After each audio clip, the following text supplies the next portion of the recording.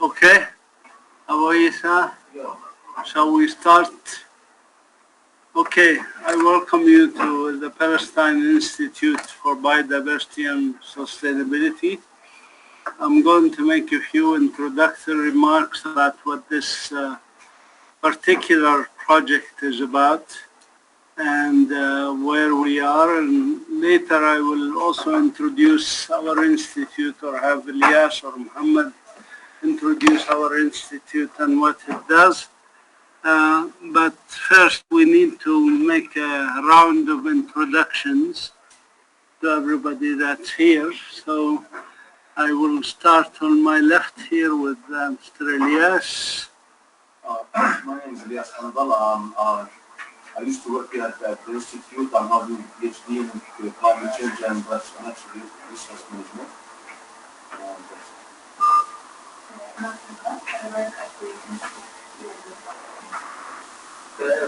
Ministry of Agriculture.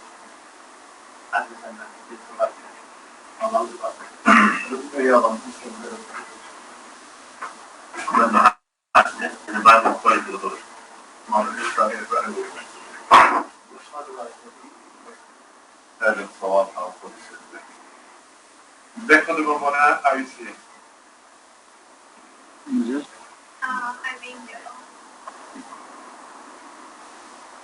Anything else you want to say?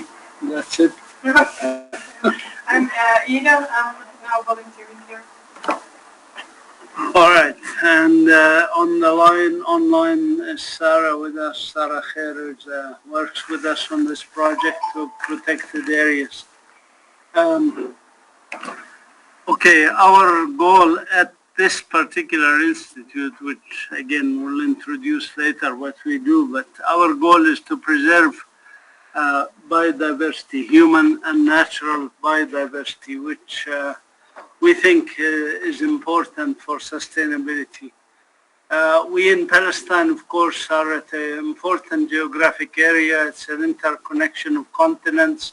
It's a bottleneck where humans actually migrated to the rest of the world from Africa about 100,000 years ago.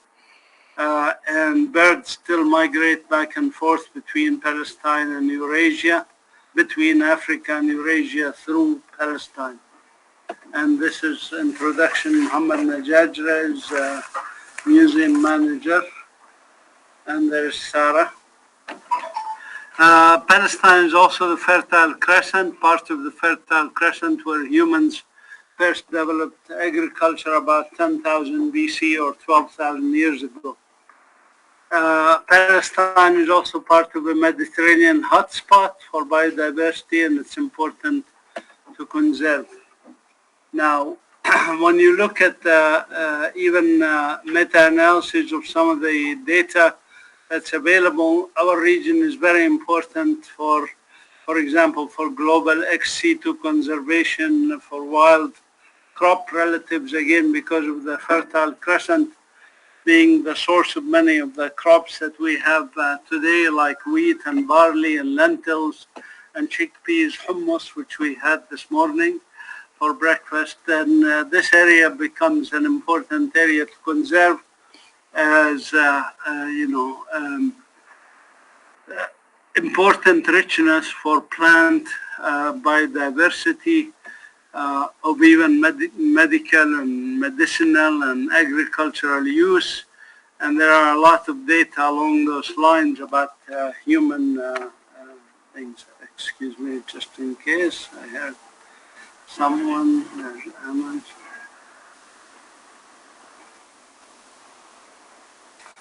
So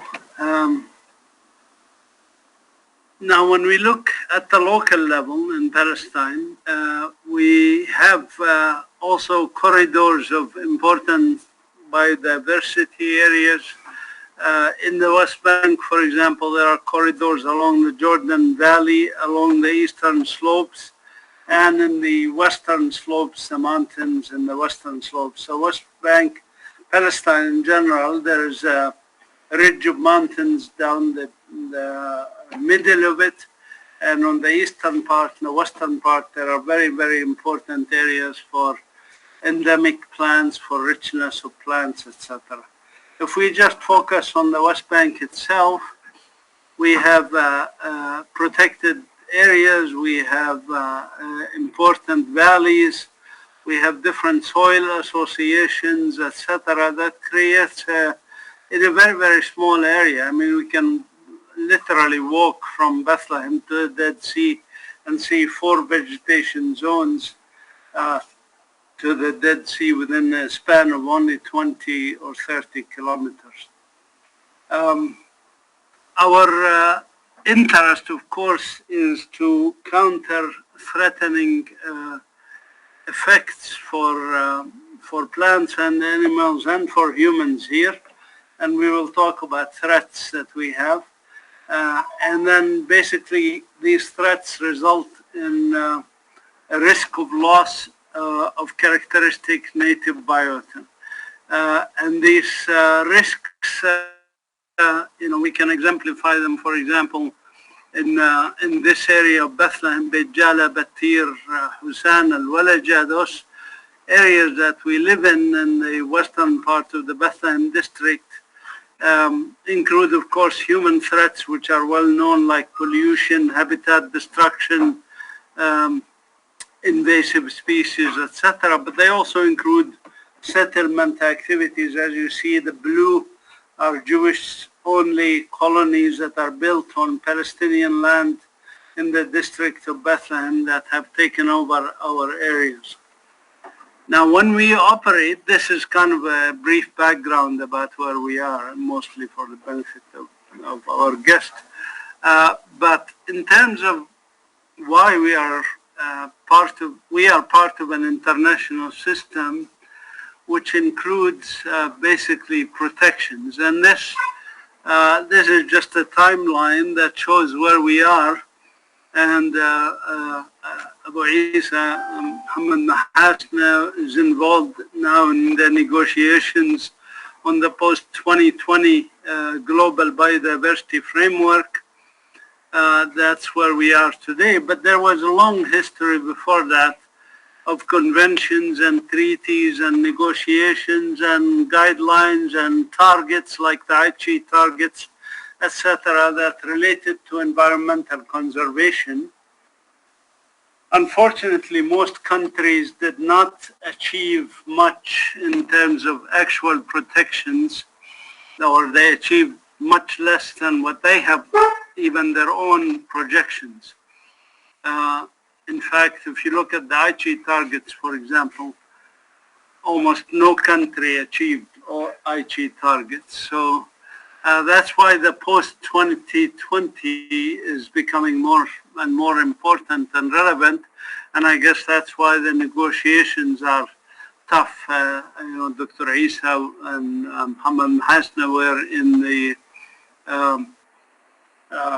the Kenya, Nairobi negotiations, and Abu Isa was in the Geneva negotiation. Now there's going to be in Montreal later this year. For us in Palestine, we, of course, with your help, the Environment Quality Authority managed to get together the State of Palestine 6th National Report. And this is available now on the website, which we also were involved as lead, in working on this. And now we are working on what's called the National Biodiversity Strategy and Action Plan. Again, collectively, we work as grassroots. We work together with everybody who wants to work with us on this collective effort, and it has been a grueling process, a difficult process, and there are many pieces to the puzzle. For example, there are pieces related to invasive species. There are pieces related to biosafety that Omar Dar Isa and others have worked on. There are pieces related to legislative aspects that now there's work being done on it. So the National Biodiversity Strategy and Action Plan is is a process that is grassroots and that involves literally hundreds of people. We have a lot of work to do still. Again, because why? Because if you see even the previous NBSAP that the State of Palestine did, which is pretty good, it was done in 1999. So we are now renewing it in 2022. So we're talking 23 years between. We achieved very little even of the objectives that were stated in the original 1999 NBSAP. I don't have time to talk about all the reasons why we didn't achieve much, in these areas. And this is part of our studies that we have done for the 6th National Report to CBD.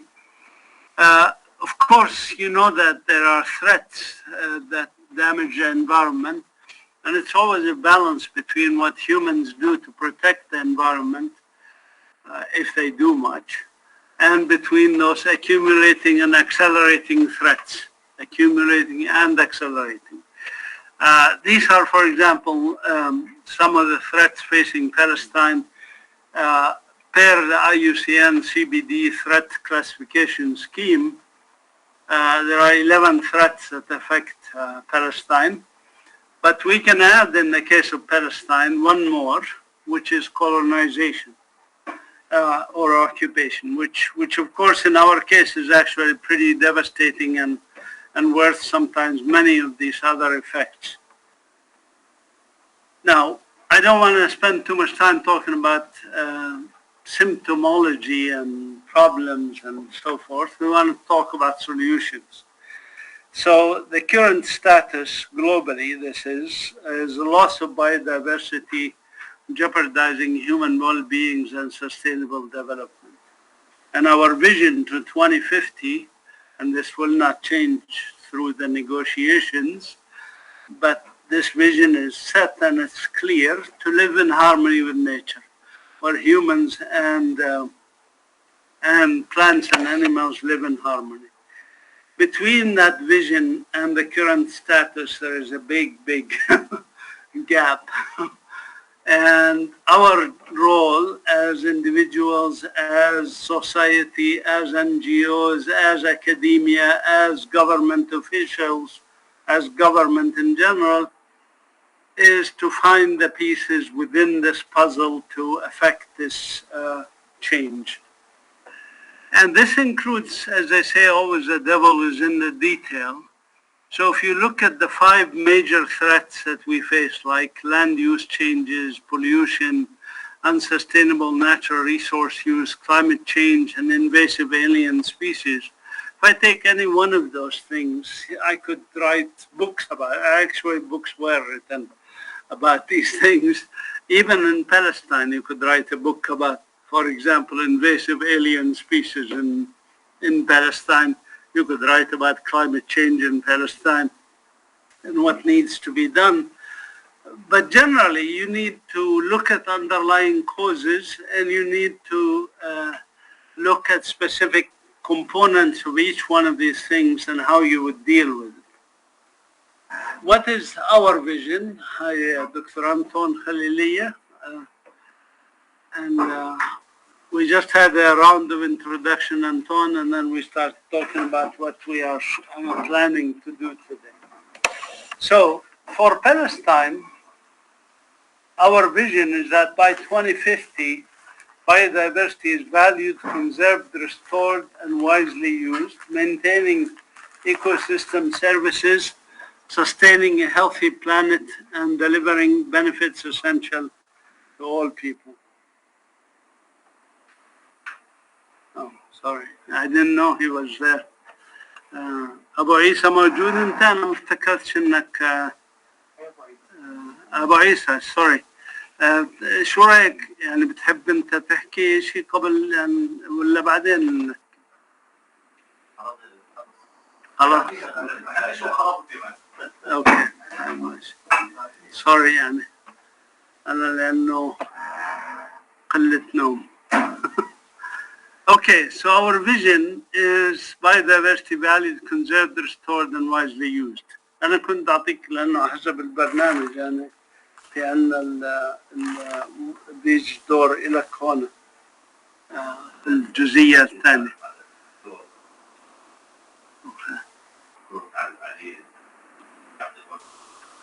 Okay. So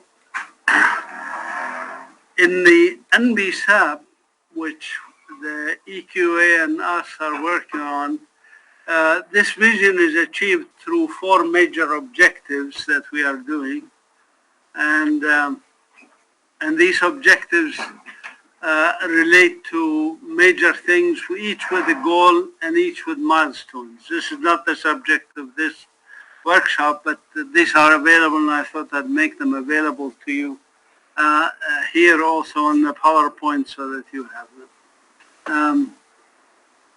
So objective B is, for example, enhanced ecosystem services and benefit sharing. Objective C is increased knowledge generation, accessibility, and modernization, etc. And objective D is improved governance, cooperation, resource mobilization, and capacity building. And then we are working on targets that we try to achieve for these things. These targets follow the targets that are being negotiated now, with some adjustments that fit Palestine basically for our local needs. And these targets were arrived at, and the action plans are being arrived at through almost weekly, actually weekly or more, meetings that the stakeholders are holding every Thursday, and also through workshops like this one. So this was my introduction generally for issues of Palestine, NBSAP, 6 National Report, etc. And today our workshop, and tomorrow of course, relates more specifically to protected areas and to focusing on plants and others. And here I think this is a good point to stop. And we did, Muhammad Mahasna, Tobias and others did some assessment of Palestinian nature reserves. So the first person to talk about this was, I was going to ask if Abu Isa could give them a little bit of background on why this project and what is the purpose of the protected area networks that we plan to do based on your earlier work on these areas, and what we hope to achieve in less than 2 months, and why it's important for Palestine. If you could come here because you want recording stay in here.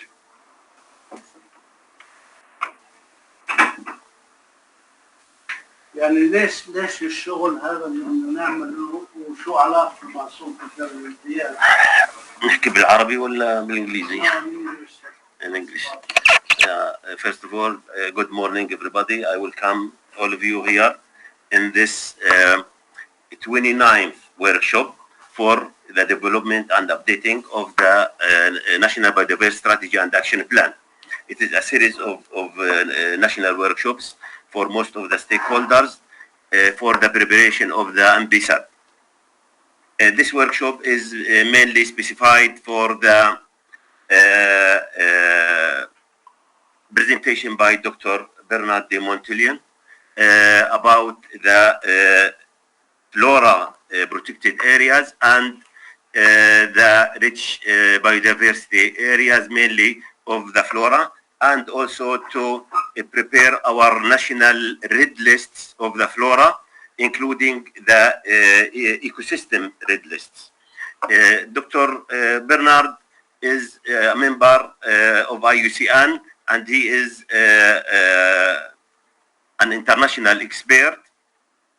He has a long experience in the Mediterranean flora and ecosystems, and he will present about these issues in this workshop.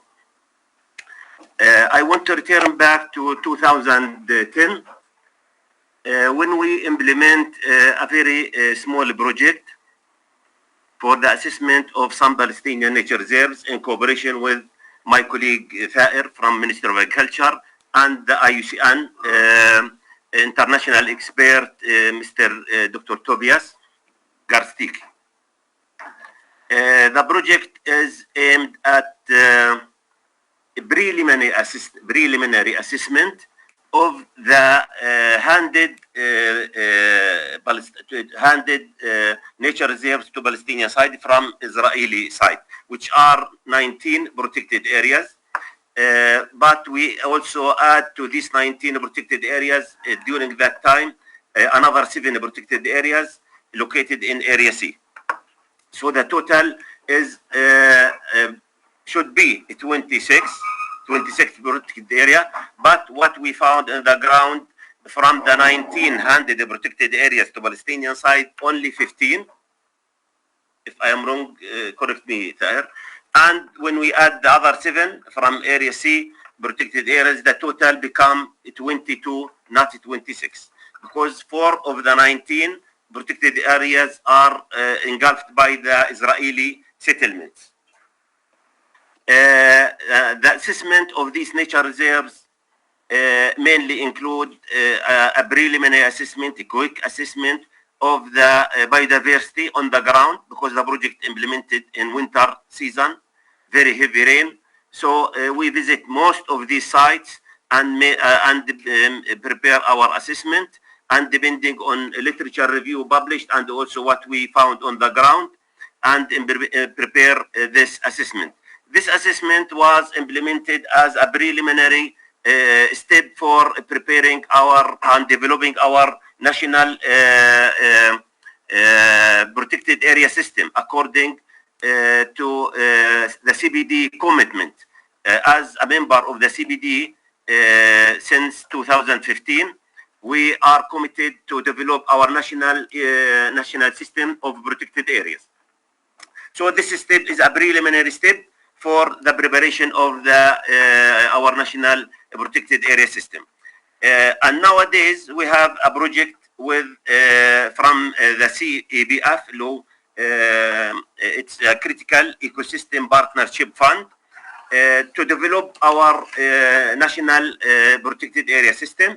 This project is implemented in cooperation with the IUCN, the International Union for the Conservation of Nature, and with the consultancy with Bethlehem University, Dr. Mazen, and the Palestinian Institute for Biodiversity.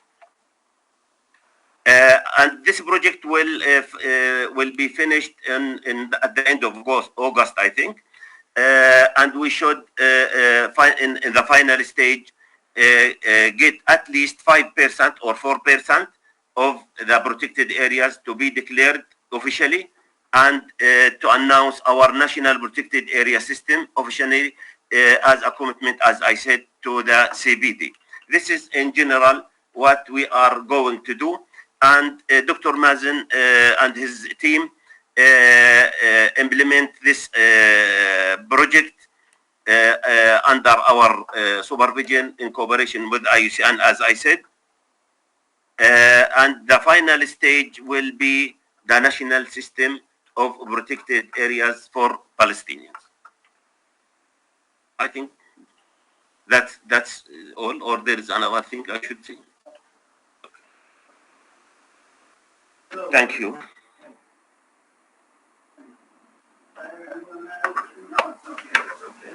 About our project assessment, I think we work also with the remote sensing and GIS for preparing mapping and Yeah. As I said, it's a preliminary step for the preparation of the national system of protected areas. Now, just a few more. These couple of slides are from Natalia's presentation that was done in Amman about the project, basically, and that involves stakeholder participatory approach to develop the national network. And this is also from her presentation. Basically, we have 15 important or key biodiversity areas, important plant areas, important bird areas, etc. And this is actually official areas of protection. So I will stop here. I will open the PowerPoint of Bernard, if you want to come over. And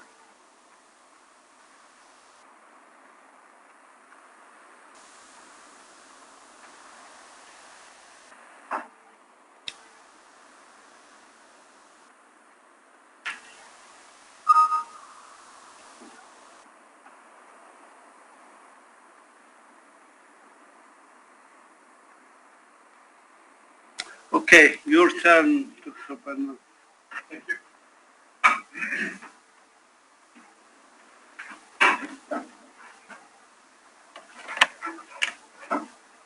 So good morning, everybody. I thank you very much for the hospitality here in Palestine.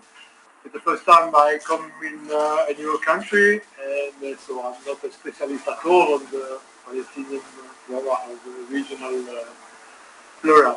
I will make a free presentation during this two-day workshop. The first one is on the IUCN Global Red List. That's what I will do this morning. Maybe able to please sit down because the microphone, Oh, sorry. we are recording this. Okay. And I sit down. it would be easier to hear you. Yes, fine. Recording. So some people, because it's Sunday, some people said they cannot come. Okay, sorry, I didn't knew that. We record it so that we have a...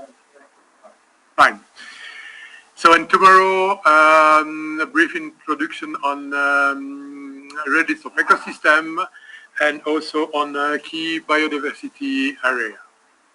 So I didn't knew before this presentation, in preparing this presentation, what is your level of knowledge about IUCN red list process. So for some of you, it will be quite new and maybe a bit too detailed or too complicated, and for other one, it's you already know most of what I will present.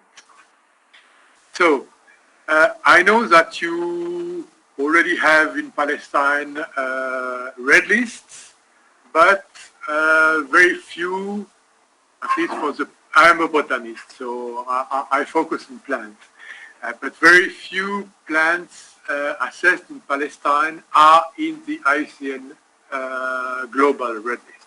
And I will explain to you what is this IUCN Global Red List and why it is important to have entries, plant entries or fauna entries in this Global Red List.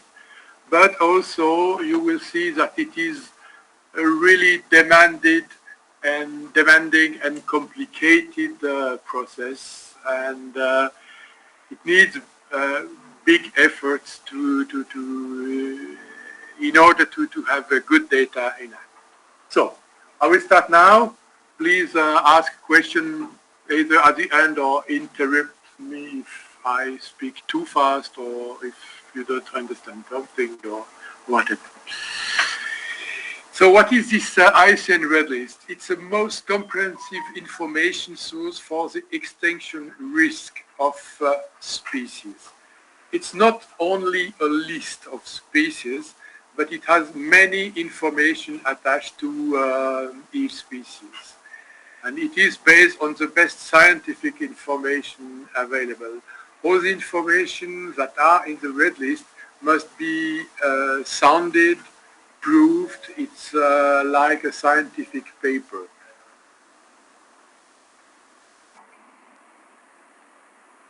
Just to remind you, all these IUCN categories. We start from the bottom. Can you see that? Yeah. Okay. First category is not evaluated. Good morning.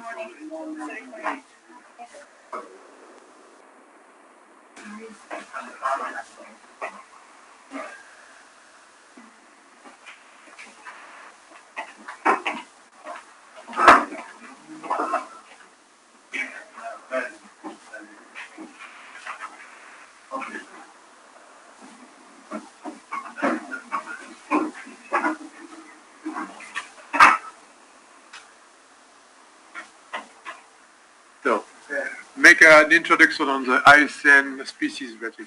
So, first category, not evaluated. So, if the species has not been evaluated through this process. The second one is data deficient if there is not enough information in order to assess the species. Least concern and near threatened, that means that these taxa, these species, are not yet or not at all threatened. After, we have the three threatened categories, so vulnerable, endangered, and critically endangered. And these are the three main categories that we will deal with. And after, extinct in the wild, if the species doesn't exist anymore in the wilderness, so it could still exist in botanical garden or in zoos, or extinct if it doesn't exist anymore in the world. So I will go in more details in all of these categories afterwards. Just to be on the right track.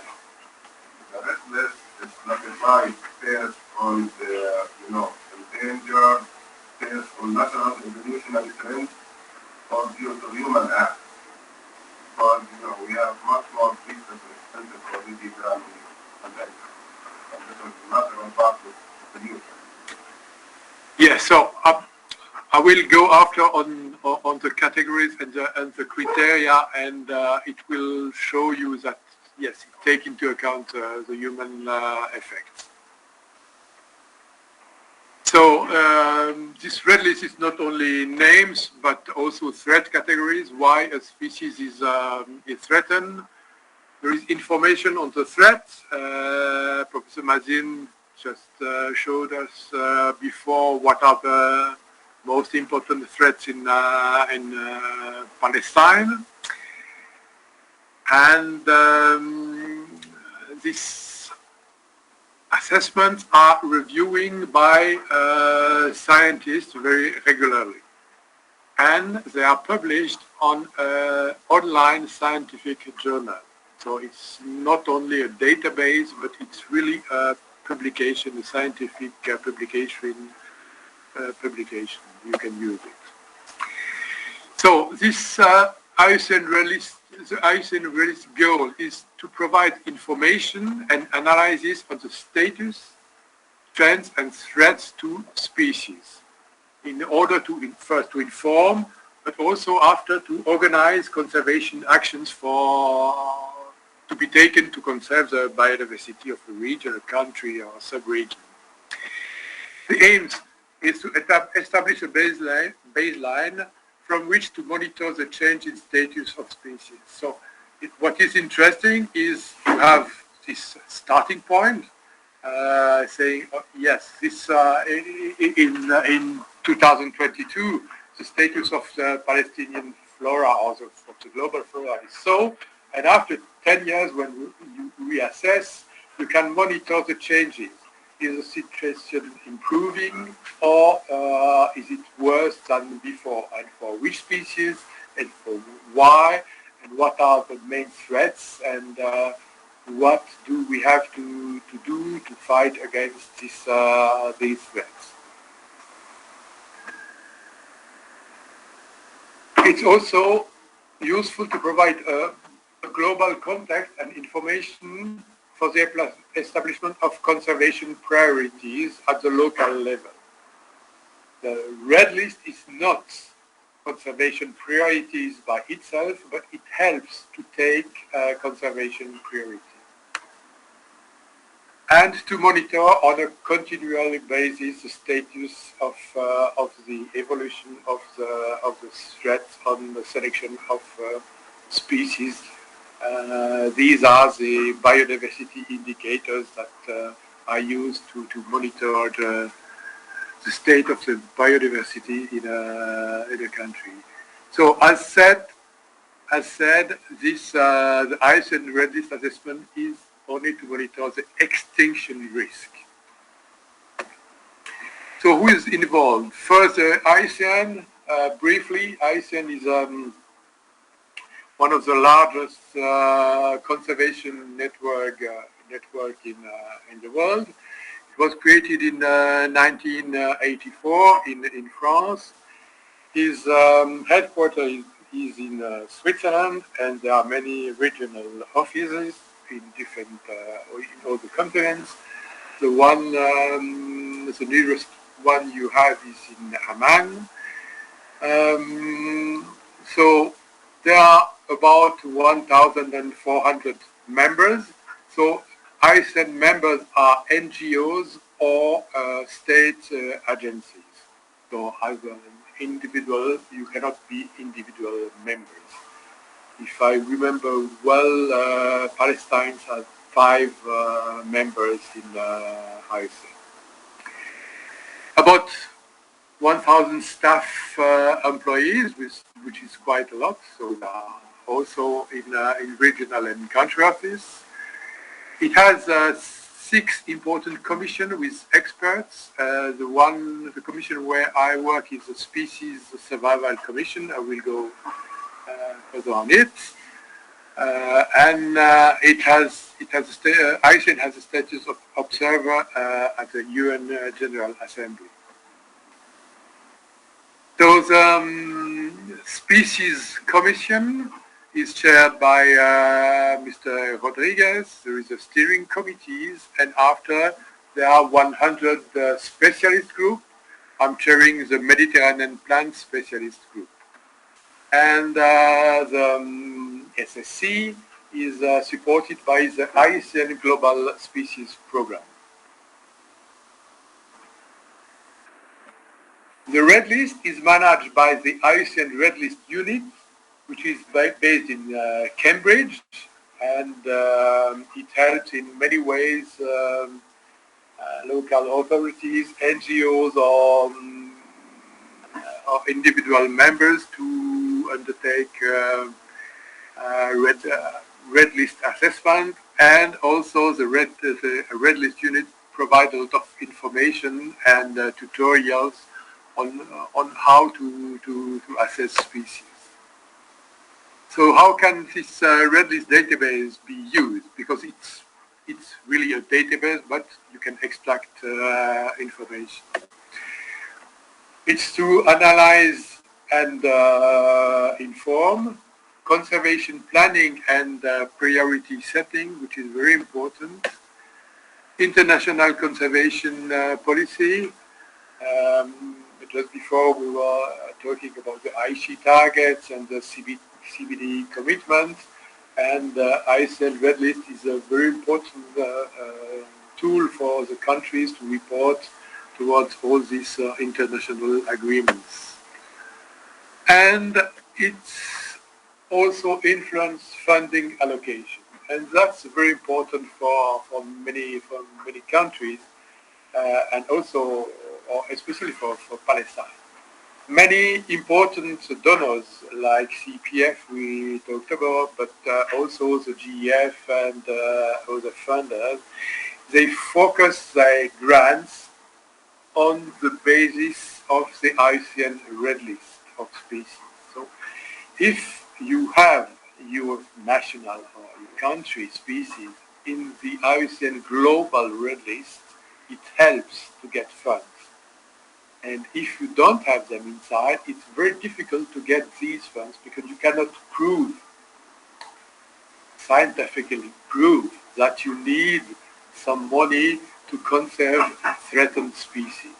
That's the reason why it's very, very important to have not only a national red list made, so homemade and not made exactly with the specification of the IUCN Red List, but it's very important that your species are introduced into the IUCN Global Red List. in order to have access to all these funds. Okay, so Funds are always confidential. it's sorry, it's often a question of money, but and it's also useful for private sector decision making. If an international quarry company wants to open a quarry, if you can say in this area we have endangered or threatened species, you are not allowed to do that. You will have the support from international NGO. If not, it's more difficult. So, what is so how does an assessment look like? This is an extract from the IUCN Global Red List.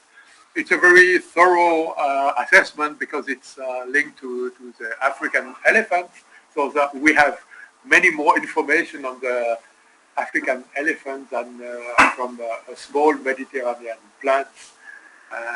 So what do you have on that? So this entry page with the name of the species, so the scientific name, common name, some taxonomic names, notes, the synonyms, especially for plants. We have too often synonyms are changed in nomenclature, which is a very difficult issue to solve.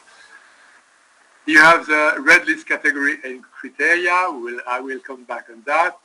So here, when the assessment was published, the precise day when it was assessed, who is the assessor, who are the reviewer, the justification of the assessment, the range description where the species occur with a map, the countries where it occurs, the range map. You can open a map which looks like that. So that's the African elephant range map. Some information on the population, on the trends of the population. Is it decreasing or increasing?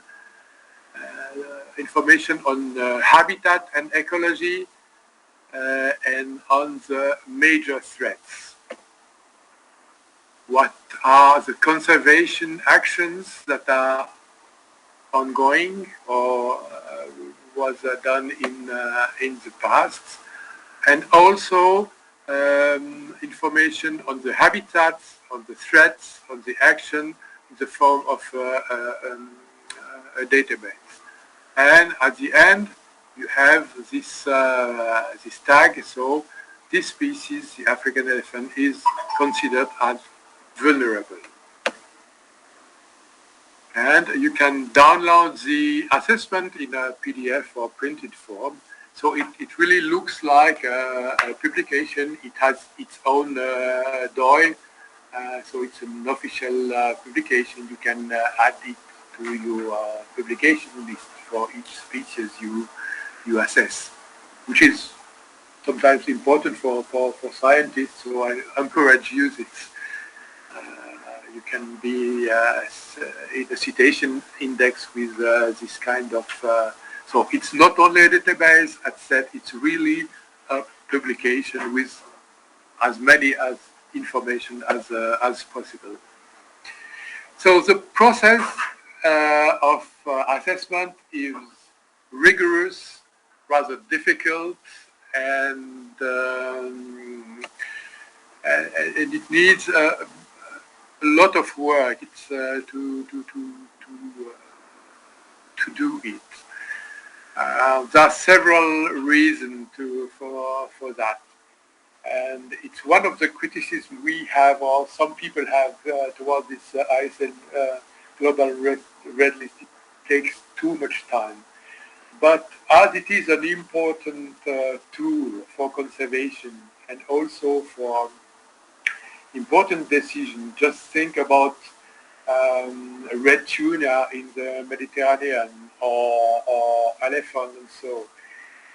To have a global agreement or on if the species has to be protected or not. It is important that the assessment is very sound.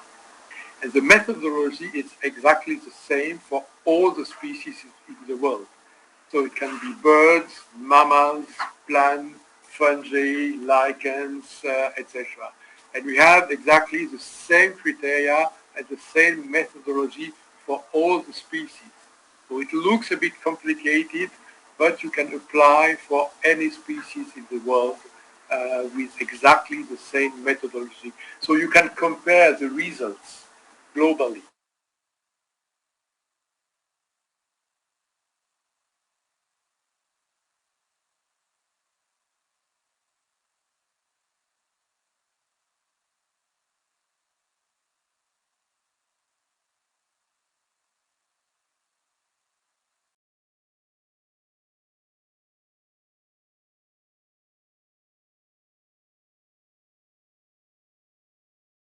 Usually it is done during workshops because for many species it is information that many people have or several people. After it's reviewed by independent experts, it's like a peer review for publication. And the red list unit based in Cambridge makes a final review, and at the end it is published on the red list database, the global red list. So a long process. I will go more in details. So the first step is the data compilation. It can be from published data or from expert knowledge. About plants, we have very few, especially in the Mediterranean area, global Mediterranean area. We don't have many published or updated data on flora. So if we want to make a good assessment, this needs field campaigns. This needs botanists that go on the field and really know what is the situation for a plant population, what are the threats, and that's the main need we all need in the Med, is to have the resources to go in the field. And the resources, it's not only money, it's also people that can identify plants in the field. And as you know, in the Mediterranean basin, we have 25,000 species. That's quite a lot. And there are very few specialists that can identify all the species. And especially, we have many restricted range endemics, so plants that exist only in a small location and that are known from very few people. So this data compilation is a very important step. After the assessment is done in workshop, and first we make a draft assessment on a specific software, and after the final assessment is published. Like the form in, you see, I showed you for the African elephant. At the end, yes? We have slides with every species that are used over a wide range of over many countries. And it is really endangered in only certain parts of the region, but thriving on the other. Would it be valid for consideration for the evidence? So, the analysis, first, for the global red list, it is for the global range of a species. So if a species exists in Palestine, but also in Jordan and in Syria, for example, you make the analysis for these three countries, a global analysis. In a second step, or in parallel, you can make with nearly the same criteria an analysis for the situation of this species only in Palestine. And this is the regional or national red list criteria I will show you later on. So a species could be threatened in Palestine, but not in Syria or in Jordan, or on the contrary, it could be not threatened globally, but threatened in one of these three countries. So there are several possibilities, but you can do that with the regional assessment. Okay? So final checks by the IUCN Red List, and it is published. On the IUCN Red List website, you can download many useful documents, usually in the three IUCN official languages, which are English, French, and Spanish. Some documents, summaries are in other languages. We have some in Arabic if you need. You can find all this information in the IUCN website. So the most important one is IUCN Red List categories and criteria, which is really the basis book you need. After guideline for application of IUCN Red List at regional and national level, that was the question. You had some and many guidelines, summaries, etc. and etc. So please note this the web address iucnredlist.org, and you can download all the information there, especially in the resources section. You find all the documentation. So we will go now more in depth and more in details to some how to make the assessment and what are the definition of the terms you will have to use if you make assessment. We take an example of an assessment for an amphibian species, that is critically endangered, and what you see afterward, A2, ACE, B1, AB, BR, it's the reason why this species is critically endangered. And this code means that there is a reduction in population size over the past 10 years, a restricted extent of occurrence, the population is severely fragmented, and there is a continuing decline. That's the rationale. And we will go more in depth to explain you how it is done. The key terms are in this summary. Maybe we can download and send you this summary of the criteria in English and also in Arabic, and we will go in more detail. There are important terms that you have to understand very well in order that you make a good assessment. So you can see generation length, what is a mature individual, what is the reduction, what is area of occupancy, extent of occurrence, and I will try to explain you all of these terms. But you can also see afterwards on the resources documentation to have access to all this documentation. Before we go on, can I ask you a question?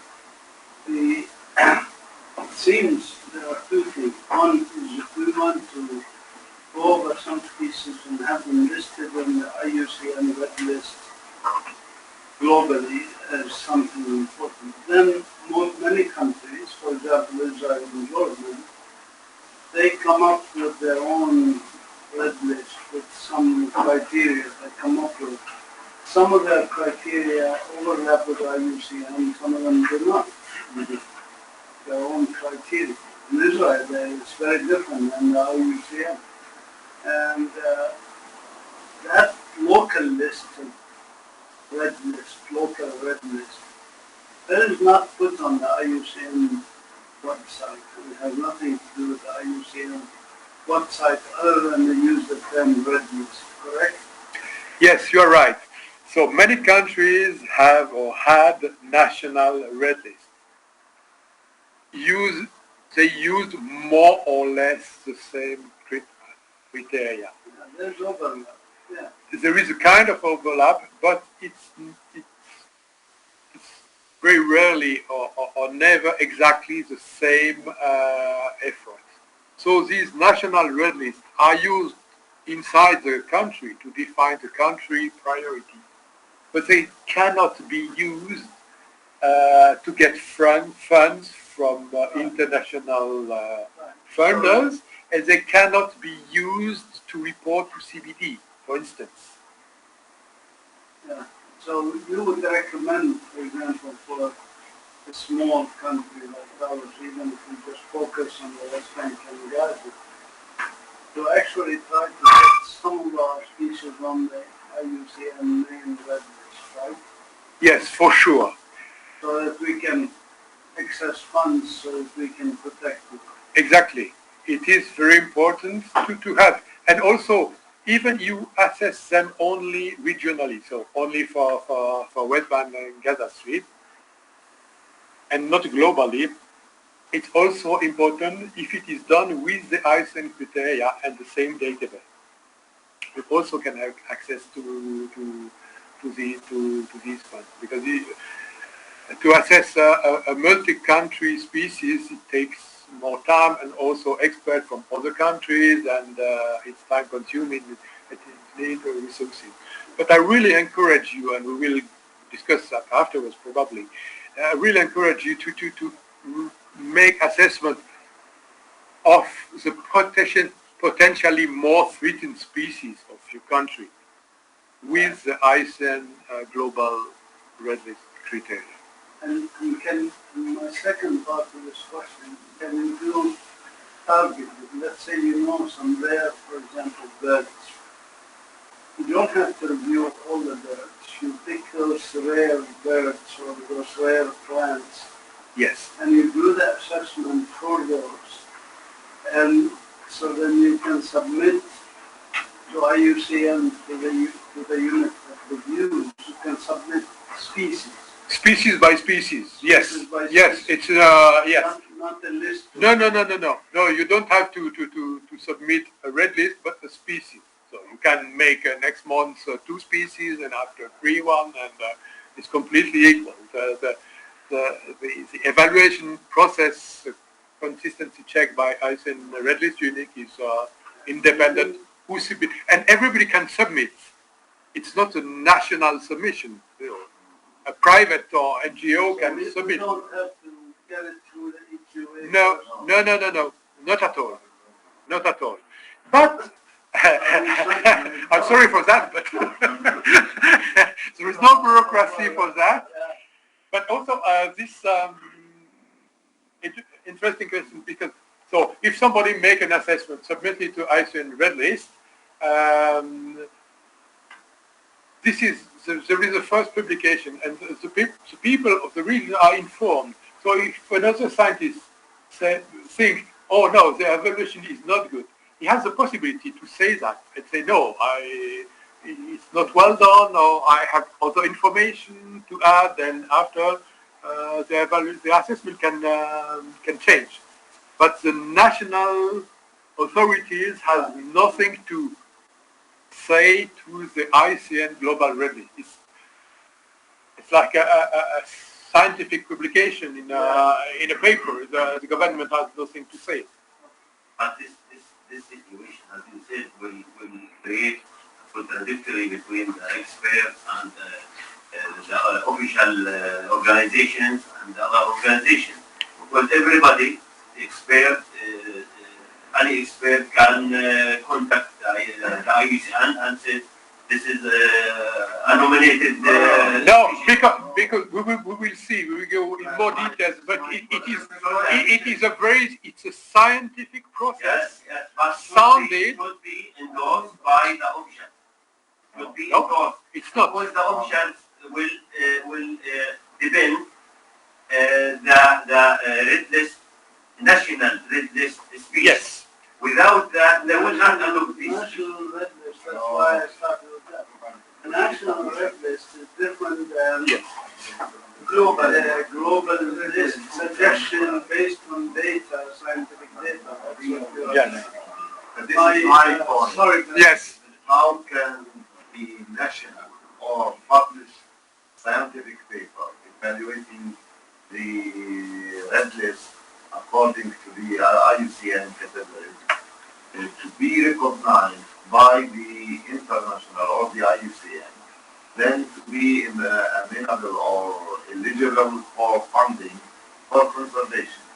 Is there a process to be recognized by national authority like the Environment Quality here in our place, Yes. or the published scientific paper go or recognized by the IUCN, then it will go through. So, And to avoid, in our case, the political argument, especially with the organization. I understand perfectly that.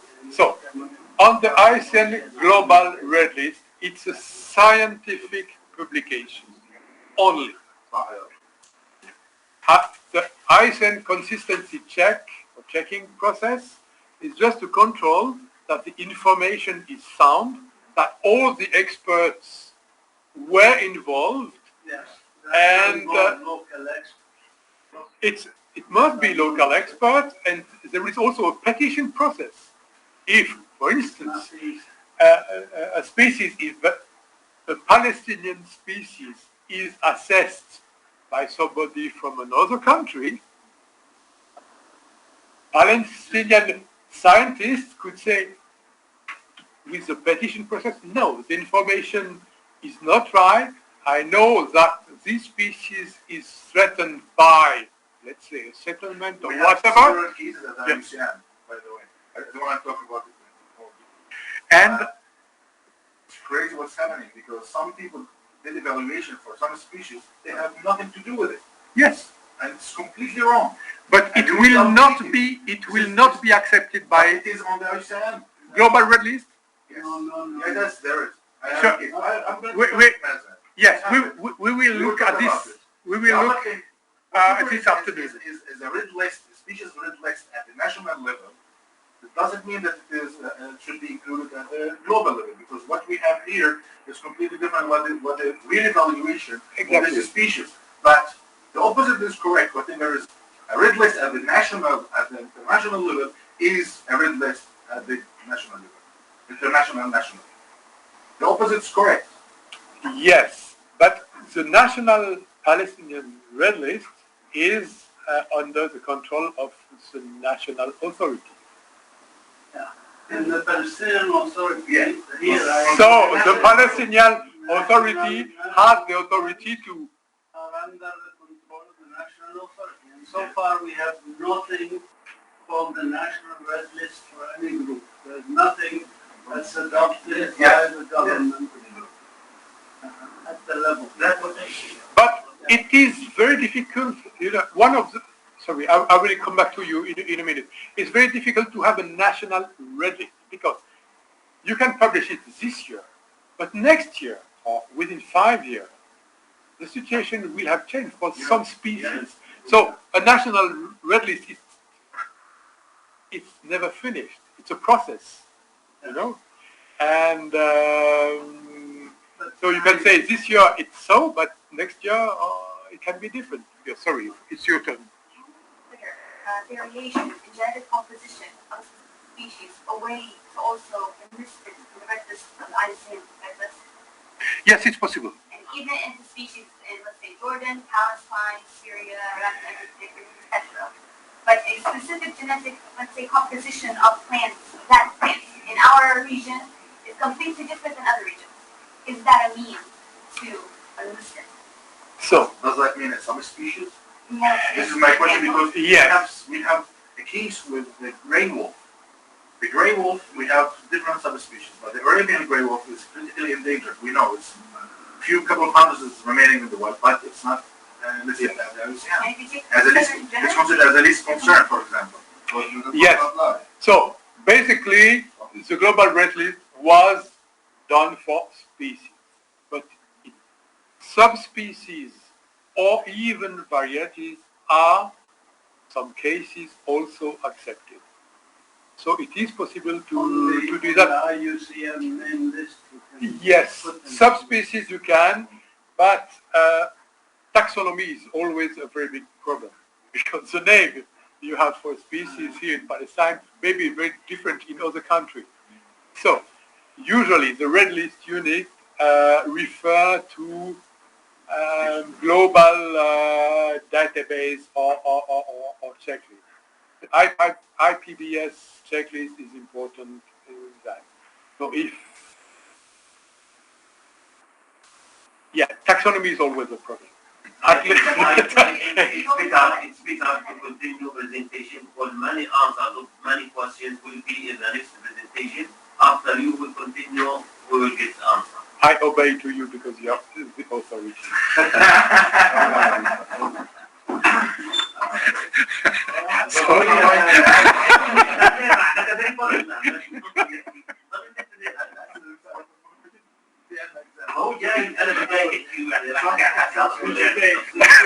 Okay, I continue for a while after you can ask questions.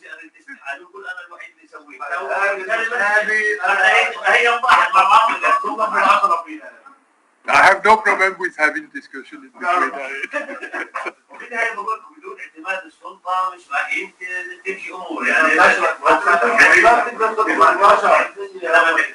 على الناشونال طبعا الناشونال لما صارت بيبر ايضا ماذا فيها؟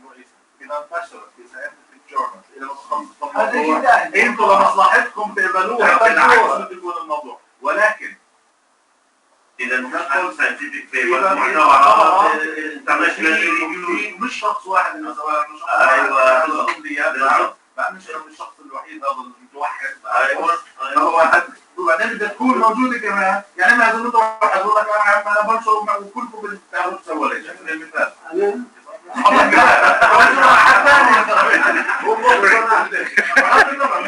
هلا يعني في علم احنا كمان لازم نكون يعني كل واحد يجي بخبط في الصوره اللي من هون Thank you. I second the motion of So we go in more detailed explanation of the term. In the global red list, the population means the global population of a species. It's not exactly the notion that we usually use, at least for plants. So in the criteria, when it's written population, it's the total population, the global population. If it is a national red list, it's the population inside the country, of course. Okay. Yes. So the country population. Just as an example, we have trees, and there is also in the criteria the question of the population size. Population size refer to mature individuals only. So individuals that are capable of produce seeds or to make reproduction. For plants, it's not that important. It could be important for trees, but for other plants, no.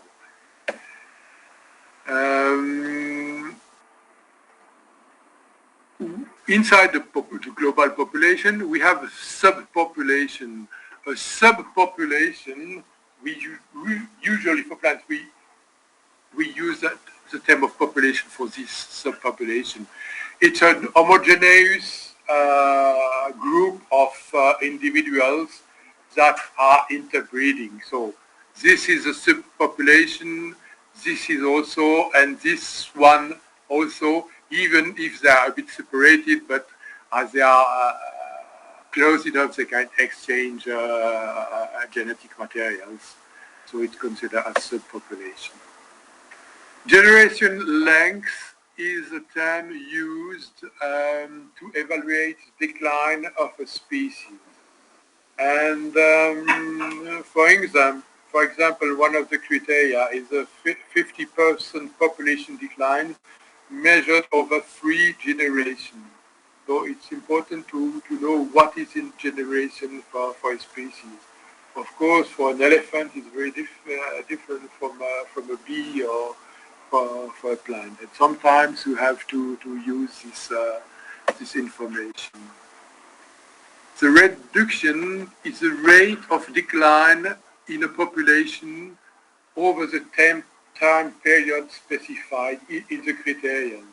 For example, 10 years or 3 generations. One of the criteria, we will come back to that, specify if there is a 50% decline in 3 generations, you are in this category. You have many tutorials on how to calculate that if needed. Another notion is extreme fluctuation. For some species, we can have very extreme or important fluctuation every year. It's not usual for plants, but it can happen that one year the plants, the seeds don't grow or are destroyed very early in the year because there's not enough water or it's too cold or too warm. And we take into account these extreme fluctuations on the population size. Fragmented, it's a question of the subpopulation we saw before, and if, for instance, many individuals are located in small, isolated subpopulation, between them there is no exchanges. The level of threat is higher because the possibility of extinction of one subpopulation is more important, and the consequences are worse because they have a big part of the global population in it, and also the genetic content of the species. So that's just an illustration of. It's more related to mobile species, so the extension rate is higher when the subpopulation has the majority of the major individuals. Something you will have to deal with is the extent of occurrence and the area of occupancy. The extent of occurrence, which is abbreviation EOO, is the area within the shortest continuous imaginary boundary drawn around all known, inferred, or projected sites.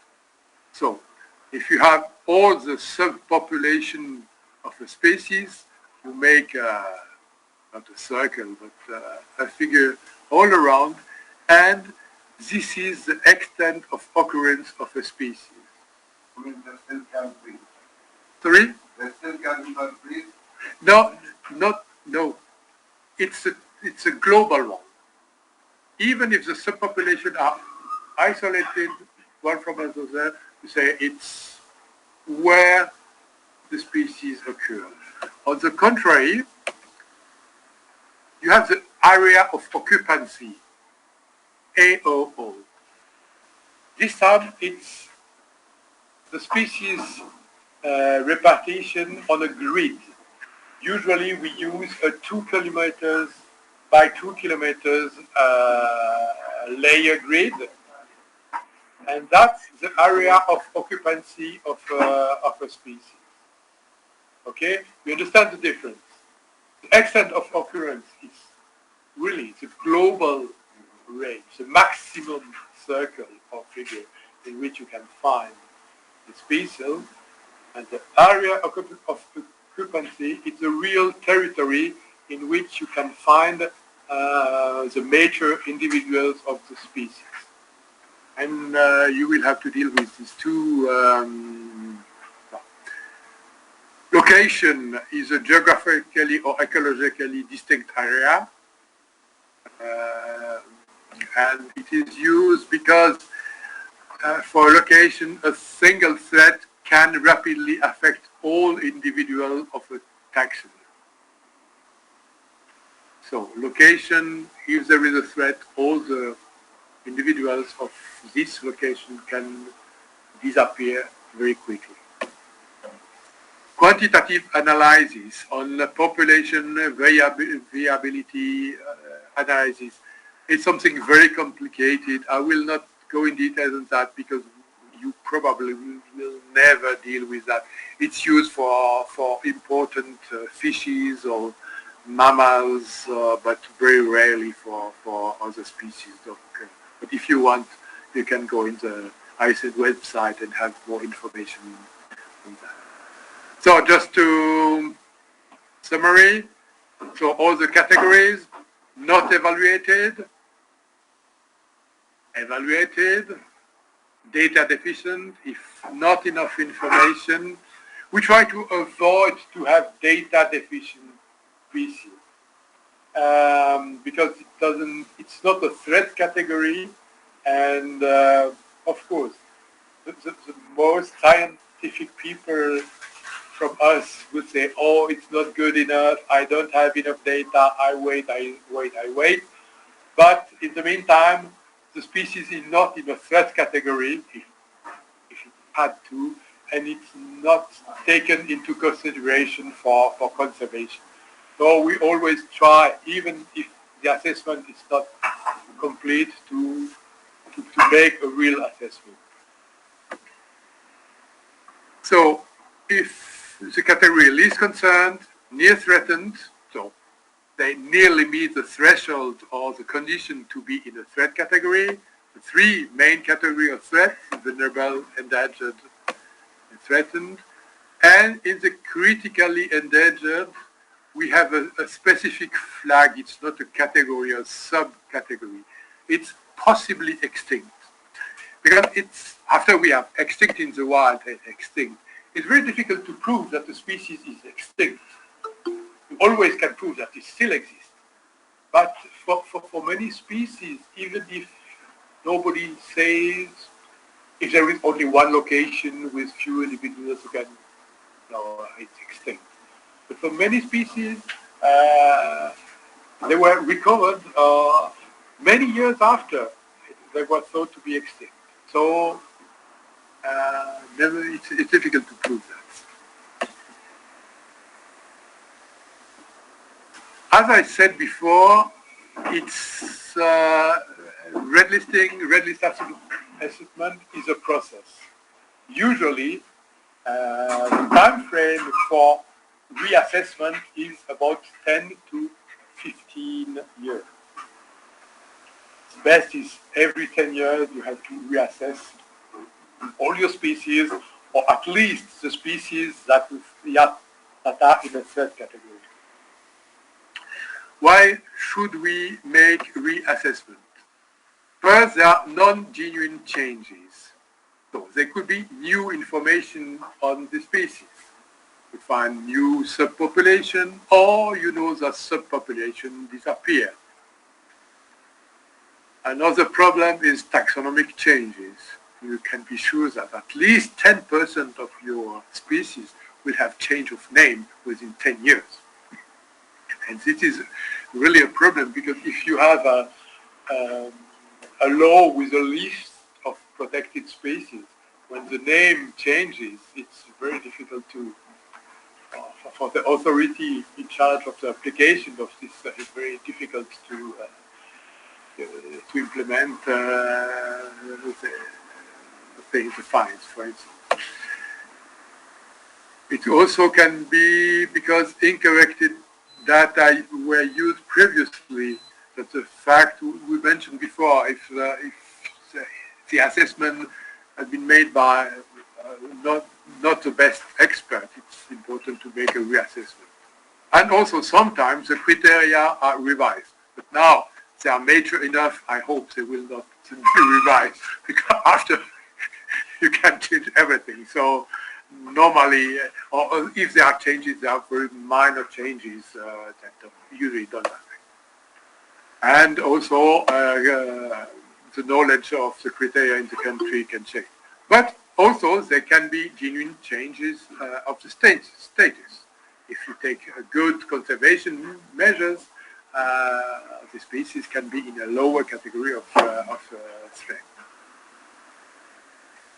The threatened category use quantitative thresholds, but as said, for the data deficient category, a lack of high quality data should not deter assessor from applying the highest criteria. There is always a solution. Even if the unpublished data, if it is expert knowledge, you have to trace it rightly and say, oh, Mr. Professor X or Y says that he had said this species there, and so it's possible, even if it's not published. Yes. Somebody is trying to get into the system and I have to If you want to make a break. No. That's it. Yeah, we can take a break We just drink water. whenever. You're Summertime. You Coffee. How do you?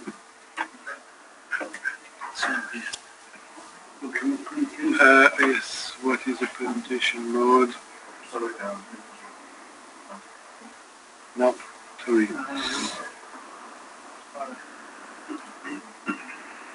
I just wanted to. No, hold on, just a minute. Should be there. I can.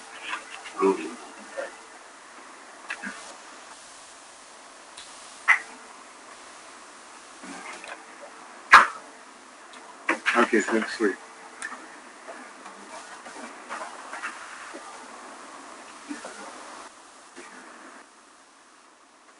So for all the criteria, here just a short example. You have here E1, population reduction. It can be observed, estimated, projected, or inferred, or suspected. So there are many possibilities. You can prove it, or think that this is a possibility or not. But you have to trace it and to write it, what is the reason why you have taken this criterion or threshold.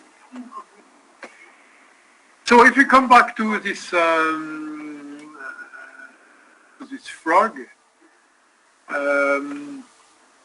I told you this is the category, critically endangered, and this is the rationale, so the criteria and sub-criteria. Now we will go a bit more in depth on that.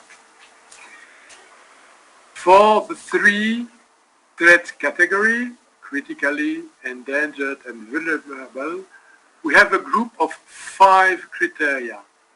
Criterion A is population reduction, B is restricted geographic range, C is small population size and decline, D is very small or restricted population, E is quantitative analysis. I will try to explain you the part of this criterion, just in order that you can see how to apply them. So we have these 5 criteria. Why 5? All taxa being assessed must be evaluated against all 5 criteria. But it's sufficient to meet only one of them. So an endangered species meet either criteria A or criteria B or C or D or E, or A, B, and C, but not D, E, or whatever. But if the species meet at least one of the criterion, it's enough to make an assessment. But you have to try to assess them all. and you take into account the most severe one. So if it is for A, critically, At the global level.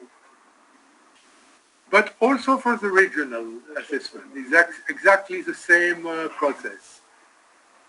So if for criterion A, it's critically endangered, but for B, it's only endangered, you take the highest level of threat for the species. So critically endangered. So all criteria met at the highest level of threat should be listed. This is a summary sheet. You can, we will, with all the criteria and the rationale for all the three categories, critically endangered, and vulnerable. So you have these three categories, and after you test all the species with all the criteria. After you go on B, on C, on D, and on E. And if it is critically endangered, it has to meet one of the criteria, of one of the five criterion, A, B, C, D, or E. We go to criterion A, population reduction. You have to calculate the past, present, or future population reduction. On population size, the population size can be reduced with the time. It will depend. We will go in. Usually, it's taken 3 generations or 10 years, whichever is the longer. So it depends of the spaces. So that's a reason why it's important to know the generation length of the species. For plants, it's not that important, and we rarely use that. So if we go in more details on this population size reduction, there must be these two. For critically endangered, you have to have more than 90% reduction. If the reduction of population is between 90 and 70%, it's the category endangered, and if it is between 70 and 50, it's on vulnerable. And after, you can have sub-criteria. For example, for instance, population E1, population reduction observed, estimated, inferred, or suspected in the part where the cause of the reduction are clearly reversible and understood and have ceased. So you have always these sub-criteria that can help you to choose the good category. And this is for all the 5 criteria. So this one is for population size reduction. For plants, it's rarely possible to monitor the reduction size of a population.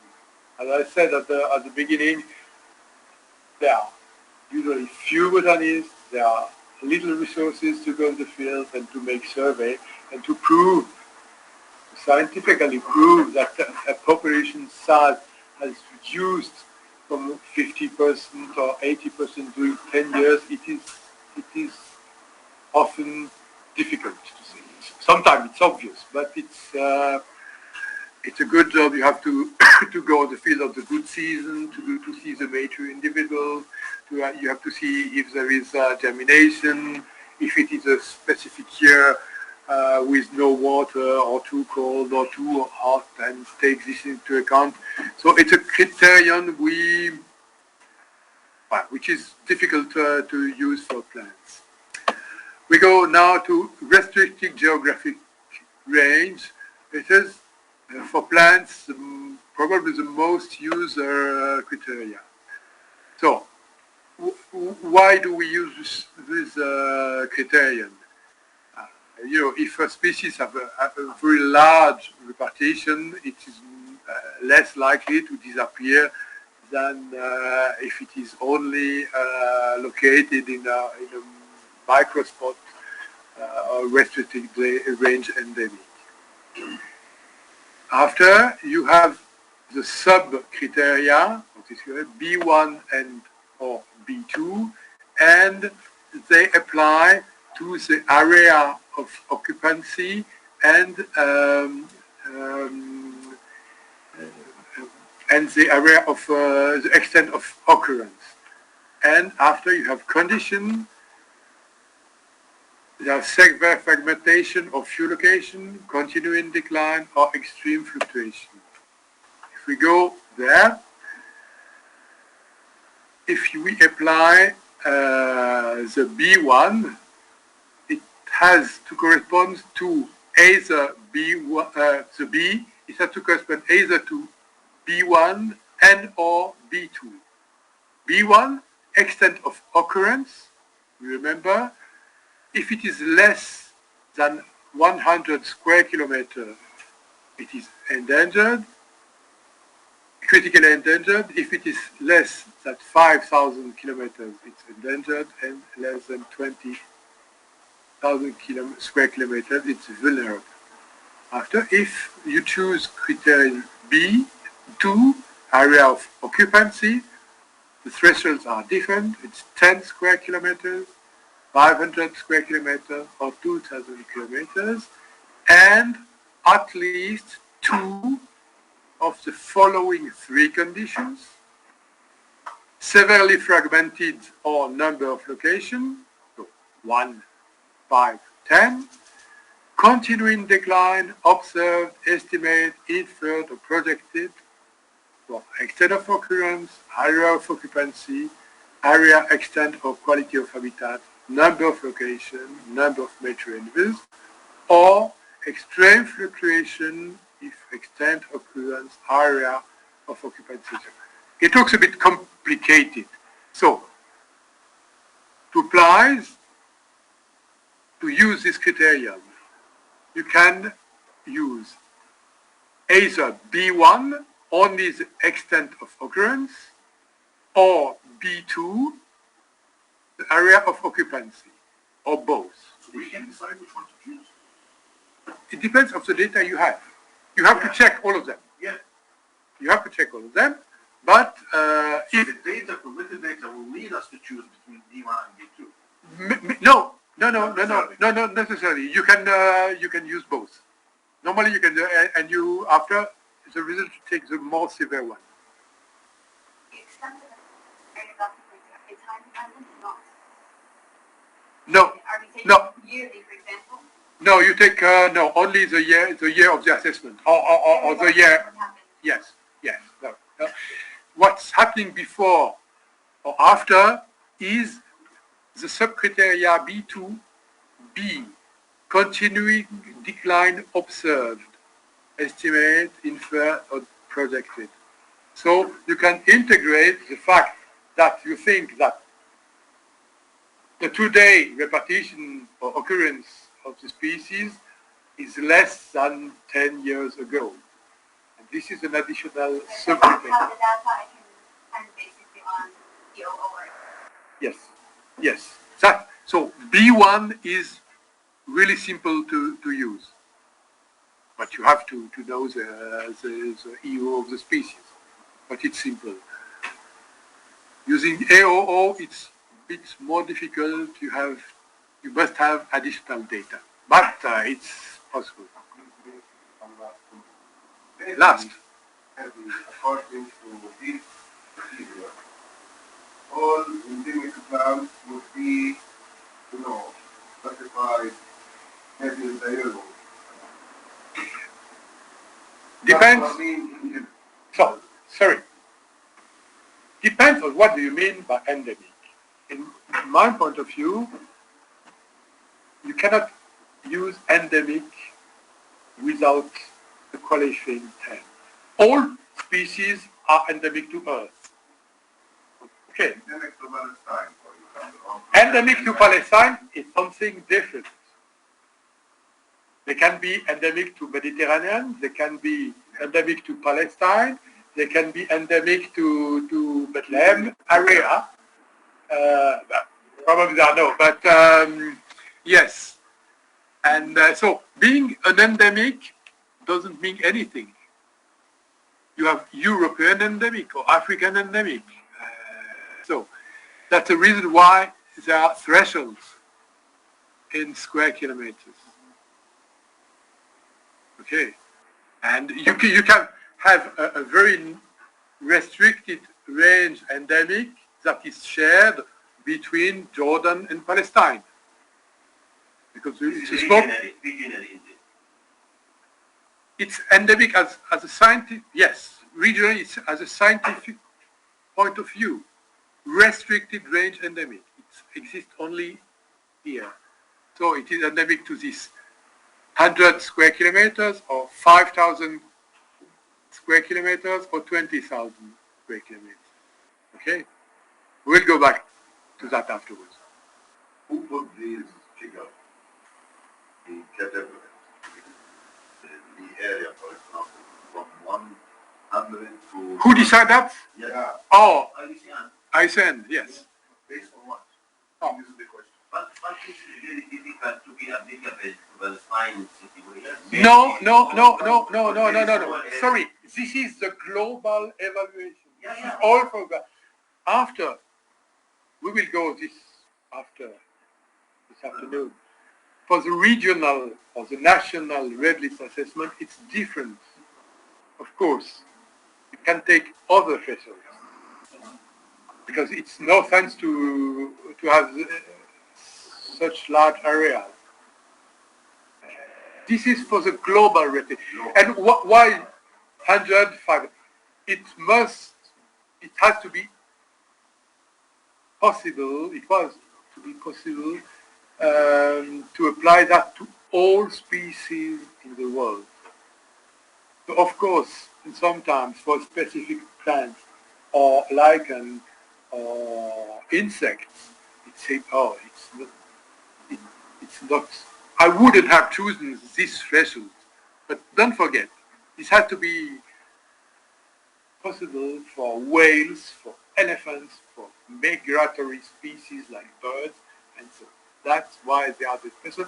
But after you have conditions, and always when you have a global standard, you are never happy with your specific case. So it's obvious in all fields, not only in nature.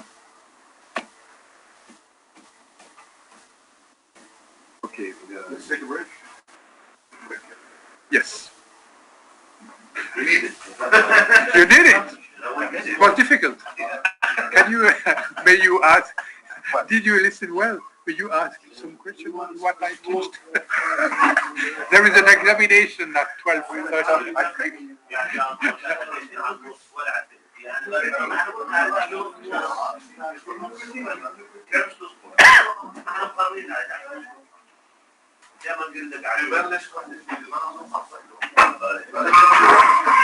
Too complicated or not? No, it's okay.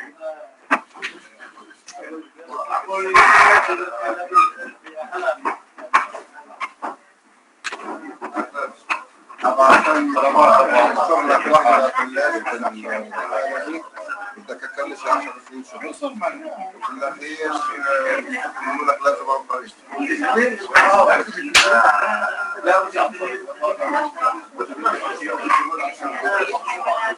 Okay, take a break, get some drinks, and let's come back in 15 minutes, guys. Yes, we can continue the afternoon now. No. We have a schedule to follow.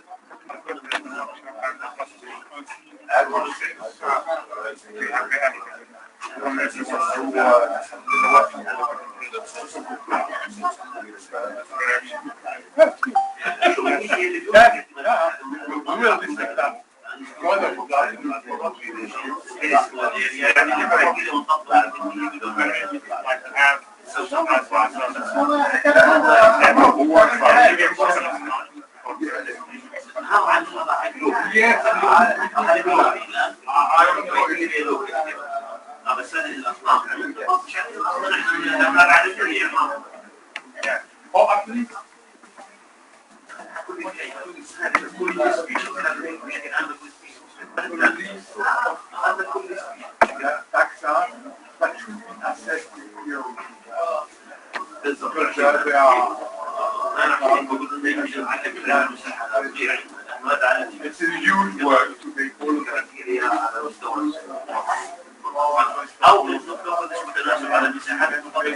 The 100 most important. Yes. We have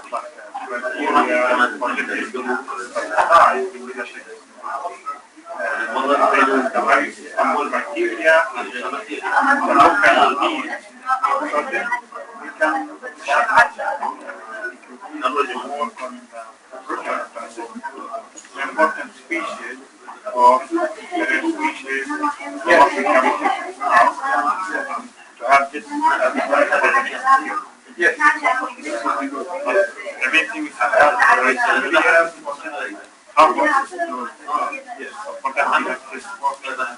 yes, but also important to understand that شو اخبارك حبيبي؟ الله يخليك. اهلا وسهلا. كم من واحد؟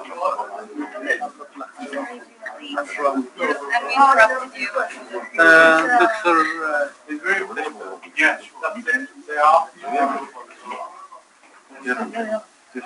be sure that the global one fits with the Palestinian local on the local. ابو عيسى تعال شوية بس بدي انا اسالك انت وبرتراند. Exactly. Not so difficult. I want to ask you this. This is the Israeli local red list things that they did for plants, for example. This is أبو عيسى تعال بدي أسألك سؤال. لأنه this is the local method that the Israelis used for red listing their plants. صحيح. Okay. Okay. شفت البيبر تبعك. They have basically come up with the red listed parks that affects their conservation measures. Yes. And this is what they did, the IUCN criteria, there are 5 of them, and this is the 6th that they did. For example, attractiveness, endemism, and peripherality Yes. were not included in IUCN, but they included them in the Israeli list. Is this allowed? Is this the correct way? What is not correct is to have this flag. Yeah. Because this is no, not- I don't say it's not correct. This is not recognized by ICN at all. It's their own Israeli red list. Yeah. Okay? Yeah. But nothing to do with With the ICN. ICN will not البيبر تبعك المنشور هذا اللي ICN will not recognize that, but they have the right, as you in Pakistan, you have the right to adopt Yeah, all yeah. the criteria. Yes. There's no problem. Yeah. But as I said at the beginning, Yes. if you want to get international funds from CPF, from other donors, Yeah. You should you should adopt meet the IUCN ICN criteria. strictly. Exactly. Yeah. But you can have another list, a national list with other priorities, with whatever you want. Yeah. Yeah. Also, but for the most threatened species, I really recommend you to. All right, we start.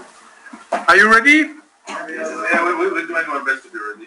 Okay, we have still 3 hours. Okay, before the next break. So, remember we were talking about the 5 criteria, A, B, C, D, and E, that you have to use to define one of the category of threats. So, now, small population size and decline. You can easily understand that if the population, so don't forget, the global population of a species is small, the risk is high that it can disappear. and be extinct. So the criteria, and this is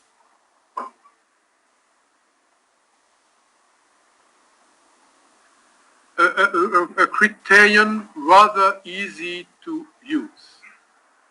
It's about the number of mature individuals of a species. If it is less, if there are less than 250 individuals, it's critically endangered. If it is less of 2,500, it is endangered, and less than 10,000, it is vulnerable. But if you have these numbers, they have to meet at least one of C1 or C2, okay? But it's not enough to meet this or that threshold, but also C1 or C2. But it's not very difficult. C1, it's C1 or C2, huh? But it be C1 and C2. C1 is an observed, estimated, or projected continuity decline of at least 25% in 3 years or 1 generation, 20% in 5 years or 2 generations, 10% in 10 years or 3 generations. So there must be this decline together with these thresholds. So I have a question about this.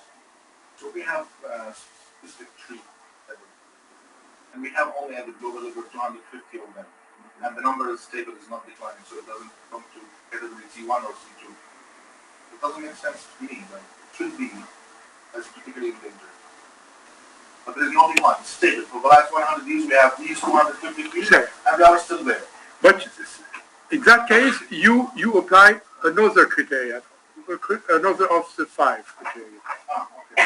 Go to Yes, presence that yes, lower distribution. exactly. Yeah, okay. There is, not always, but very often, another solution to apply. But if you, for your example, if you try to apply C2A,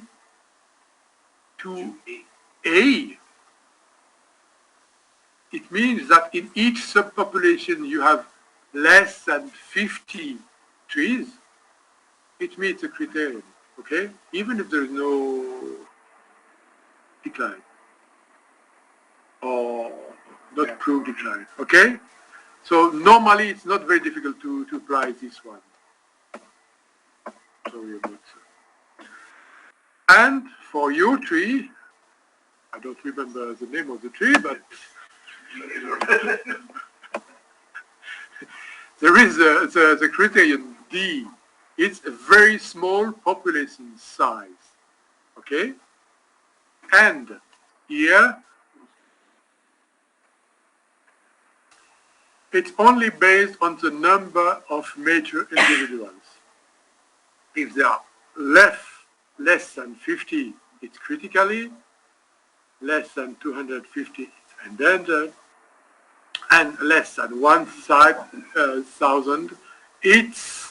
1,000, it's vulnerable, but you have also to meet the D2 criteria. So for very restricted population with a very little number of mature individuals, you can apply the D criteria very easily. So 50, 250, and 1,000. Okay? So with all these 5 criteria, you have several possibilities to apply. I'm taking them by order, hierarchy from A to B. You know what I'm saying? Yes, you can say that, but yes, you have to try to check To check all of them. But start, yeah. if one doesn't meet you, and after you, if one doesn't meet you, So it you doesn't don't. mean all applicable. No. One, at least one. It could be 3, but at least one. And if 2 are applicable, the first one gives the result vulnerable, and the second one If the result critically endangered, you take critically endangered, so the worst case. Okay? So you have to check all the 5 criteria, A, B, C, D, E, and you choose the worst case. Okay? Not one criteria is more important. Sorry? Not one criteria is more important than the other. A versus B versus C versus Exactly the same point. No, exactly. We could reverse the list. It could be exactly the same. It's not the order of importance. Probably for subspecies, the D is very easy if you have the data. Just try to know how many major individuals you have, and after you can apply the D criteria very easily. Okay?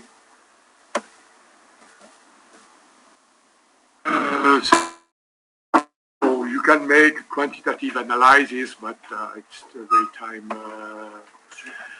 very time consuming, and for plants not very useful. It's about indicating the probability of extinction in the wild to be more than 50% in 10 years of regeneration, more than 20% in 20 years of 5 generation, or more than 10% in 100 years.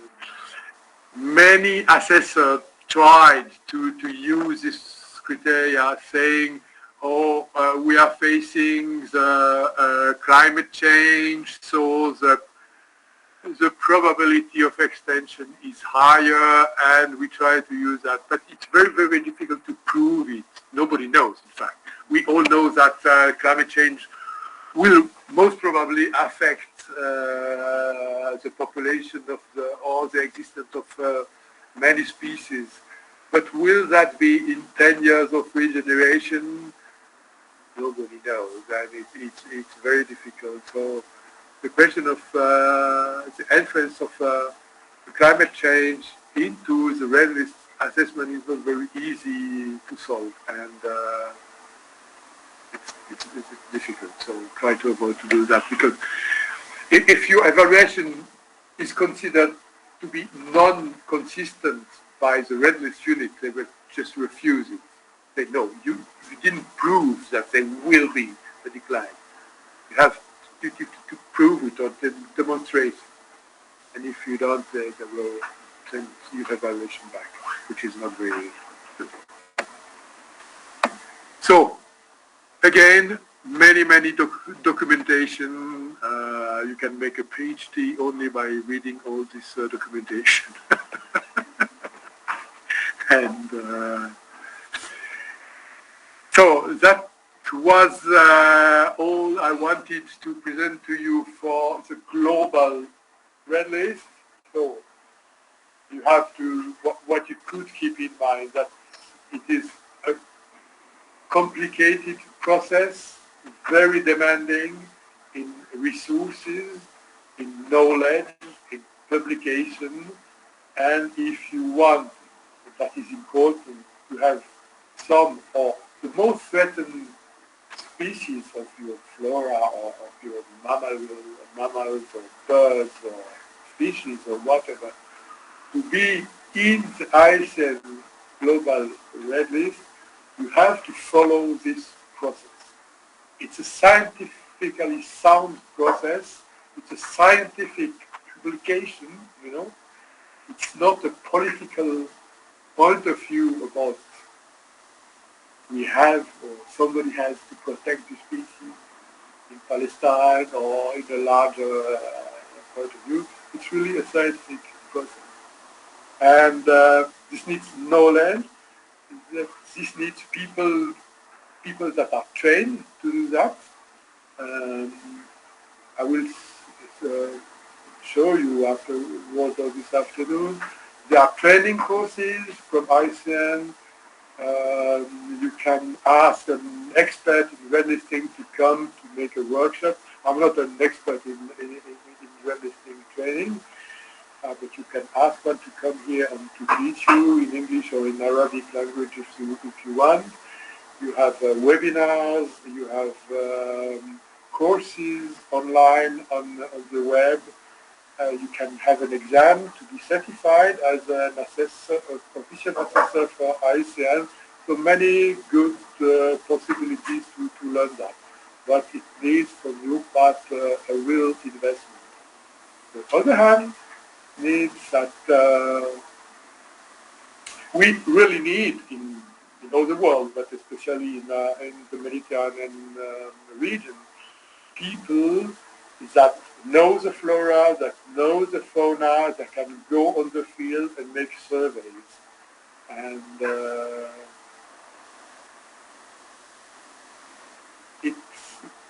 there are less and less universities where you can learn the techniques to go in the field, and or even the taxonomy. It's not easy to learn taxonomy.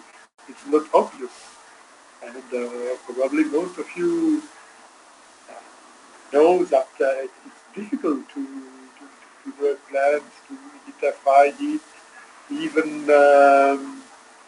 even if now we have some apps like PlantNet or so that can recognize some plants, but they also make terrible errors. And if you are not a specialist, you cannot identify plants.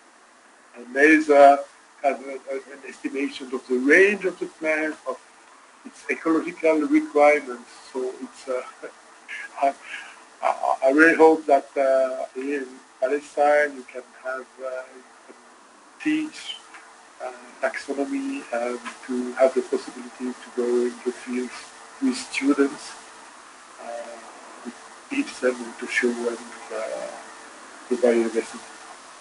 Okay. Do you still have questions on this global red list?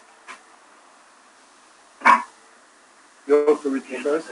You mentioned that the generation, 2 or 3 generations for assessment. Is there a definition of the generation by the IUCN for every species, or is it for all? Because it is not understandable. Yes, it is for there is. You can see the definition in the resources. It's done. There are examples for groups. There is a definition for terrestrial, for mammals, for example.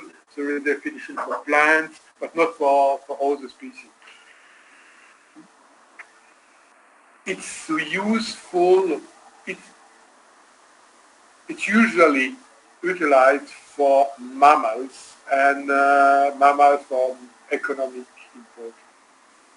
It's important for fisheries, for instance, to know, for instance, for the red tuna, that he's capable of reproduce after 3 or 5 years, for instance. So you should not fish it if it's shorter than 50 centimeters and so on. For plants or for many organisms, it's less important to have this. For annual plants, of course, the generation is and for trees, it's longer, but it's not very relevant. But you can find in the IUCN website, in the resources part, you will find all exploitation. Okay. My question, how do you quantify the population size at the global level? So, if this species exists only in Palestine, I say it's easy. Well, easy, but it's feasible for you. If you are dealing with a species that extend from Morocco to Afghanistan, for instance, because they are, you need to talk with with experts from other countries, or to look into literature. They joined the data. And join the data. If you are a specialist on the acacia tree, Acacia radiana, which is a widespread species in Maghreb, there are enough, maybe enough published data on Acacia radiana to make the assessment. And probably it is not a threatened species, because The area is large, the number of individuals is important, and you can easily come to the conclusion that it is not threatened. Okay? It's more difficult when you are in a category, one of the three categories of threat. It is because you are working with a species with a restricted range area. So it's not likely that it exists in a huge territory. Usually, plant species or whatever, it will exist in Palestine, in Syria, in Jordan, in Israel, but will be restricted. So you will have access to experts of neighboring countries. And this is an advantage of the IUCN network. For instance, in the Mediterranean Plant Conservation Group, we have experts on every country. So if you become a member, or even if you are not a member, and you tell to me, oh, I want to make the assessment on salvia level, I can relay your demand to other experts from neighboring countries and say, oh, he wants to make a salvia assessment, who has data on that, and after you work together. So it will be, it's a not formal network. People are in the specialist group as individuals. They don't represent any organization or government or whatever. It's purely scientists or conservationists and okay. How do you consider some of the knowledge that are be missing? For example, let's say there's 6 spiders that are found in European region as well as in Palestine and other east of the Mediterranean region. However, some of the characteristics that are found in Palestine are not found, for example, in Europe. That species of spiders. How do you assess them at a global level? What do you mean by characteristics? I don't know exactly. Taxonomic characteristics. Subspecies. If it is a subspecies, you take it. Not categorized as subspecies. First, you have to characterize. Otherwise, it's a weakness of the red list. Lack of knowledge, how we do. First, you have to solve the taxonomic problem. First. If not, Nothing you can do. so you have to publish the spider as a subspecies Palestinia, and that's it. And this has to be accepted. You know, this is a problem for IUCN and the red list together, because if you have your assessment on a species, and after you have one of your colleagues making an assessment in Jordan or in Syria for the same species but with a different name, after you have in the red list 3 assessments for what is in fact the same species or same subspecies but with 3 different names, and this is very, very difficult. Taxonomy it's a nightmare for everybody. You know. I'm going to give an example of what you I go back to the gray wolf is a movement species one. But we know that we have the desert subspecies, the Arabian. It is considered as a subspecies. Yes. It is recognized by the global scientific community that it is a subspecies. And at the same time, on the ground, the species is critically endangered. It's just found in few places in the Middle East, in the desert areas. But at the same time, if you look at the IUCN, it's not considered as endangered species, because the IUCN does not recognize the Arabian wolf as a subspecies by itself and can be considered in a way or another. It's not the IUCN who decide to recognize or not the subspecies, African subspecies. But it is recognized as a subspecies. But who recognizes Yes, I that? agree with you. If it is in one of the world species and subspecies in the GBIF or IPBS, it will be accepted. If not, it's your opinion that it is a subspecies, or you and your colleagues. if it is not accepted at a higher level, You have to prove it. but IUCN will not decide that you have a valid publication saying, yeah, it's a good subspecies of wolf or of spider. So IUCN, there are very, very few experts, and they cannot decide on taxonomy because So we can work on the substitution. you can work, you can apply the criteria at the level of the subspecies, even if it is not or not yet recognized. After, for a donor, for example, a CPF, and we will see tomorrow about K biodiversity area. For the recognized K biodiversity area, one of the criteria is that there must be inside species that are in the global red list, or that you can prove that they meet the criteria. So here we can work on that.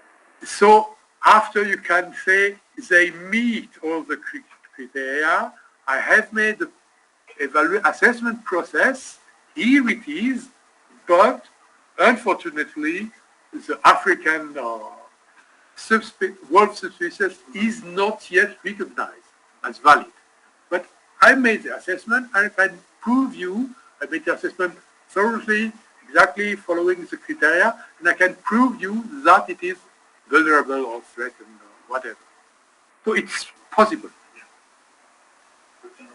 Yes. I have a couple of questions. One, can you talk to us a little bit about this ecosystem red lists?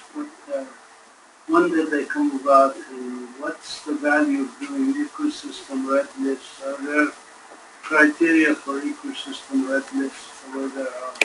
It's a subject of my presentation of tomorrow. Okay. My second. Next question. Next. No, but very, very briefly. I then put a standard for a red list of ecosystems.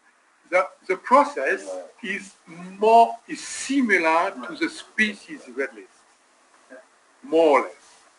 It's also a question of rarity, of size.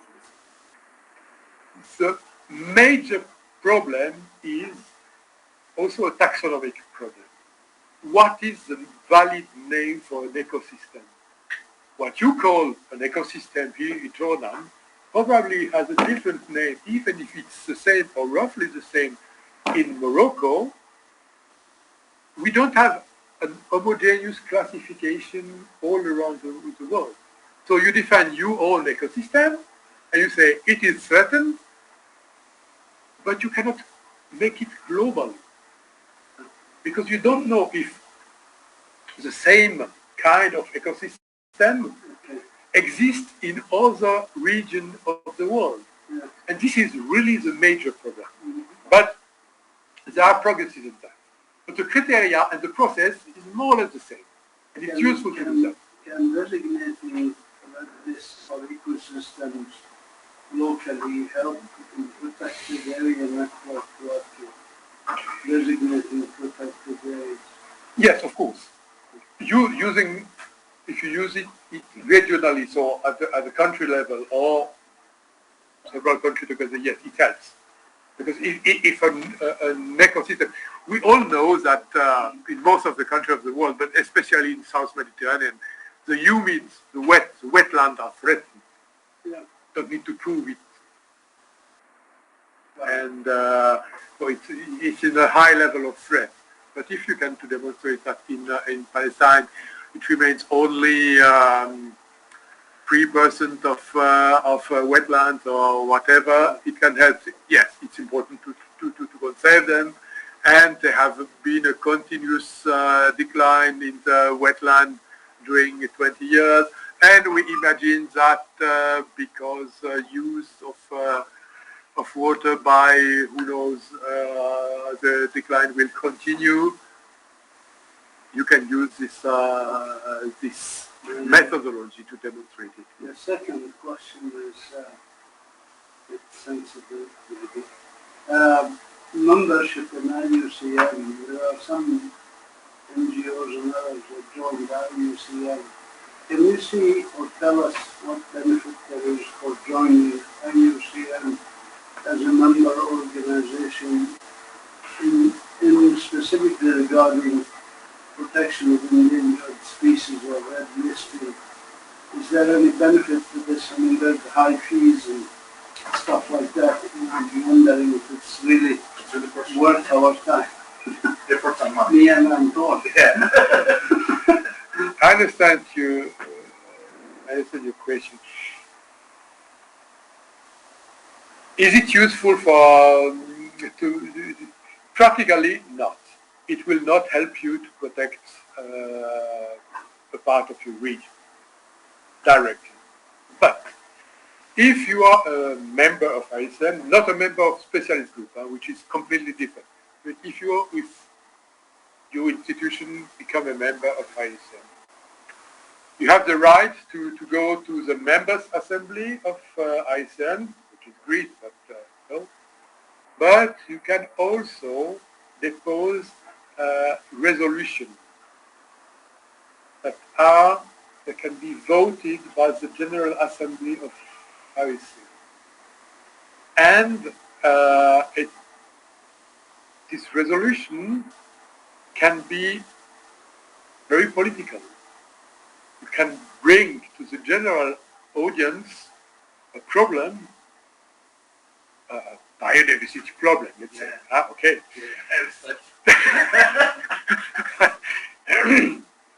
A problem you have with some of your neighboring countries. So they say, oh, this other country use too much water from our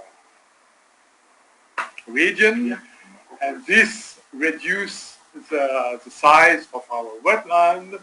We urge the Director General of ISN to make an intervention again for the Israeli government. So after this can be voted by the General Assembly, because it doesn't have a direct effect. If the Director General of ISN go to the Israeli government and say, you shouldn't do that, they will not stop it. But at least it would be known at the global level. But at least, you have your food. but at least at the global, yes, you have this resolution at the global level and say, usually there are between 100 and 200, sometimes more, resolution voted during General Assembly. So it's something. So this gives you this possibility, and sometimes it's not bad. But remember, you have already 5 Palestinian members in ISIS. My last question in your series is, Don't make much trouble. as we are working on the National Biodiversity Strategy and Action Plan, these 2-day workshops today and tomorrow, I hope will come up with some ideas, recommendations, or action plan related to those things. So preliminary, since I'm not going to be here tomorrow, I wanted to make sure that maybe you get a chance even now to tell us your view of how these 2 workshops, today and tomorrow, what recommendations would you make for us as a small, not state yet, because we don't have a country yet, we're struggling for independence, but as an entity, what specific recommendations would you have for us regarding IUCN red listing or other things? I mean, for example, one could say maybe it is worth our times to make a regional red list of birds and plants and whatever. I mean, a local one for the West Bank and Gaza, or maybe it's not. Maybe we need a regional one in cooperation with Jordan. Maybe that's a different recommendation, because we're not going to cooperate with Israel. Maybe we should cooperate with Jordan and create a more specific. I mean, there are Jordanians have done actually some red listing of some things that are regional. Maybe we need more cooperation or whatever you think based on what you know already and hopefully what you will know in the next 24 hours, what recommendations would you make for us at the national strategy and action plan formulation stage that we are in? So this is a question you're gonna answer tomorrow. But I can, No, you can start. I want to add on one thing, another thing. Just to continue what Madam Yes. said. I believe that even we're gonna have a regional red list of ports which is flora and fauna, we still need one for Palestine. Each country should have its own red list in addition to regional and the global, because in some cases what we have here, we might have species that are present for us, but in Jordan they are abundant. So we need to have both at the same time. Agree with you, but I'd like to also hear from PQA from the I think we need to talk about both people's impact. Either economic impact or the environment. Because we do completely type of moving, be it experts in matter of use, astronomers, fire, landcraft, and so we shall start with those challenging species that they are potential to have the great impact in the next maybe decade or decade. Yeah, but it seems like we're gonna involve many other species that are maybe without But you have to start with the priority. yeah, starting with something else, but at the same time we are willing and we are going to conserve and protect all interests. That's what we did with the projects with Yeah, our definitely. the different NGOs. Exactly, because we cannot focus on the species that we're talking about. But I think the main priority for us, for Palestine, is to implement a national project for a comprehensive field survey of biodiversity species in order to prepare our red lists in general. We can prepare some species of the red lists as like what we implemented with different NGOs, mainly the family iridaceae. Yeah, these are very common to be red list species, but this is not enough. I think another issue we need from IUCN for red list preparation is to get practical training for our stakeholders, main stakeholders, on the implementation of the IUCN red listing in order to prepare for the national registering in the future. This is, I think, it's a national priority, and it is one of the actions we need in the coming future, very coming and very soon, to be implemented. Yes. What I would answer to that question, I think that you already mentioned that, but I think there are two priorities or two steps. There is a question of the international level, so the global level. And what I propose is that you make assessments for the most threatened species, plants, birds, whatever. At the global level? At the global level. Yeah, I want to just make sure. It can be for species, for ecosystem, and you also identify the K biodiversity area. We will talk about these tomorrow, but also with international standards. All of three. Yeah, you see, for the species, it's international standard, it's a scientific standard. Nobody will discuss about that. And with these three, or with these assessments, you can raise attention, you can raise money, you can raise resources on the situation in West Bank and Gaza Strip. Because, from the outside, at the international level, Palestine, everybody knows that exists, but probably nobody knows that it has a important biodiversity and so. But if you can raise attention on that and prove, you will get probably funds and resources to continue to conserve. And so that, but you cannot make assessment for all the taxa and so. But the most important one, the most threatened one, and the most important and territories in Palestine, with meeting the international standards. That's very important.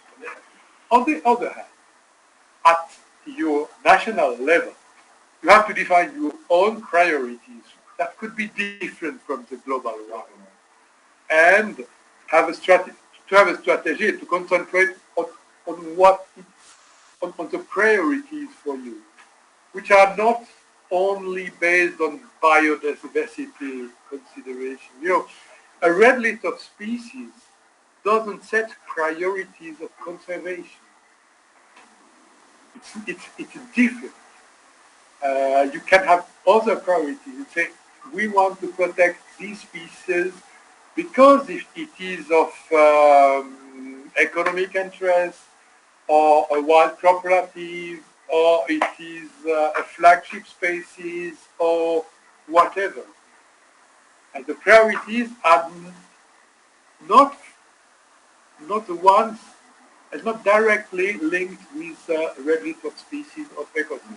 It could be linked. It's usually linked. You will not protect a widespread species that you can find everywhere in the country and in neighboring countries. But your national red list or whatever national priorities could be different. Okay, so work in these two levels. The international one that must be very clear, scientifically sound, because if you lose credibility, it's very bad. And it's important that you have good credibility and IUCN can help you to make the job and control it. And we have a network of volunteers that really can help for that. And I will recognize also, all of us, that IUCN is a scientific and an advisory body, not a funding organization. Exactly. He can assist, he can direct us maybe, but Yes. it is not a funding organization. I said, for instance, all the volunteers in my specialty, all the people in my specialty group, we are all volunteers. Nobody is paid, nothing. And I said, never give funds to any organization. But if IUCN validates something, other organizations, for instance, the PIBS-IUCN fund, that gives a lot of money. When he gets a demand from anybody, he asked me on plants, on the Mediterranean, he asked me, does this project meet your priorities? Is this species really of interest? And so. But not for Palestinians. Yes, I don't know if this applies. No. Doesn't it apply for Palestinians or not?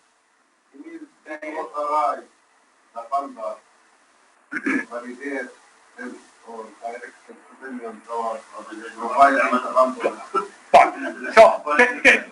oh yeah, of course, but take another fund of the CPF gave for this meeting. He asked me exactly the same question. Is the project has an interest? Does it deal with global protected species or area or so? And if it is yes, it's easy to be said. To say, yes, it meets all these criteria, and if it's not, I have there. The project is interesting, I approve it, but it doesn't meet this criteria. So as a representative of IUCN, I have, that's the authority, but I have the possibility to give advice to the founders and say, yes, that's true, this meets priority, and it can help a lot. Sorry, I have a quick question. The IUCN portal, when it lists red listing, gives a number, gives a category for a species with the data, like in short list. Does it identify anywhere who submitted the original? Yes, it is straight. You can see on the elephant sheet I show. Yeah, yes, it's very clear. You know perfectly who made the assessment, who controlled it, who reviewed it. Is there somebody who reviewed, like, which countries contribute the most? Like, did Israel, for example, submit any species that were accepted? It's not How can I Israel find out? that submit, it's a scientist from Israel, Yeah, I which know. is different. A scientist from Israel. I'm just curious I don't know. whether from the Arab countries has there been any submissions for the IUCN global listing?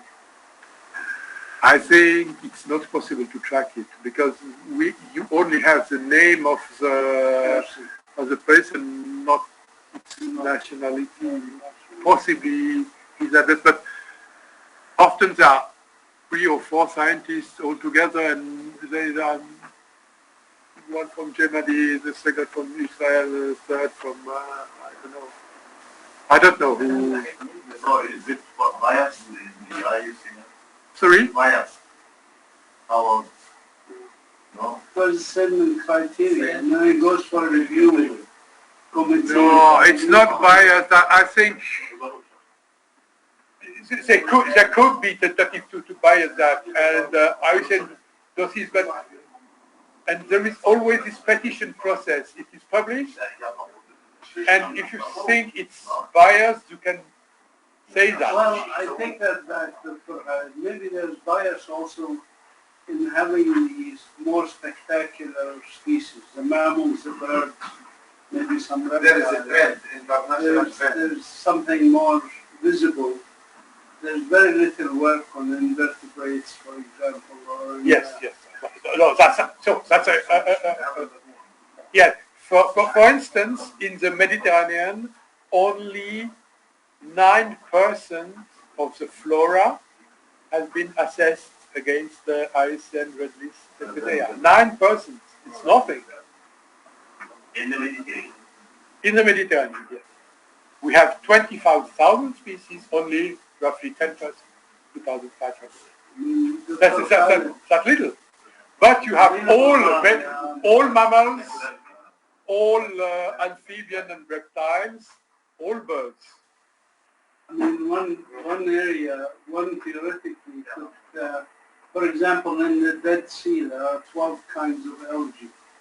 10 of them have already gone extinct because of the increase in salinity.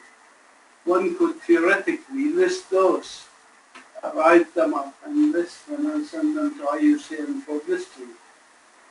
It depends on the interest of the individual, as you see, and so I agree with you. There's potentially bias in the sense of the interest of those who submit the information to the IUCN. Yes. Dr. Omar will have the You're question. almost on the right line, I would say, techno-political question. Because the lands are overlapping between Israel and Palestine. And in case we submit, pieces for the reference, which was assessed in local areas here, but we know it is also in the neighborhood. So the data will not be complete because this circle is all over the place. And I don't know if you have any regulation for such cases. I have a population here in Vietnam Yes. and one in Jerusalem, very close to the It will not be accepted by in the IUCN Global Red List because the evaluation, the assessment has to be done on the whole range. But if you make the assessment of the species, Local habitat. if you know very well the situation in Palestine, and by literature you know the situation in Israel, you can make the assessment. There is no problem, and it will be accepted for sure. But during the petition process, if Israeli scientists say no, the data you have on Israel are not good, they will correct them. or adapt them. They have the possibility to do that. But you can perfectly, if you have the data from literature, no problem. You can assess a species that is in Palestine and Israel without restriction. You don't have to ask Israeli scientists. There is an Israeli government. If you are going with the process, I understand the process. Why you are following all of that process? Yes, That seems so correct. yes. For But example, you know, there is no resolution in terms of nature and biology. For example, if you take, for example, a local plant considered from equality, which is food. no, So in Israel, it is now classified as endangered, and you may go to jail if you connect it from the wild. yes. Here, some NGOs started to cultivate it, you know. So if I would like to go to assess this plan, the geographical distribution is very close. This is the political, border. Yes. Maybe near my house belongs to Israel, according to me. So in terms of biology, in terms of research, the assessment is not well defined here in our specific. So I don't know how to go on this one. Can I add something about this? Yes. For this specific species, I don't think it is protected by the Israeli law because the original decreasing significance. It's because of its importance to other animals, which is mostly the birds. So, here we're talking about the decline of this specific species, which is not the case for this. Not I'll take one. another example. Yeah, but this is not a good example. So let's start from there.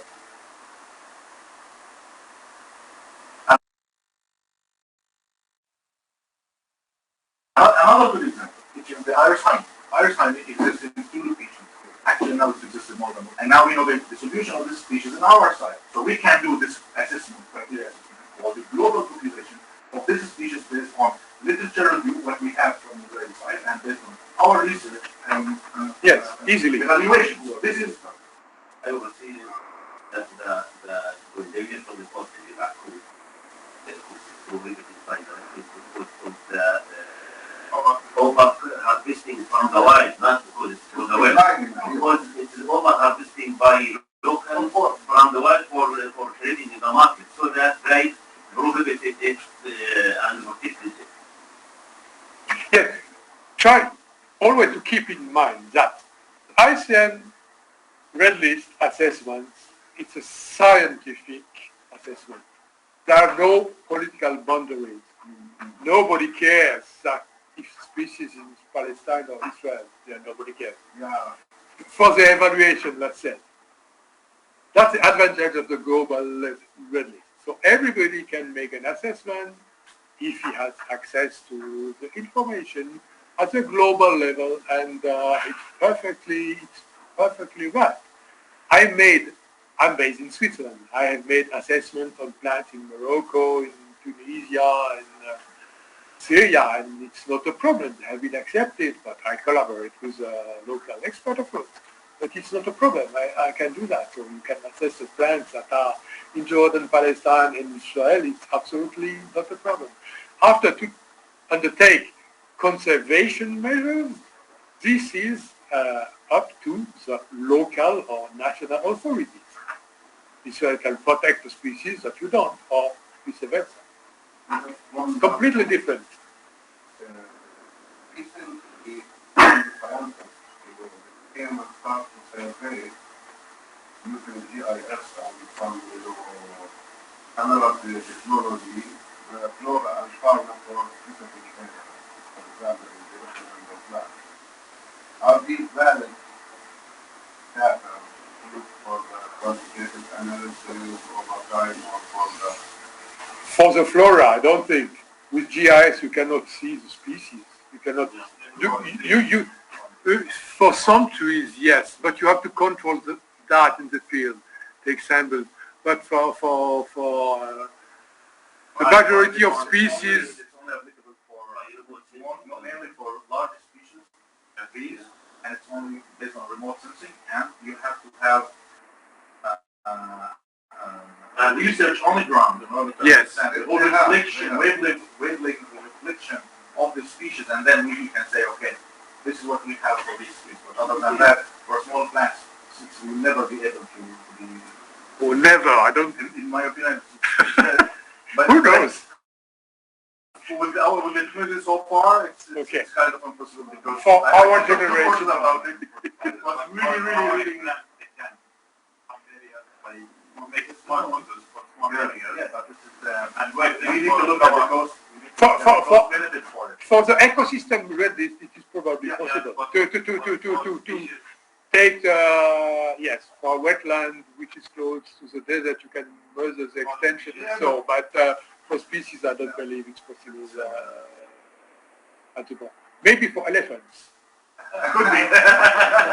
We need to measure the width, the friction. But you don't have any elephants more here. Yeah, the largest number we have is The grey wall. the white board. Okay.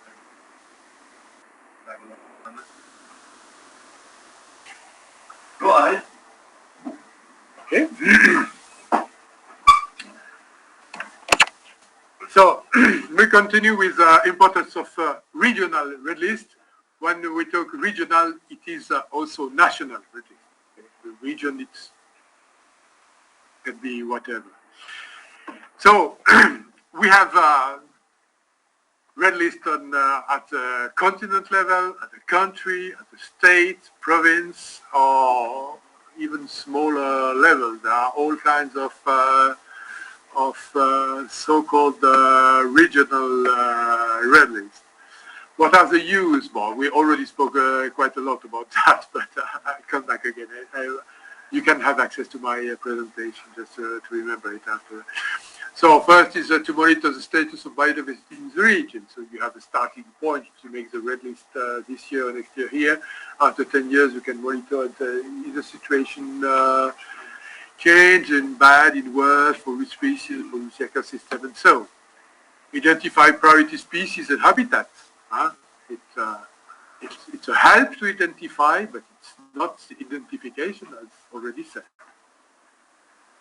Identify knowledge gaps. That is very important because you will discover very soon that for many species or ecosystems there is a lack of knowledge, and you have to train people to go to the field and to find resources to do that, and so it can help you identify that.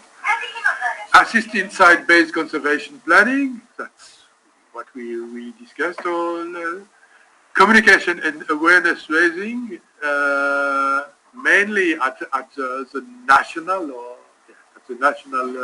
level, and you can probably it's already your job. You already do that, but it can help. And provide species input for environmental impact assessment. When I don't know what is the situation in Palestine about legislation on environmental impact assessment, but when you have to do that, you use this data, red list data, to say no to the authorities that build the road or the private companies that build the quarry. Say no, don't go there because we have a protected species this year. And help guide allocation of resources for biodiversity conservation, as already many times mentioned. It can be national funding, but also international funding. And this also meets international commitment. So your country, like other country, has signed international commitment with CBD, probably with Ramsar, with CITES, Berne Convention, not Natura 2000, but also international treaties, and you have to report regularly on the situation of your biodiversity in your country, and if you have made assessments on the species, you can report directly. And for instance, the iSheet, some of the iSheet targets, they say at least X% of the flora has to be conserved and red listed, and so you also probably have to answer to these international commitments. As Mazin said at the beginning of the morning, few countries meet all the international agreements they signed, but it's a matter. What we have at a tool that was built by IUCN is the IUCN Red List Index. It can be at the global level and also at the regional and national level.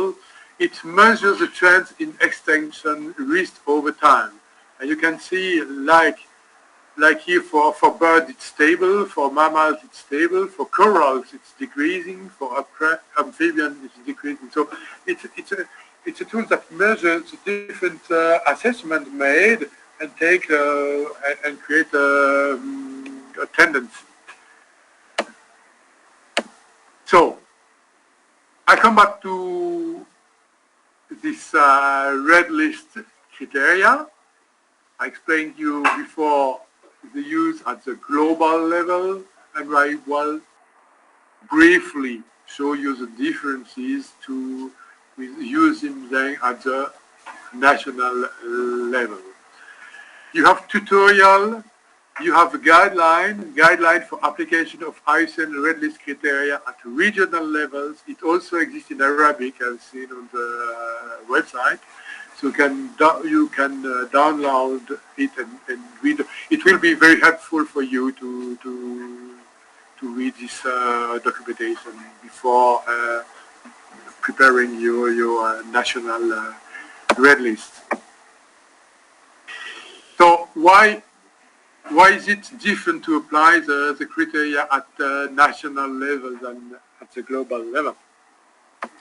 Because regional population may range across political borders. As we said this morning, you can have a species that is distributed in Jordan, Palestine, and Israel. And taxa, they can be very mobile. Take mammals and birds between countries and different populations that don't care about frontiers, with the exception if there is a wall in between two countries, but it's something specific.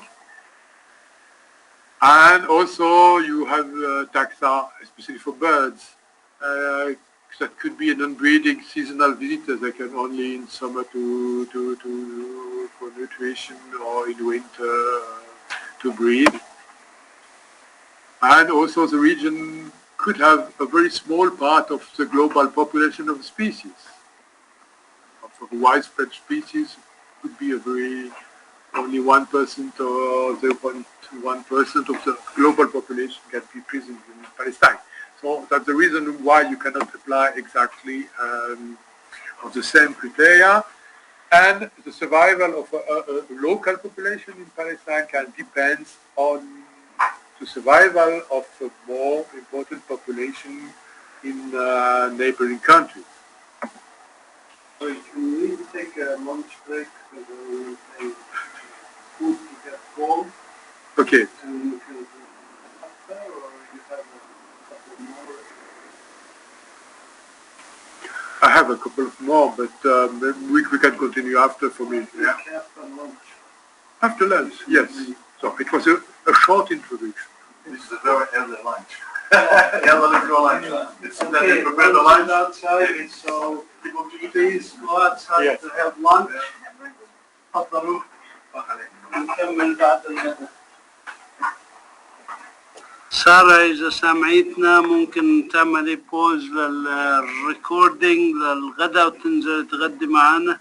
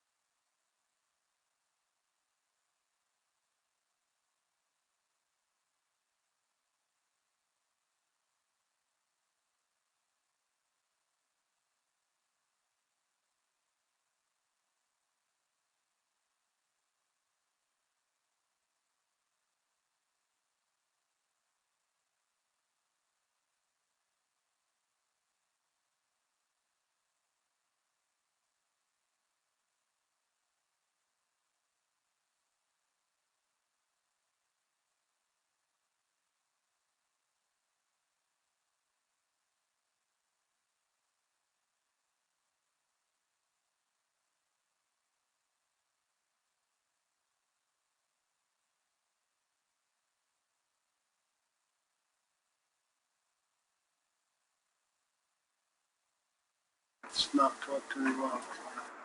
So, But also for the regional assessment, exactly the same process. So if for criterion A, it's critically endangered, but for B, it's only endangered, you take the highest level of threat for the species. So critically endangered. So all criteria met at the highest level of threat should be listed. This is a summary sheet. You can, we will, with all the criteria and the rationale for all the three categories: critically endangered, and vulnerable. So you have these three categories, and after you test all the species with all the criteria. After you go on B, on C, on D, and on E. And if it is critically endangered, it has to meet one of the criteria, of one of the five criterion, A, B, C, D, or E. We go to criterion A, population reduction. You have to calculate the past, present, or future population reduction. On population size, the population size can be reduced with the time. It will depend. We will go in. Usually, it's taken 3 generations or 10 years, whichever is the longer. So it depends of the spaces. So that's a reason why it's important to know the generation length of the species. For plants, it's not that important, and we rarely use that. So if we go in more details on this population size reduction, there must be these two. For critically endangered, you have to have more than 90% reduction. If the reduction of population is between 90 and 70%, it's on the category endangered, and if it is between 70 and 50, it's on vulnerable. And after, you can have sub-criteria. For example, for instance, population E1, population reduction observed, estimate, inferred, or suspected in the parts where the cause of the reduction are clearly reversible and understood and have ceased. So you have always these sub-criteria that can help you to choose the good category. And this is for all the 5 criteria. So this one is for population size reduction. For plants, it's rarely possible to monitor the reduction size of a population. As I said at the beginning, there are usually few botanists, there are little resources to go in the field and to make survey and to prove, scientifically prove, that a population size has reduced from 50% or 80% during 10 years. It is often difficult to say. Sometimes it's obvious, but it's a good job. You have to to go in the field of the good season, to see the mature individual. You have to see if there is germination, if it is a specific year with no water, or too cold, or too hot, and take this into account. So it's a criterion which is difficult to use for plants. We go now to restricted geographic range. It is for plants probably the most used criteria. So why do we use this criterion? If a species have a very large repartition, it is less likely to disappear than if it is only located in a microspot or restricted range endemic. After, you have the sub-criteria, what is here, B1 and or B2, and they apply to the area of occupancy and the area of the extent of occurrence. And after, you have condition, you have severe fragmentation or few location, continuing decline, or extreme fluctuation. If we go there, if we apply the B1, it has to correspond to either B1, the B, it has to correspond either to B1 and or B2.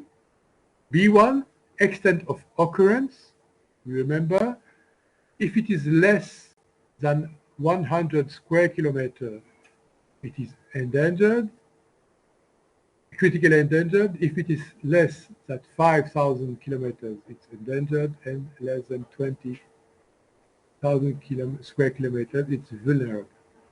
After, if you choose criterion B2, area of occupancy, the thresholds are different. It's 10 square kilometers, 500 square kilometers, or 2,000 kilometers, and at least 2 of the following 3 conditions: severely fragmented or number of locations, so 1, 5, 10, continuing decline, observed, estimate, inferred, or projected, for extent of occurrence, area of occupancy, area, extent, or quality of habitat, number of locations, number of metro individuals, or extreme fluctuation if extent, occurrence, area of occupancy.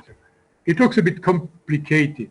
So, to apply, to use this criterion, you can use either B1, only the extent of occurrence, or B2, the area of occupancy, or both. So we can decide which one to choose. It depends on the data you have. You have to check all of them. Yeah. You have to check all of them, but if the data, collected data, will lead us to choose between B1 and B2. No, not necessarily. You can use both. Normally, you can, and you after the result you take the more severe one.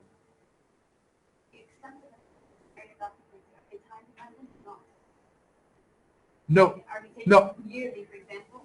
No, you take no, only the year of the assessment, or the year. Yes, no. What's happening before or after is the subcriteria B2B, continuing decline observed, estimate, infer, or projected. So you can integrate the fact that you think that the today repetition or occurrence of the species is less than 10 years ago. And this is an additional subcriteria. Have the data, I can kind of basically on the OOR. Yes. So B1 is really simple to use, but you have to know the EO of the species. But it's simple.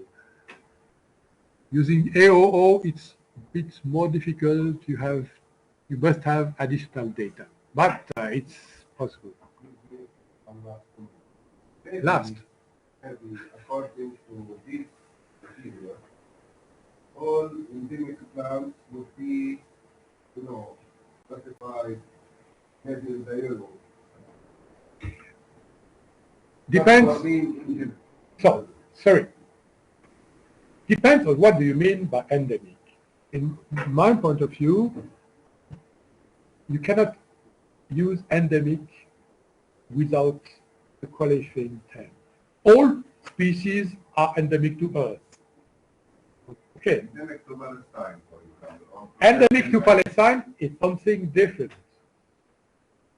They can be endemic to Mediterranean, they can be endemic to Palestine, they can be endemic to Bethlehem area. Probably there are no, but yes. And so being an endemic doesn't mean anything. You have European endemic or African endemic. So that's the reason why there are thresholds in square kilometers. Okay, and you can have a very restricted range endemic that is shared between Jordan and Palestine. Because it's small. It's endemic as a scientific, yes, regionally it's as a scientific point of view. Restricted range endemic. It exists only here. So it is endemic to this 100 square kilometers or 5,000 square kilometers or 20,000 square kilometers. Okay? We'll go back to that afterwards.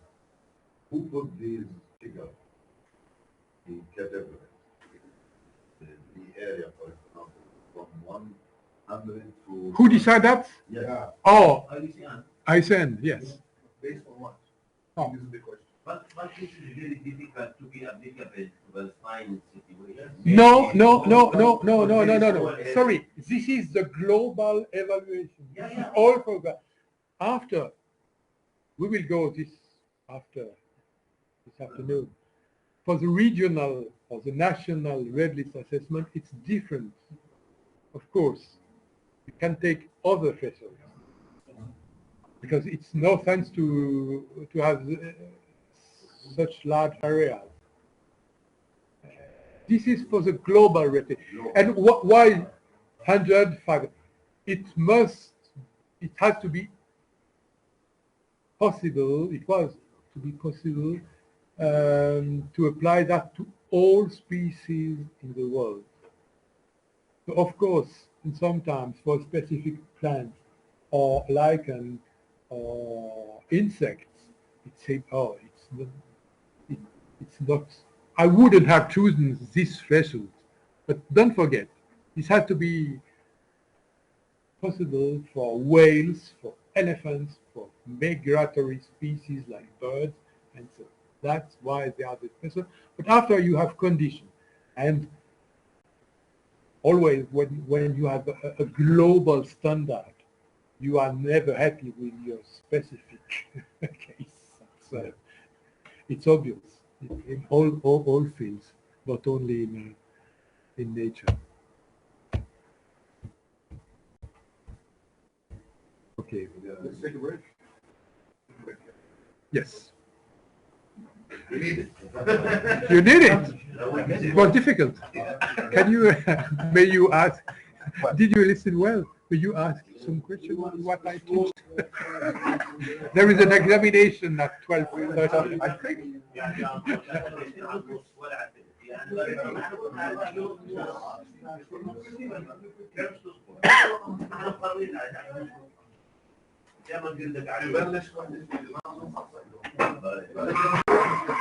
Too complicated or not? No, it's okay.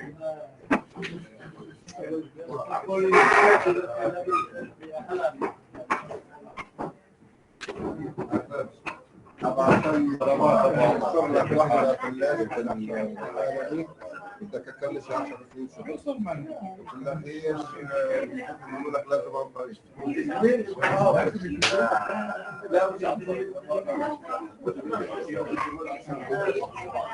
Okay, take a break, get some drinks, and let's come back in 15 minutes, guys. Yes, we can continue the afternoon now. No. We have a schedule to follow. We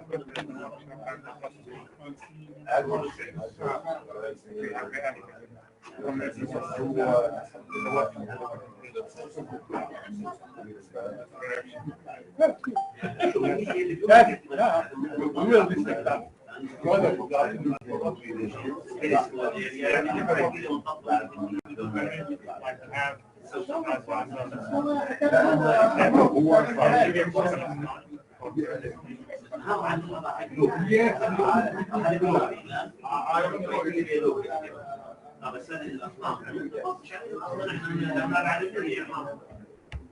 Or at least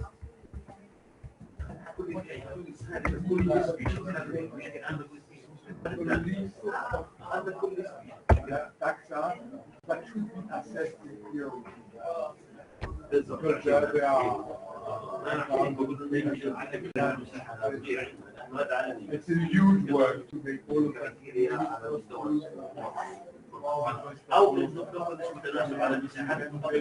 100 most important. Yes. We have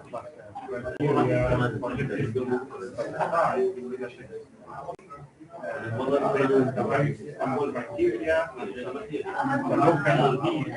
So then we can work on the important species or species to have this yes. The main thing is to have criteria. How much is it? Yes, for that yes, but it's also important to understand that شو اخبارك حبيبي؟ الله يخليك. اهلا وسهلا. كم من واحد؟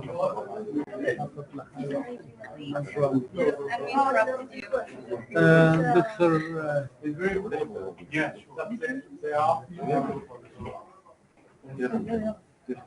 be sure that the global one is fit with the Palestinian local on the local. ابو عيسى تعال شويه بس بدي انا اسالك انت وبرتراند.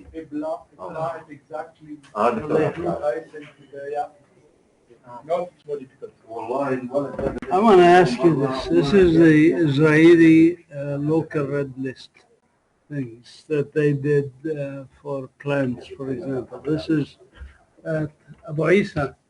تعال بدي أسألك سؤال. لأنه this is the local method that the Israelis used for red listing their plants. صحيح. Okay. And they have basically come up with the red listed parks that affects their conservation measures. Yes. And this is what they did, the IUCN criteria, the 5 of them, and this is the 6th that they did. For example, attractiveness, endemism, and peripherality Yes. were not included in IUCN, but they included them in the Israeli list. Is this allowed? Is this the correct way? What is not correct is to have this flag. Yeah. Because this is no, not. I don't say it's not correct. This is not recognized by IUCN at all. It's their own Israeli red list. Yeah. Okay. Yeah. But nothing to do with the IUCN. IUCN will not. البيبر تبعت المنشورة هذا اللي IUCN will not recognize that, but they have the right as.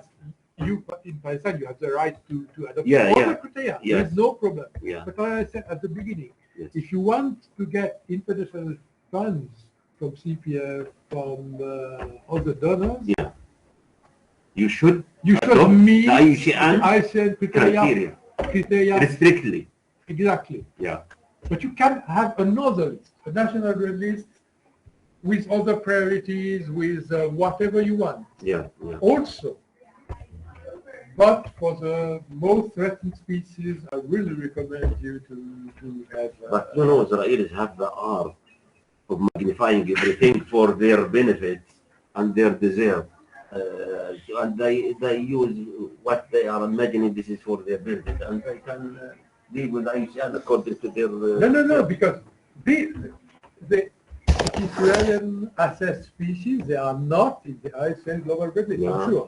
They didn't check, but they are not. They have 414 plant species that they consider rare or potentially endangered. And have some coffee or tea, please, if you like.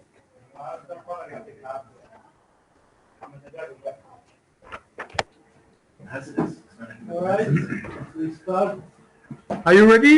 Yeah, we're doing our best to be ready. Okay, we have still 3 hours, okay, before the next break. So, remember we were talking about the 5 criteria, A, B, C, D, and E, that you have to use to define one of the category of threat. So, now, small population size and decline. You can easily understand that if the population, so don't forget, the global population of a species is small, the risk is high that it can disappear and be extinct. So the criteria, and this is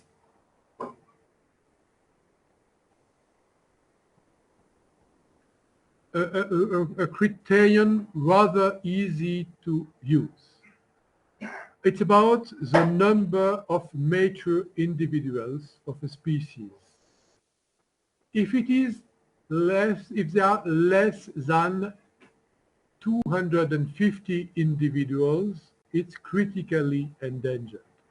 If it is less of 2,500, it is endangered, and less than 10,000, it is vulnerable. But if you have these numbers, they have to meet at least one of C1 or C2, okay? But it's not enough to have to meet this or that threshold, but also C1 or C2. But it's not very difficult. C1, it's C1 or C2, huh? But it could be C1 and C2. C1 is an observed, estimated, or projected continuity decline of at least 25% in 3 years or 1 generation, 20% in 5 years or 2 generations, 10% in 10 years or 3 generations. So there must be this decline together with these thresholds. So I have a question on this.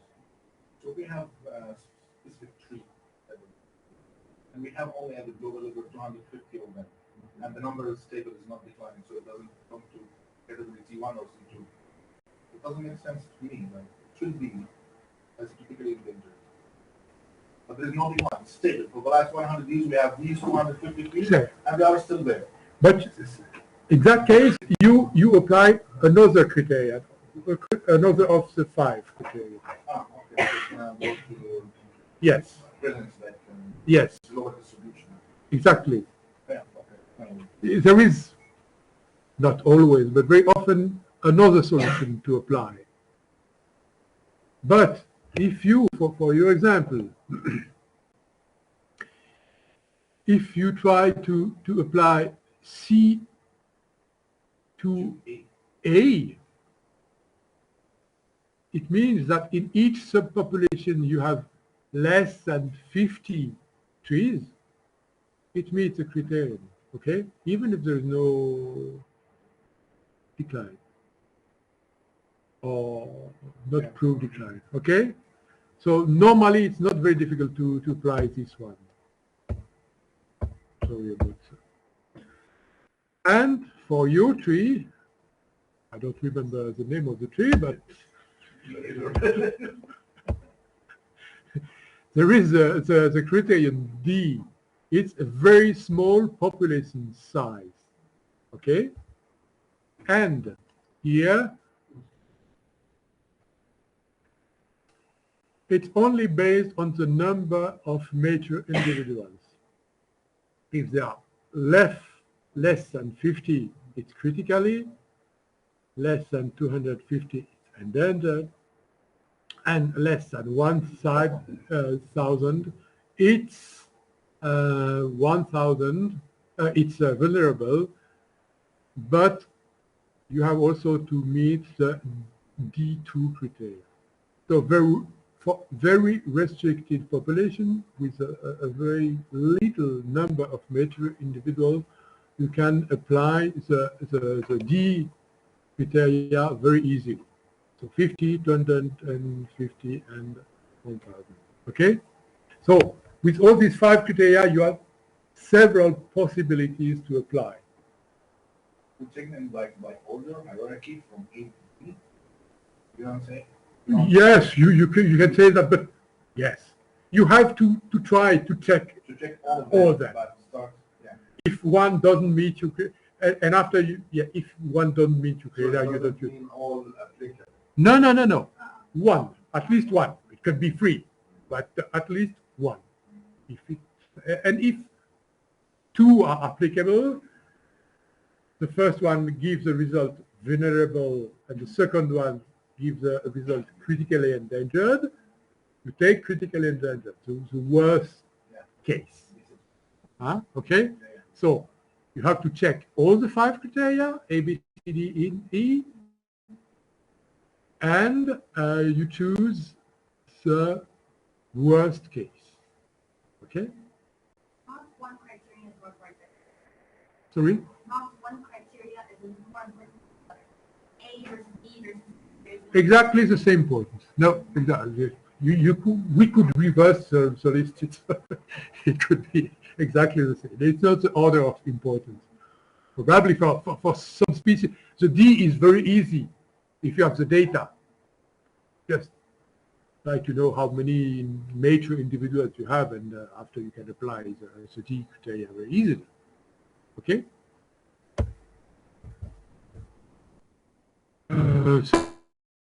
So you can make quantitative analysis, but it's very time consuming, and for plants not very useful. It's about indicating the probability of extinction in the wild to be more than 50% in 10 years of regeneration, more than 20% in 20 years of 5 generations, or more than 10% in 100 years. Many assessors tried to use this criteria, saying, oh, we are facing the climate change, so the probability of extension is higher, and we try to use that. But it's very, very difficult to prove it. Nobody knows, in fact. We all know that climate change will most probably affect the population of or the existence of many species. But will that be in 10 years of regeneration? Nobody knows, and it's very difficult. So the question of the entrance of climate change into the red list assessment is not very easy to solve, and it's difficult. So try to avoid to do that, because if your evaluation is considered to be non-consistent by the red list unit, they will just refuse it. Say, no, you didn't prove that there will be a decline. You have to prove it or to demonstrate. And if you don't, they will send your evaluation back, which is not very good.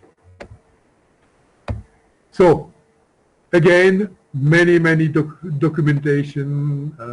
You can make a PhD only by reading all this documentation. And so that was all I wanted to present to you for the global red list.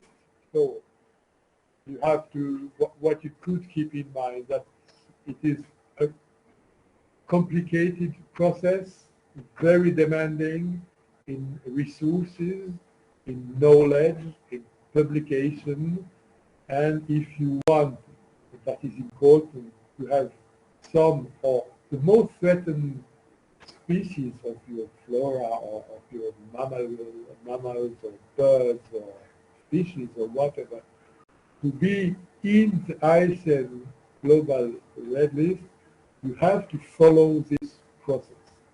It's a scientifically sound process. It's a scientific publication, you know. It's not a political point of view about we have or somebody has to protect the species in Palestine or in a larger point of view. It's really a scientific process. And this needs knowledge. This needs people that are trained to do that. I will show you afterwards or this afternoon. There are training courses from IUCN. You can ask an expert in wetlisting to come to make a workshop. I'm not an expert in wetlisting training, but you can ask them to come here and to teach you in English or in Arabic language if you want. You have webinars, you have courses online on the web. You can have an exam to be certified as an assessor, official assessor for IUCN. So many good possibilities to learn that. But it needs from your part a real investment. On the other hand, needs that we really need in all the world, but especially in the Mediterranean region, people that know the flora, that know the fauna, that can go on the field and make surveys. And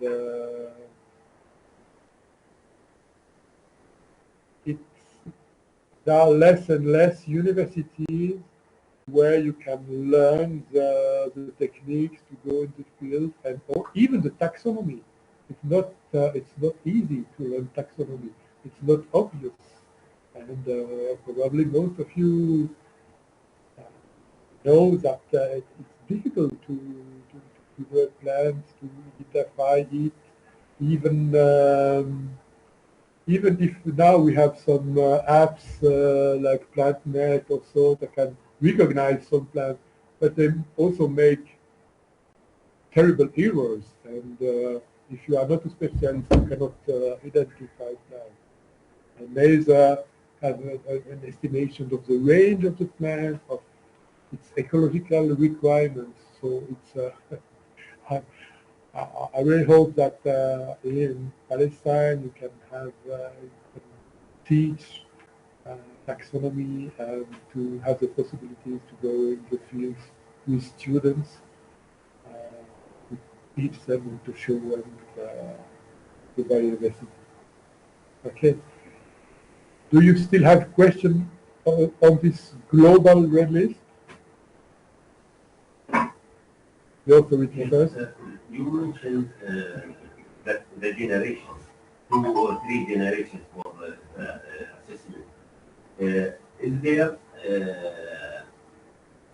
definition of the generation by the IUCN for every species, or it is for all?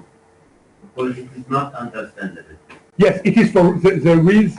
You can see the definition in the resources. It's done. There are examples for groups. There is a definition for terrestrial, for mammals, for example. There is a definition for plants, but not for all the species.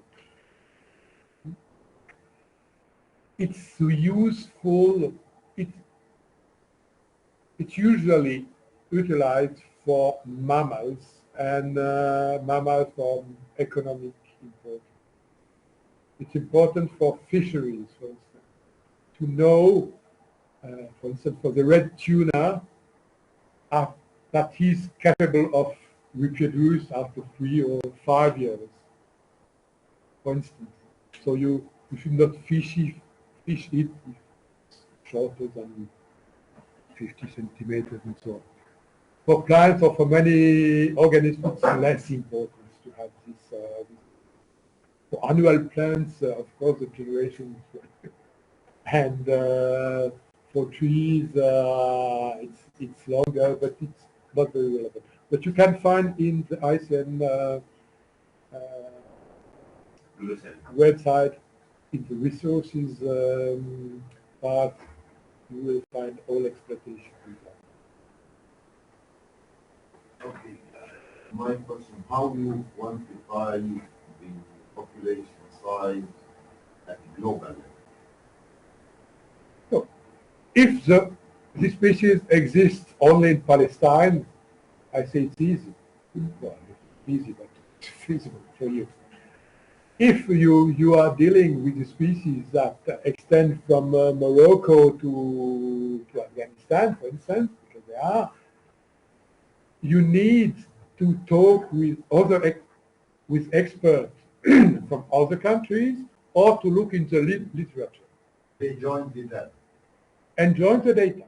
If you are specialist on acacia trees, Acacia radiana, which is a widespread species in Maghreb, there are enough, maybe enough published data on Acacia radiana to make the assessment.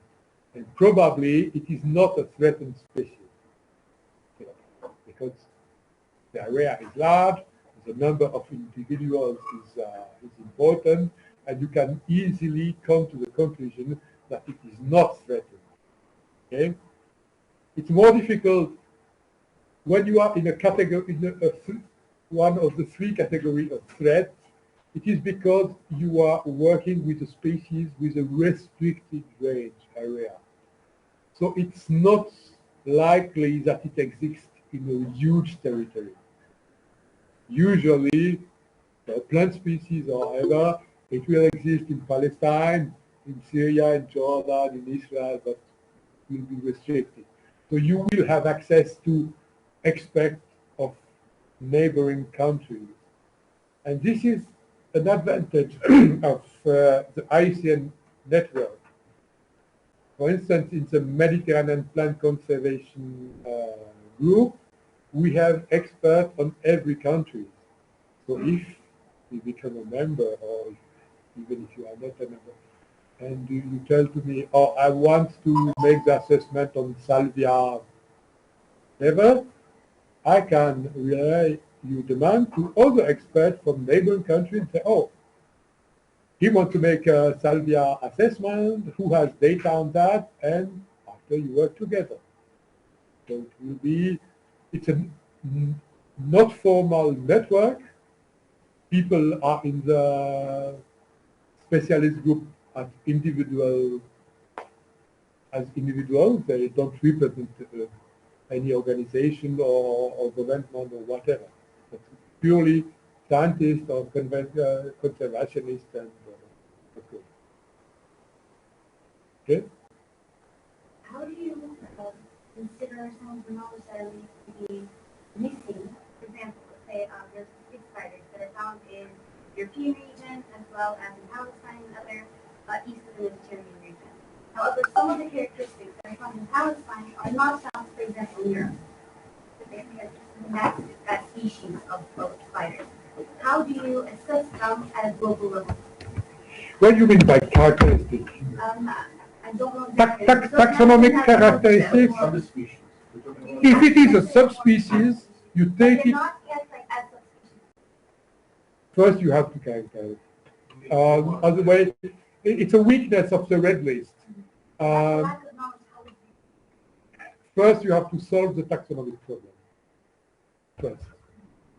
If not, nothing you can do. So you have to publish this spider as a subspecies Palestinia, and that's it. And this has to be accepted. You know, this is a problem for IUCN and the red list together, because if you have your assessment on a species, and after you have one of your colleagues making an assessment in Jordan or in Syria for the same species but with a different name, after you have in the red list 3 assessments for what is in fact the same species or same subspecies but with 3 different names, and this is very, very difficult. Taxonomy it's a nightmare for everybody. you know. I'm going to give an example. I go back to the gray wolf of the Middle East, but we know that we have the desert subspecies, the Arabian. It is considered as a subspecies. Yes. It is recognized by the global scientific community that it is a subspecies, and at the same time, on the ground, the species is critically endangered.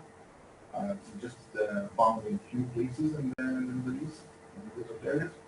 But at the same time, if you look at the IUCN, it's not considered as an endangered species because it the IUCN does not recognize the revenue as a subspecies by itself and can be considered in a way or another. It's not the IUCN who decide to recognize or not the subspecies, the African subspecies. But it is recognized as a subspecies. But who recognizes yes, that? I agree with you. If it is in one of the world species and subspecies in the GBIF or IPBS, it will be accepted. If not, it's your opinion that it is a subspecies, or you and your colleagues. If it is not accepted at a higher level, You have a problem. but IUCN will not decide that you have a valid publication saying, yeah, it's a good subspecies of wolf or spider. So IUCN, very, very few experts, and they cannot decide on taxonomy because So we can work on the subspecies. you can work, you can apply the criteria at the level of the subspecies, even if it is not or not yet recognized. After, for a donor, for example, a CPF, and we will see tomorrow about K biodiversity area. For the recognized K biodiversity area, one of the criteria is that there must be inside species that are in the global red list, or that you can prove that they meet the criteria. So here we can work on that. So after you can say they meet all the criteria, I have made the assessment process, here it is, but unfortunately the African world subspecies is not yet recognized as valid. But I made the assessment, and I can prove you, I made the assessment thoroughly, exactly following the criteria, and I can prove you that it is vulnerable or threatened or whatever. So it's possible. Yes. I have a couple of questions. One, can you talk to us a little bit about this ecosystem red lists?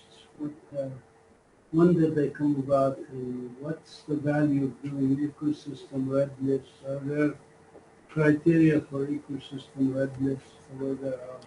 It's a subject of my presentation of tomorrow. Okay. Never mind. My second. Next question. Next. No, but very, very briefly. I then put a standard for a red list of ecosystems. The process is similar to the species red list, more or less. It's also a question of rarity, of size. The major problem is also a taxonomic problem. What is the valid name for an ecosystem?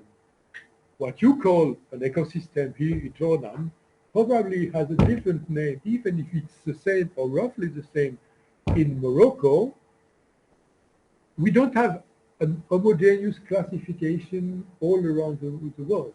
So you define your own ecosystem, and you say it is certain, but you cannot make it global, because you don't know if the same kind of ecosystem exists in other regions of the world. Yeah. And this is really the major problem. But there are progresses in that. But the criteria and the process is more or less the same. And it's useful to do that. Can designating this for ecosystems locally help in protected area network work, designating protected areas? Yes, of course. If you use it regionally, so at the country level or several countries together, yes, it helps. If an ecosystem, we all know that in most of the countries of the world, but especially in South Mediterranean, the humid, the wetlands are threatened. Yeah. Don't need to prove it. And so it's in a high level of threat.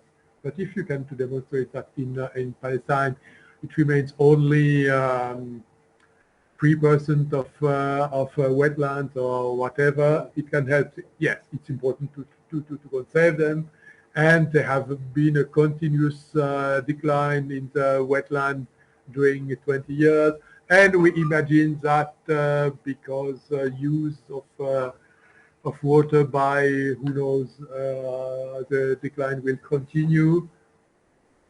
You can use this methodology to demonstrate it. The second question is it's sensitive, maybe. Membership in IUCN. There are some NGOs and others that joined IUCN. Can you see or tell us what benefit there is for joining IUCN as a member organization in specifically regarding protection of endangered species or red listing? Is there any benefit to this? I mean, there's high fees and stuff like that. I'm wondering if it's really worth our time. Me and I'm told. Yeah. I understand you. I understand your question. Is it useful for practically not? It will not help you to protect a part of your region directly. But if you are a member of IUCN, not a member of specialist group, which is completely different, but if your institution become a member of IUCN, you have the right to go to the members' assembly of IUCN, which is great, but no. But you can also depose resolution that can be voted by the General Assembly of IUCN. And this resolution can be very political.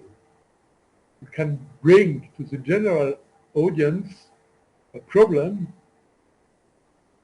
biodiversity problem, let's say. Okay.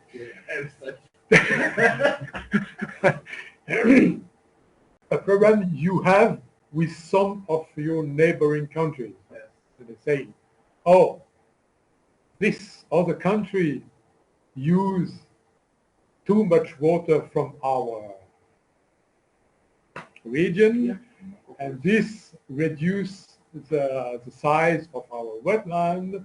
We urge the Director General of IUCN to make an intervention against the Israeli government. So after this can be voted by the General Assembly, because it doesn't have a direct effect. If the Director General of IUCN go to the Israeli government and say, you shouldn't do that, they will not stop it.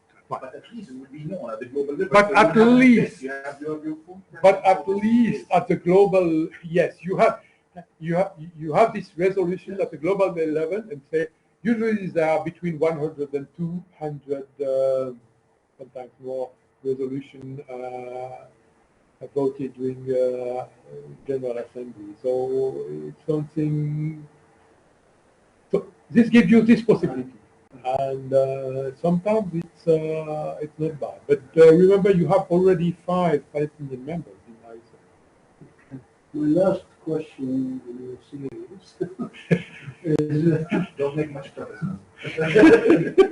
as we are working on the National Biodiversity Strategy and Action Plan, these 2-day workshops today and tomorrow, I hope we'll come up with some ideas, recommendations, or action plan related to those things. So preliminary, since I'm not going to be here tomorrow, I wanted to make sure that maybe you get a chance even now to tell us your view of how these 2 workshops, today and tomorrow, what recommendations would you make for us as a small, not state yet, because we don't have a country yet, we're struggling for independence, but as an entity what specific recommendations would you have for us regarding IUCN red listing or other things?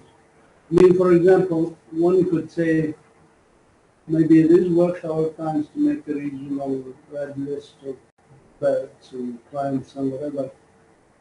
I mean, a local one for the West Bank and Gaza, or maybe it's not. Maybe we need a regional one in cooperation with Jordan. Maybe that's a different recommendation. Because we're not going to cooperate with Israel. Maybe we should cooperate with Jordan and create a more specific. I mean, there are Jordanians have done actually some red listing of some things that are regional. Maybe we need more cooperation or whatever you think, based on what you know already and hopefully what you will know in the next 24 hours. What recommendations would you make for us at the national strategy and action plan formulation stage that we are in? So this is a question you're gonna answer tomorrow. But I want to add on one thing, another thing. Just looking at what Madan Yes. said. I believe that even we're gonna have a regional red list of both flora and fauna, we still need one for Palestine. Each country should have its own red list in addition to regional and the global, because what in some cases what we have here, we might have species that are threatened for us, but in Jordan they are abundant. So we need to have both at the same time. But I'd like to also hear from PQAM, from the I think we need to talk about different impact, either economic impact or in the environment. Because to do a completeness type of survey, we need experts in various fields, economists, various factors. And so we shall start with those challenging species that they are potential to have a great impact in the next maybe decade or other. Yeah, but it seems like we're going to ignore many other species that are maybe without. But you have to start with the priority. Yeah, starting with something else, but at the same time, we are willing and we are going to conserve and protect all indigenous. That's the target. That's what we did with the projects. Yeah, different NGOs. Exactly, because we cannot focus on the species that is talking about. But I think the main priority for us, for Palestine, is to implement a national project for a comprehensive field survey of biodiversity species in order to prepare our red lists in general. We can prepare some species of the red lists as like what we implemented with different NGOs, mainly the family iridaceae. These are very common to be red list species, but this is not enough. I think another issue we need from IUCN for red list preparation is to get practical training for our stakeholders, main stakeholders, on the implementation of the IUCN red listing in order to prepare for the national red listing in the future. This is, I think, it's a national priority, and it is one of the actions we need in the coming future, very coming and very soon, to be implemented. Yes.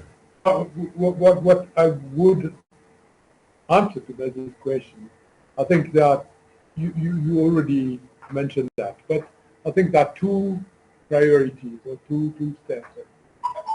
There is a question of the international level, so the global level, and what I propose that you make assessments for the most threatened species, plants, birds, whatever. At the global level?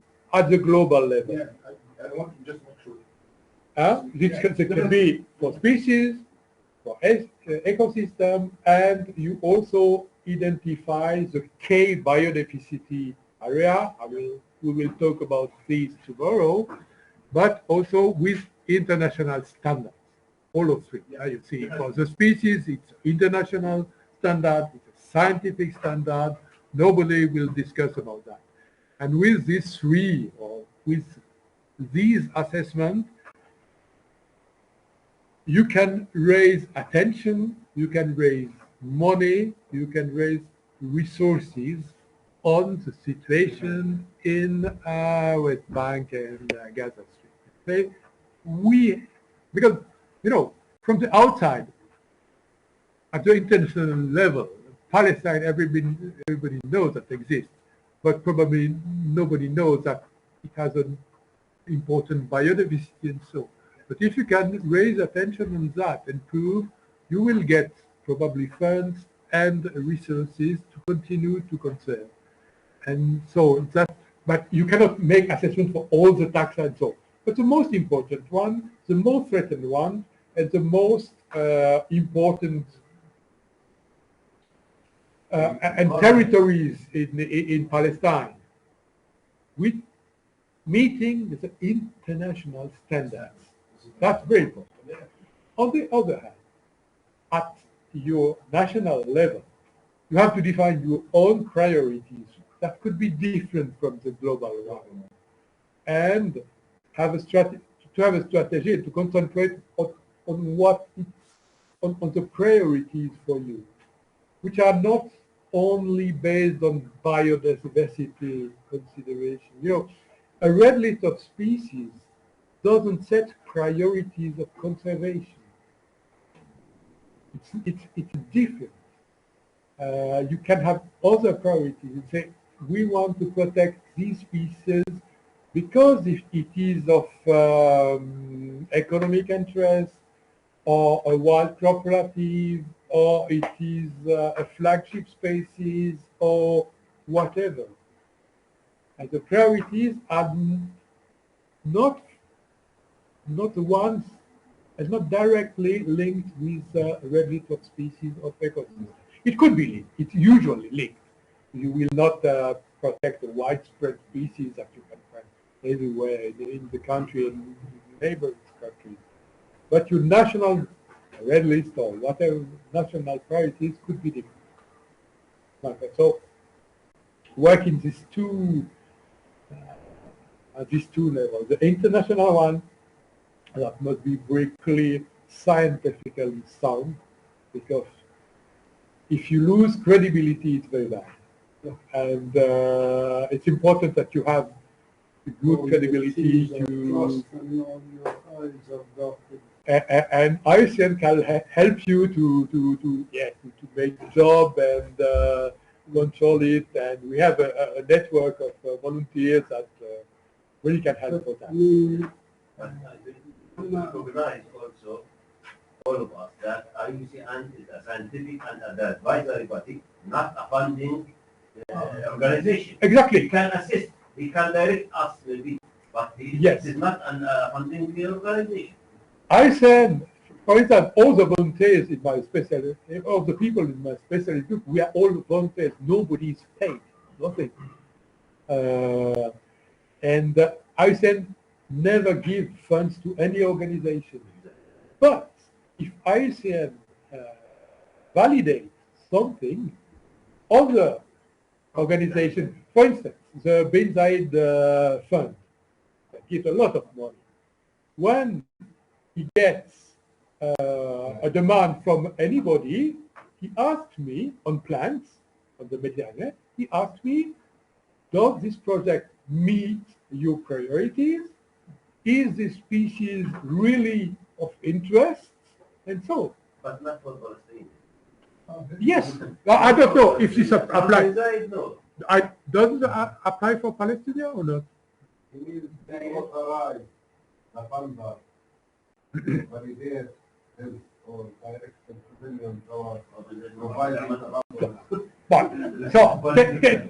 But yeah, of course, if I take another fund of the CPF gave fund for this meeting.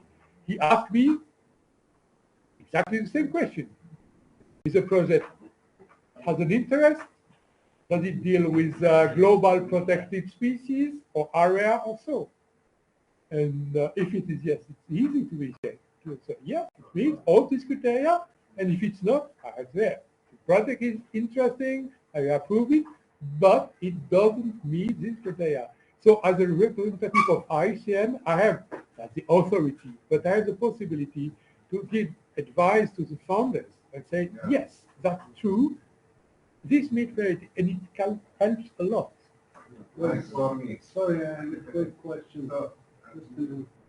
The IUCN portal, when it lists red listing, gives a number, gives a category for a species with the data, like you showed us. Does it identify anywhere who submitted the original? Yes, it is straight. You can see on the elephant sheet I show. Yeah, yes, it's very clear. You know perfectly who made the assessment, who controlled it, who reviewed it. Is there somebody who reviewed, like, which countries contribute the most? Like, did Israel, for example, submit any species that were accepted? It's not Israel that submits, it's a scientist from Israel. Yeah, I which know, is different. A scientist from Israel. I'm just curious. I don't know. Whether from the Arab countries has there been any submissions for the IUCN global listing? I think it's not possible to track it because you only have the name of the person, not its nationality, possibly his address. But often there are 3 or 4 scientists all together, and there are one from Germany, the second from Israel, the third from I don't know who. So is it biased in the IUCN? Sorry? Biased. How no? Because certain criteria, and then it goes for review committee. No, it's not biased. I think there could be tentative to bias that, and I said dossiers, but and there is always this petition process. It is published, and if you think it's biased, you can say that. Well, I think that maybe there's bias also in having these more spectacular species, the mammals, the birds, maybe some reptiles. There's something more visible. There's very little work on invertebrates, for example. Or yes.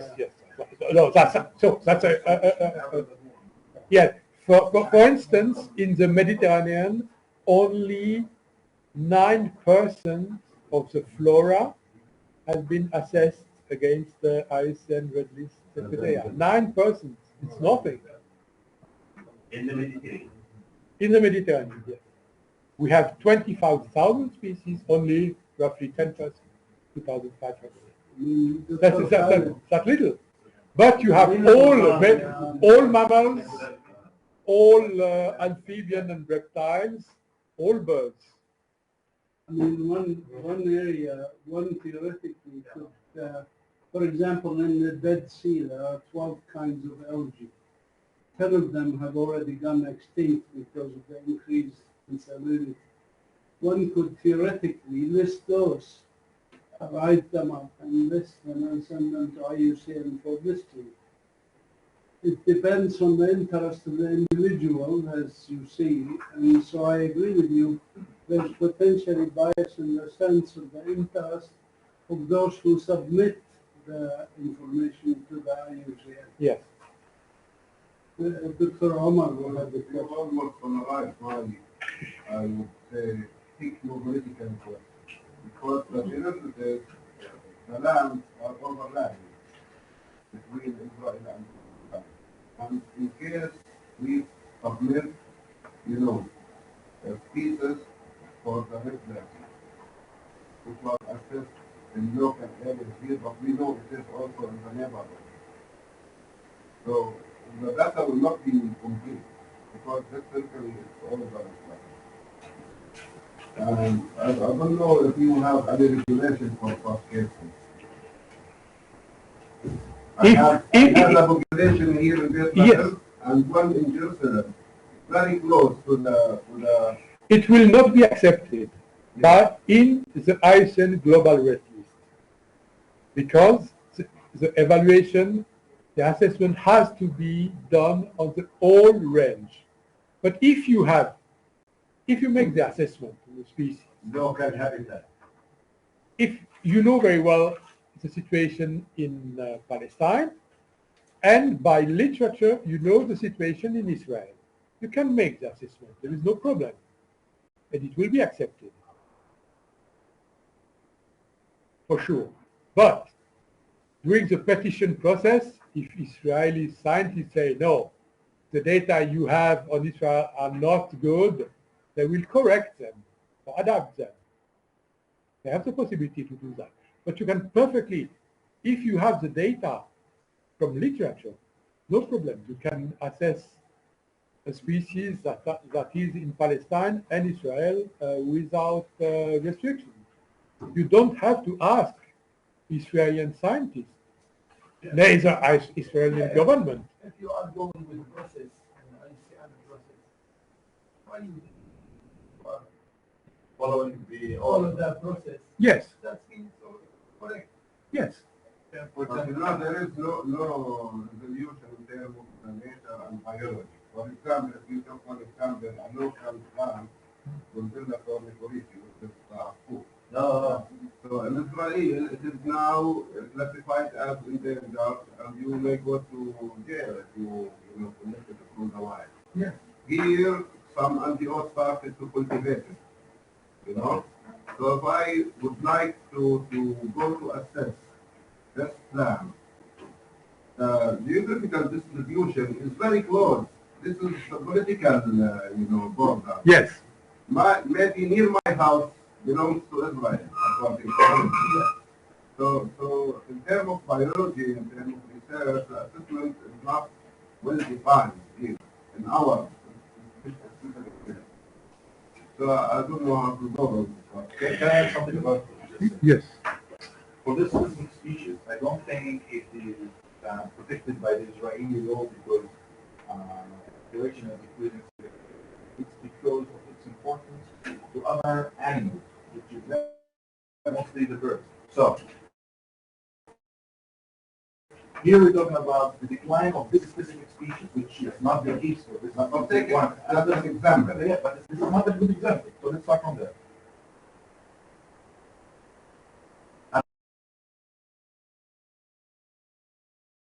Another good example, which is the Irish hind. Irish hind exists in 2 locations. Actually, now it exists in more than one. And now we know the distribution of this species on our side. So we can do this assessment, criteria assessment, called the global population of this species based on literature review, what we have from the Israeli side, and based on our research and Yes, easily. evaluation. So this is I oversee that the data from the post in the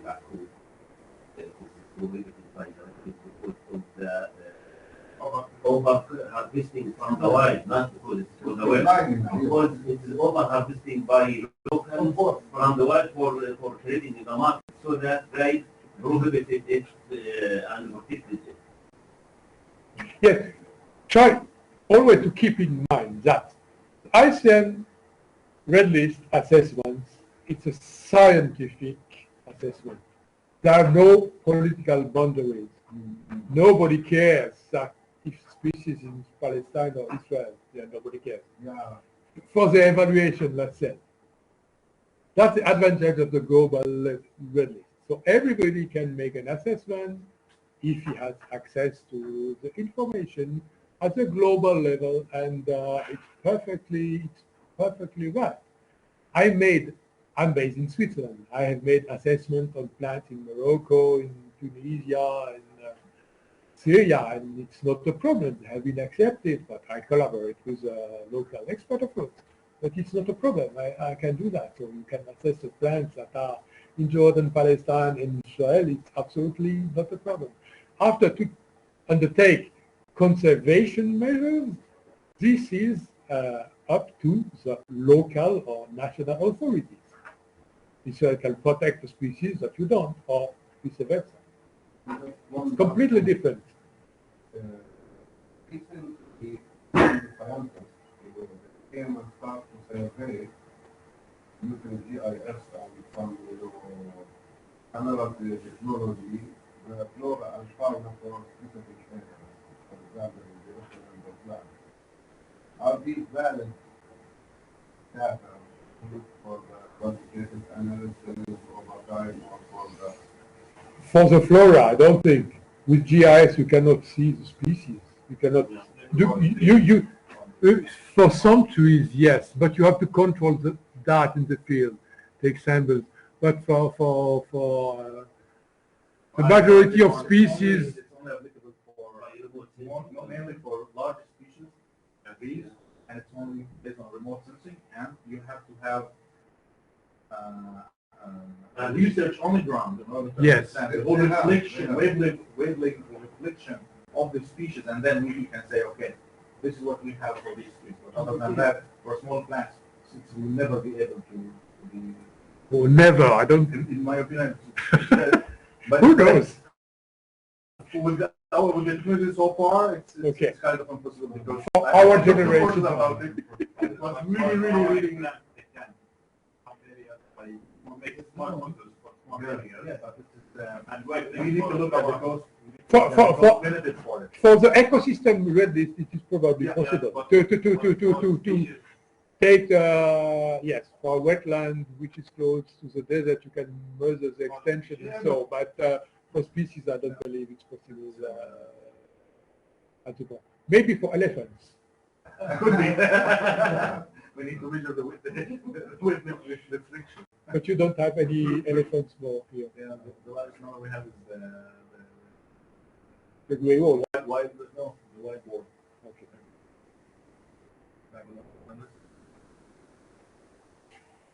Go ahead. Okay. So we continue with the importance of regional red list. When we talk regional, it is also national red list. Okay. The region, it can be whatever. So we have red list on at the continent level, at the country, at the state, province, or even smaller levels. There are all kinds of so-called regional red list. What are the use? Well, we already spoke quite a lot about that, but I come back again. You can have access to my presentation just to remember it after. So first is to monitor the status of biodiversity in the region. So you have a starting point to make the red list this year or next year here. After 10 years, you can monitor is the situation change in bad, in worse, for which species, for which ecosystem, and so. Identify priority species and habitats. It's a help to identify, but it's not identification, as already said. Identify knowledge gaps. That is very important because you will discover very soon that for many species or ecosystems there is a lack of knowledge, and you have to train people to go to the field and to find resources to do that, and so it can help you identify that. Assist in site-based conservation planning. That's what we discussed all. Communication and awareness raising, mainly at the national or at the national level, and you can probably it's already your job. You already do that, but it can help. And provide species input for environmental impact assessments. When I don't know what is the situation in Palestine about legislation on environmental impact assessment, but when you have to do that, you use this data, red list data, to say no to the authorities that build the road or the private companies that build the quarry. Say no, don't go there because we have a protected species this year. And help guide allocation of resources for biodiversity conservation, as already many times mentioned. It can be national funding, but also international funding. And this also meet international commitment. So your country, like other country, have signed international commitment with CBD, probably with Ramsar, with CITES, Berne Convention, not Natura 2000, but also international treaties. And you have to report regularly on the situation of your biodiversity in your country. And if you have made assessments on the species, you can report directly. And for instance, the ice sheet, some of the ice sheet targets, they say at least X% of the flora has to be conserved and red listed, and so you also probably have to answer to these international commitments. As Mazin said at the beginning of the morning, few countries meet all the international agreement is signed, but it's a matter. What we have at a tool that was built by IUCN is the IUCN Red List Index. It can be at the global level and also at the regional and national level. It measures the trends in extinction risk over time. And you can see like here for birds it's stable, for mammals it's stable, for corals it's decreasing, for amphibians it's decreasing. So it's a tool that measures different assessments made and take and create a tendency. So I come back to this red list criteria. I explained to you before the use at the global level, and I will briefly show you the differences with using them at the national level. You have tutorial, you have a guideline for application of IUCN Red List criteria at regional levels. It also exists in Arabic, as seen on the website. So you can download it and read. It will be very helpful for you to read this documentation before preparing your national red list. So why is it different to apply the criteria at the national level than at the global level? Because regional population may range across political borders. As we said this morning, you can have species that is distributed in Jordan, Palestine, and Israel. And taxa, they can be very mobile. If you take mammals and birds between countries and different populations, they don't care about frontiers, with the exception if there is a wall in between two countries, but it's something specific. And also you have taxa, especially for birds, that could be a non-breeding seasonal visitor. They can only in summer for nutrition or in winter to breed.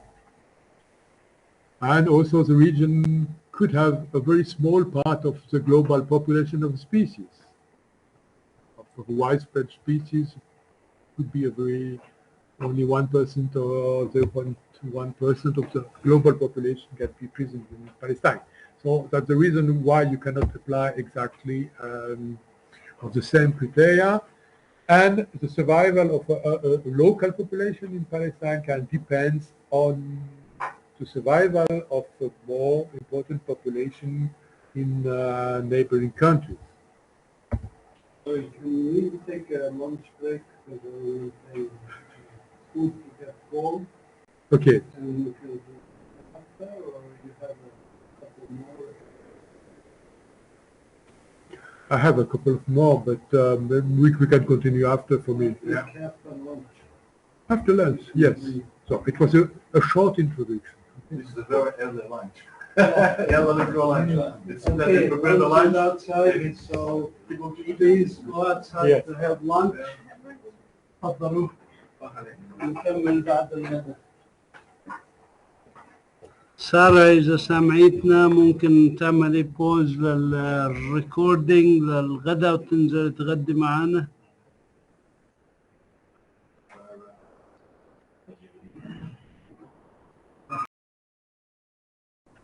Yes, they are under the trees outside. They're more receptive, they're less talking. Okay, good thing. Especially at the floor.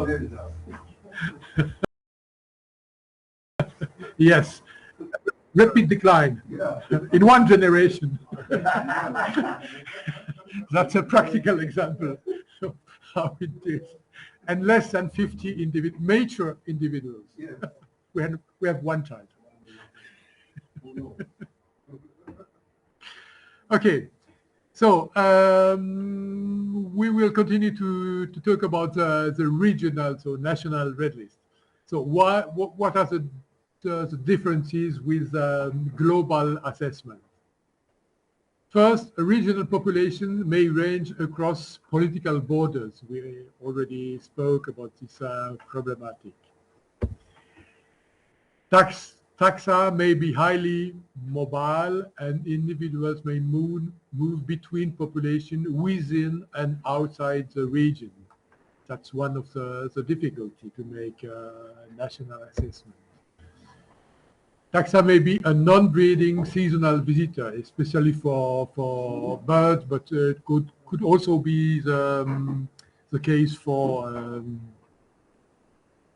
mammals and of course for fishes. Region may hold a very small proportion of the global population, and survival of regional population may depend on immigration from outside the region. For example, regional population is a sink. Also, you'll have to think about, is the taxa introduced or not? Is it native to the region or to the country or not? Is it worthful to make an assessment?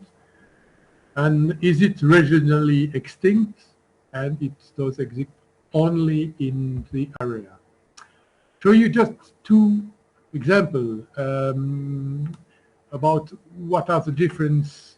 Here's the evaluation of the dugong, marine animal.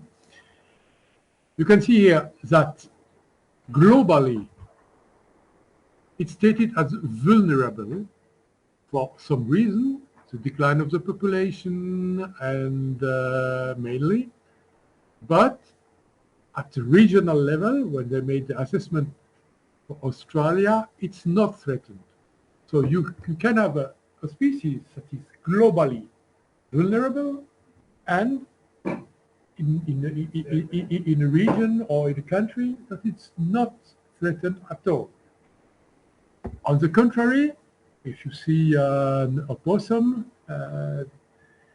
globally it's widespread and it's least concern, means that it's not threatened, but in the Venezuelan red list, it is vulnerable because in the country, in Venezuela, it is threatened, but not globally.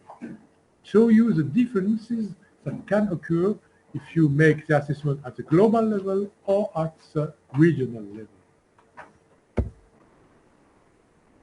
This is a standard category for global level, but for regional level, we have additional one. We have not applicable. We will go more in depth on this criteria because you cannot make the assessment at the regional level, and you have the category that may regionally extinct. You could have a species that existed before in Palestine that is now extinct in Palestine, but still exists in Jordan and Syria or Israel. Okay? That's an additional category, specific to national or regional assessment. This regional assessment follows usually a three-step process. First, identify not applicable taxa. Taxa which are not applicable to be assessed at the regional red list. We will go after consider that. Secondly, make a preliminary assessment. So to apply the criteria to the population occurring within the region only and exclude the population outside the region. That's typically you make the assessment only based on the knowledge you have of Palestine. And after, you have to consider also the influence of population outside of the region, because there can be immigration. It's more specific to animals, but it can be easy immigration from neighboring countries into Palestine. For birds, it's the case. For some fishes in the Jordan River, maybe too. But for plants, it's very rarely. You have some plants that have pollen. Yes. It's spread by wind for about 500. Yes, but if the population doesn't exist anymore in Palestine, the pollen only is not enough. But just if the seeds comes, of course, By them. by birds, or by wind, or by whatever. Yes, yes. And on these three criteria, you make conservation priorities in order to say which species you will start the assessment. Sorry to interrupt. Just 1 minute.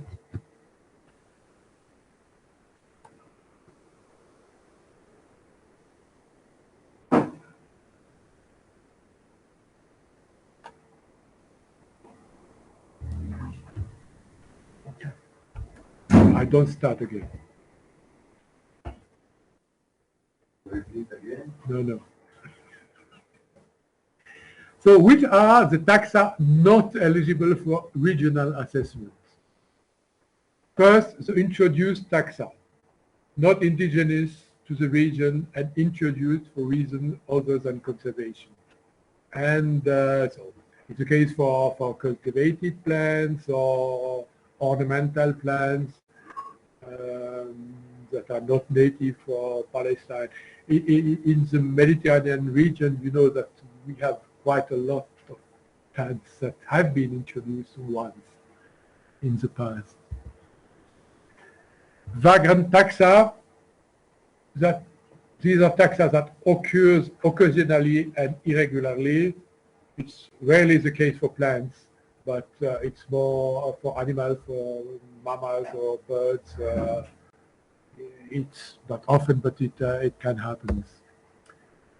On the contrary, taxa are eligible for regional assessment. So first, assess taxa that are native to the region. Probably you perfectly know which one.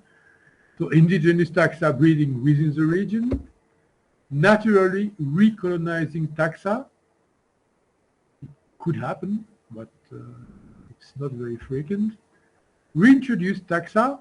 So when a species disappeared in your country and the reintroduction measures have been taken, so you can make an assessment because to see, to monitor if the reintroduction is successful or not on the long term.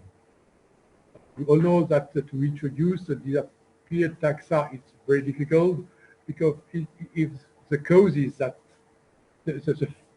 the effects are still there, you will never be able to introduce you cannot reintroduce a wet plant if there is no more wetland, for instance. And even production wild or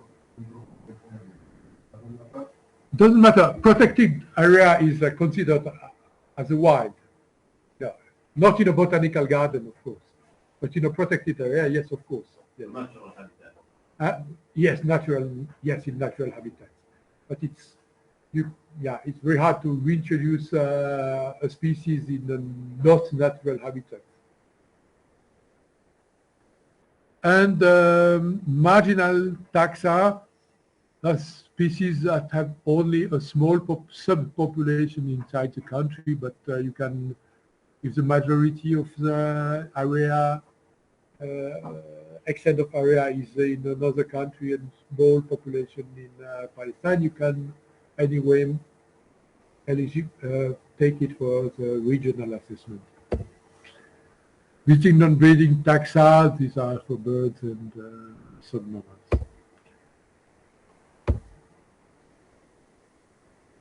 So, for the preliminary assessment, as said, you assess the species using the red list categories and criteria, taking only the data inside your country, so Palestine, ignoring what happens or what is the occurrence of this species outside of the region. So we don't take into consideration the whole population, the part of the population, as you can see, that cross boundaries.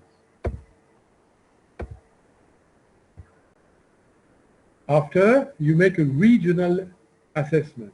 So you have made the one for Palestine, and you cross that with additional information for population outside the region. And you follow rather a bit complicated process that is more useful for birds and mammals than for plants.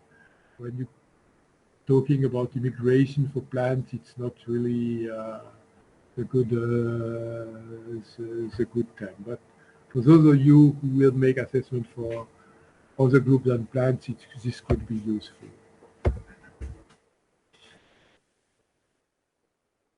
We have on IUCN website specific, or we have a specific website, nationalredlist.org, and it will show you all the national red lists that are built following more or less the IUCN criteria in all the world.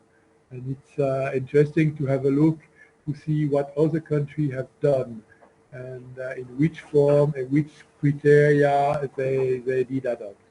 And also, if you have national red list in neighboring countries, you can exchange information and see how is the situation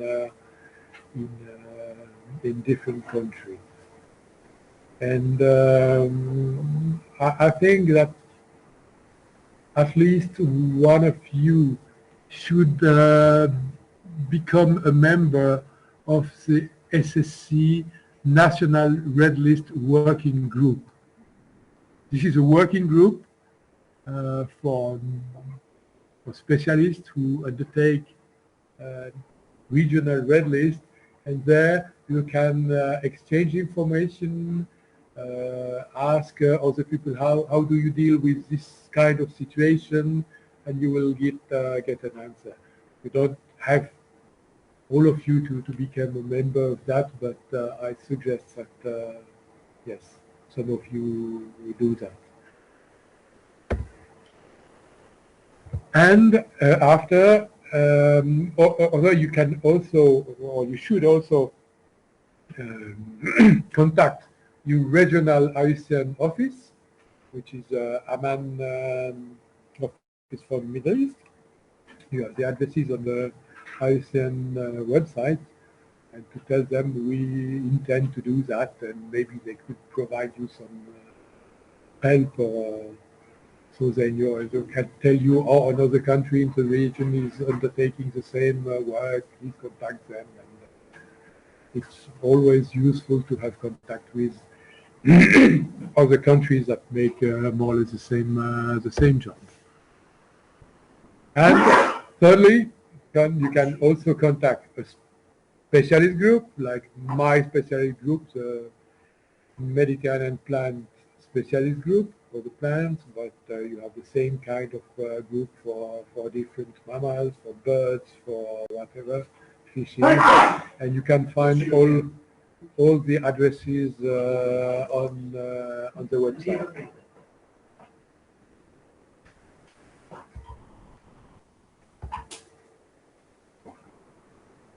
So more generally, as said, all the resources you can download, a lot of publication, tutorial guides on the resource and support part of the IUCN Red website.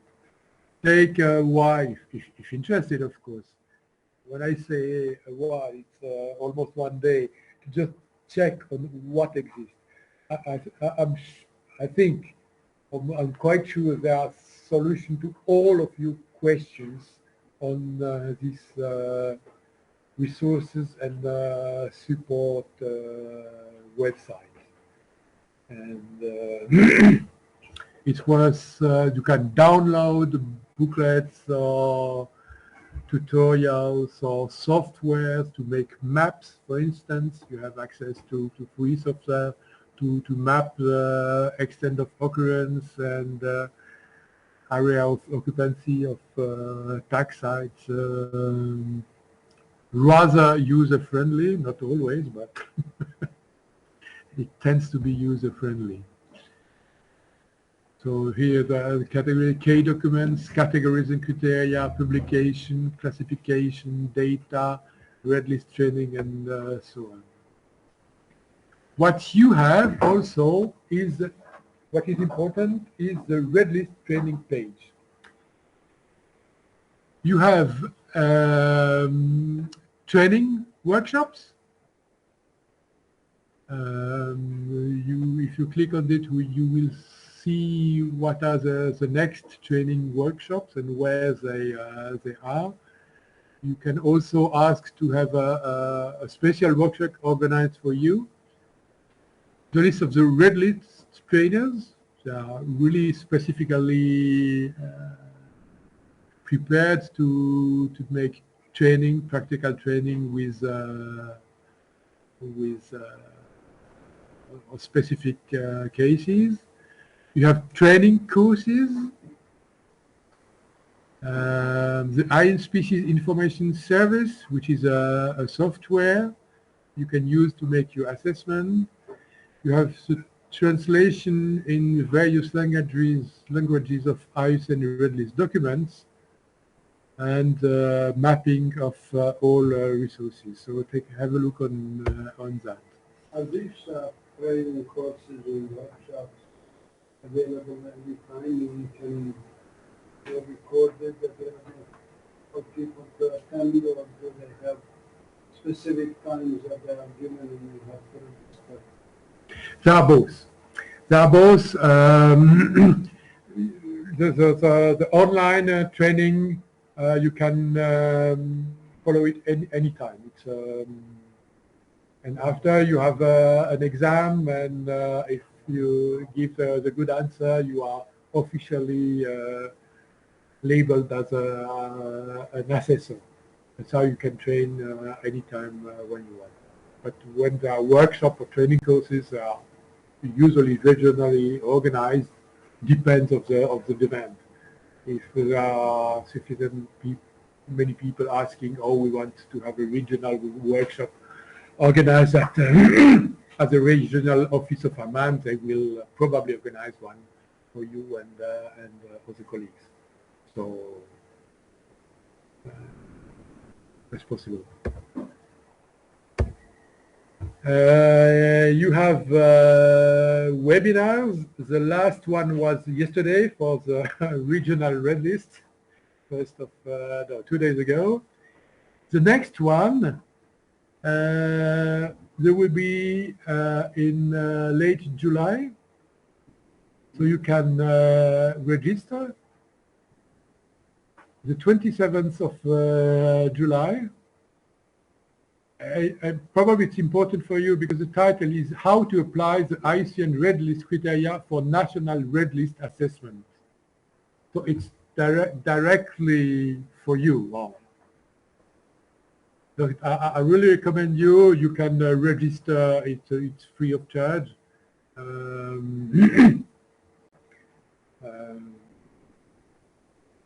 encourage you, if you are not on holiday, to, or even if you have on holiday, maybe you have more time on holiday. Actually, the other webinars are so important. Yes, all I'm the next one, because it's a process. The next one in August is step guideline to set up a national red list project. After national red list indexes, October, national red list website. So by October 19th, you are ready to finish your national red list. It's a good time frame for you. It was specifically organized for Palestinian needs, okay? You have to be grateful to IUCN Red List unit to have done that. So can you, I don't know, I will give you my presentation and you can, after, just to share to everybody, but I think it's usually very well done, and you can ask all the questions you want, and you have, after that, you have no excuse not to do your national red list. That's the problem. Who's going to do it? A quick answer.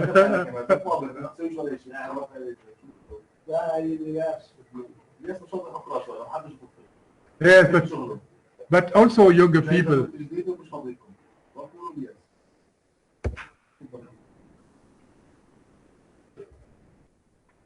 So this is some links to all the information.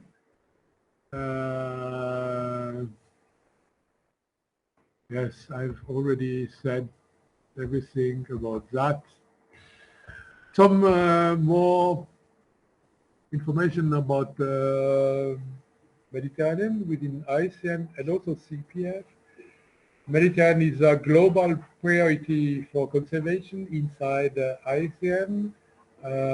We have many conservation projects within this area. We know that Mediterranean Basin is one of the global hotspots for biodiversity. And the numbers are really crazy. 6,000 species were evaluated, 25% of them are threatened. That's yes, but really, yes, but bear in mind that many people first assess taxa, they think they are threatened. So there is a bias for that. You will not assess the olive tree, or maybe you will, but you know that it's cultivated, it's where, and you will not assess that. but still, it's yes. No, it's a huge number, but it's obvious that we have in the Mediterranean high threats, high human pressure on the environment, so that many species are at risk of disappearation. What about the original agro biodiversity boundaries like these? If they are existing as crops, but we lost Yes. of the agro Yes. So this is a very important theme, and there is within IUCN a specialist group that deal only with that. It's a wild crop relatives specialist group, and he's really in charge to coordinate the conservation of genotypes of yes, wide variety of crops. Also the original. Yes. Tomatoes, especially in our case, aubergine and wheat. Yes, wheat.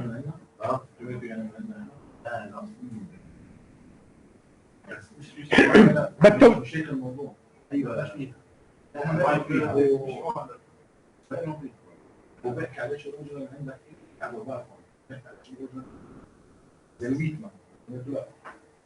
But we have original. هو بيحكي عن كل الاصول البريه لانواع المبيدات. هذا لا هو بيحكي يعني في سبيشالست جروب للاصول. طبعا عم بحكي هذا القسم صحيح هذا هو بيقول عن انه هو كيس في عندنا انواع بلديه لها اصول بريه ما في مشكله يعني صحيح. البندوره هذا السؤال انا بساله هل البندوره من النباتات الاصليه اللي هنا بالميدل ايست عندنا؟ لا هذا اللي عم بحكي فيه الويت مضبوط عندنا البندوره you already should have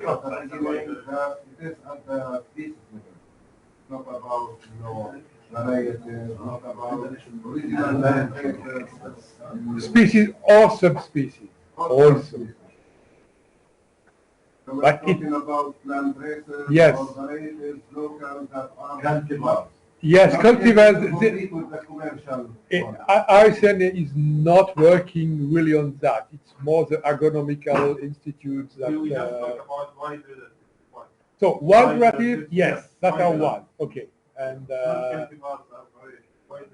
yes, wild varieties, yes. Okay.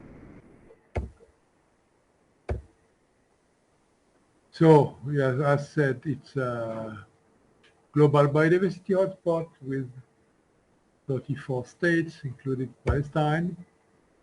What information I have, because I'm not specialist on Palestine, I think that 269 taxa of the Palestinian flora have been assessed in the global red list. Okay. I checked in the global IUCN red list.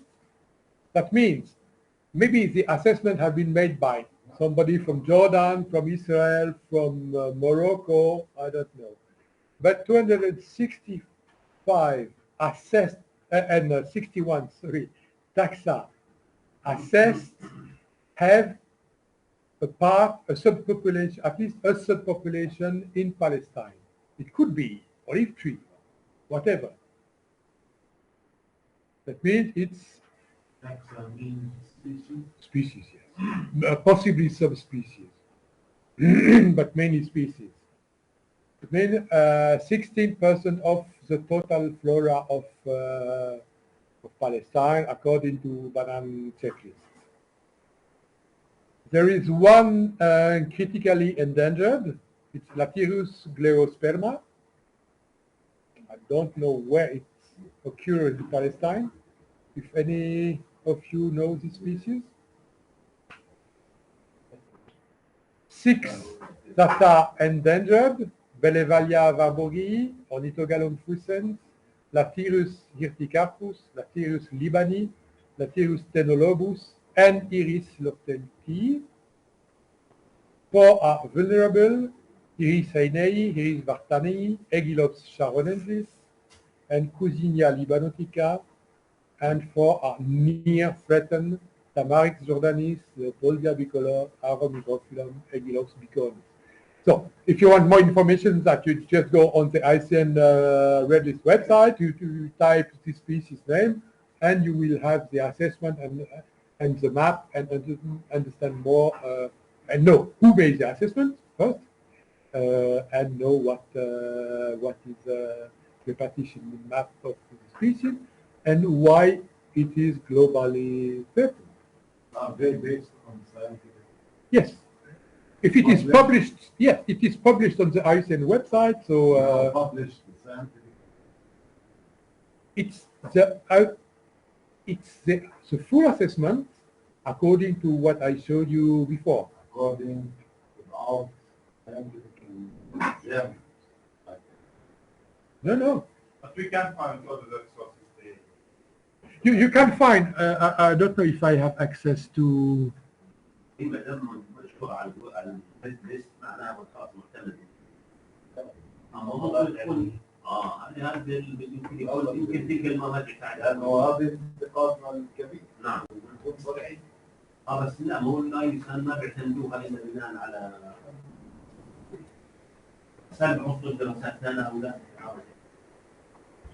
يعني هو مش متاكد ساعات. You can go to the website PIBS, which is Israeli website, PIBS PIBS But- or GIS and put the name of the species. No, but I want to go to the IUCN red list side.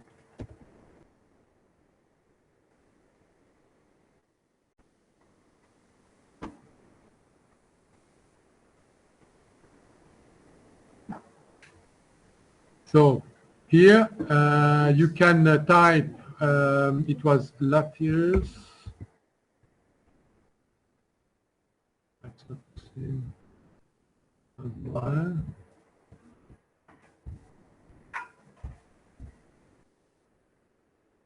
Gloeosperma.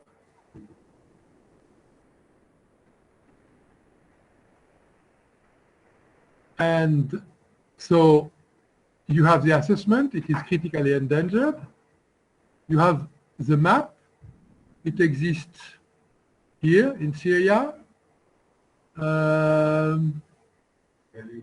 in Galilee, here, in Naples, and in Bethlehem, obviously. Or Jerusalem, yes, it's written, but if you don't know if I can, yes.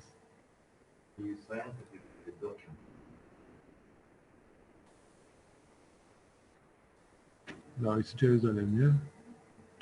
Okay. So that's, but after you can also download the whole, you can go at the assessment of in detail. It's a reason why it is, the date of assessment, the justification, the assessor, Howe, Shehaded, and Maxted. Maxted, Nigel Maxted is chair of the wild crop relative specialist. These are the assessor, yes? Okay. And الأردن Palestine or Jordan? I don't know where they are. Like in that statement, reading this. Yes. That one. Oh, sorry. You have, for instance, a number of major individuals at that time, generation length, the threats, housing and urban areas, agriculture and aquaculture, etc., etc. So you can, huh? Red list. No, that's red list bibliography. Yes. Ah.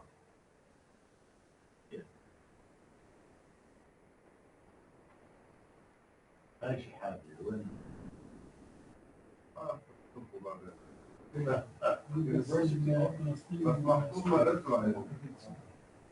I think if you go back, I know the.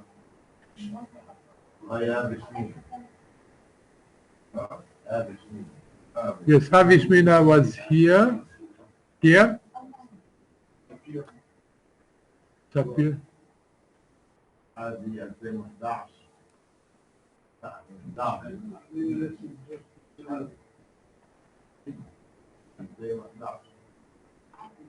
Shahada is a goal and he's at the University of Belmont. Okay. So, after that, if you disagree with the assessment, you can make a new one. Reassess that, because first it's a bit, but yes, it's not old, but it's not very recent. And if you, they consider that there are 6 locations of population in Israel, Palestine, and in Syria. But if you find new location here in Palestine, you can update the assessment, correct the map, and after submit it to the red list unit, and it will be published, saying that. Maybe this is what we did in that. Yes, exactly. Yes. Was sitting like this group Yes. workshop, and all the people contribute to the better direction, which we can do it now or later. Without waiting. I'm curious, how did you get that there are four, critical, endangered, vulnerable, and 6 endangered species for the Palestinian areas. What search criteria did you use to get those numbers? I will show How you. did you get those? Click on Advanced.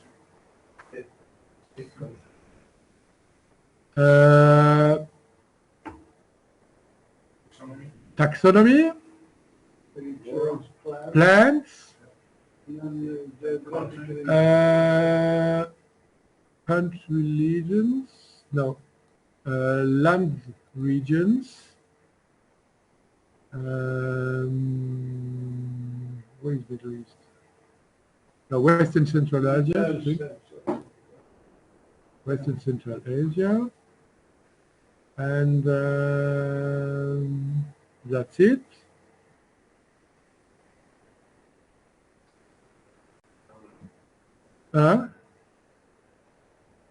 And download,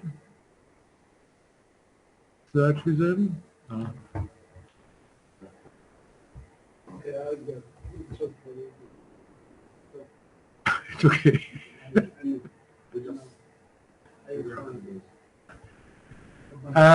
To download it,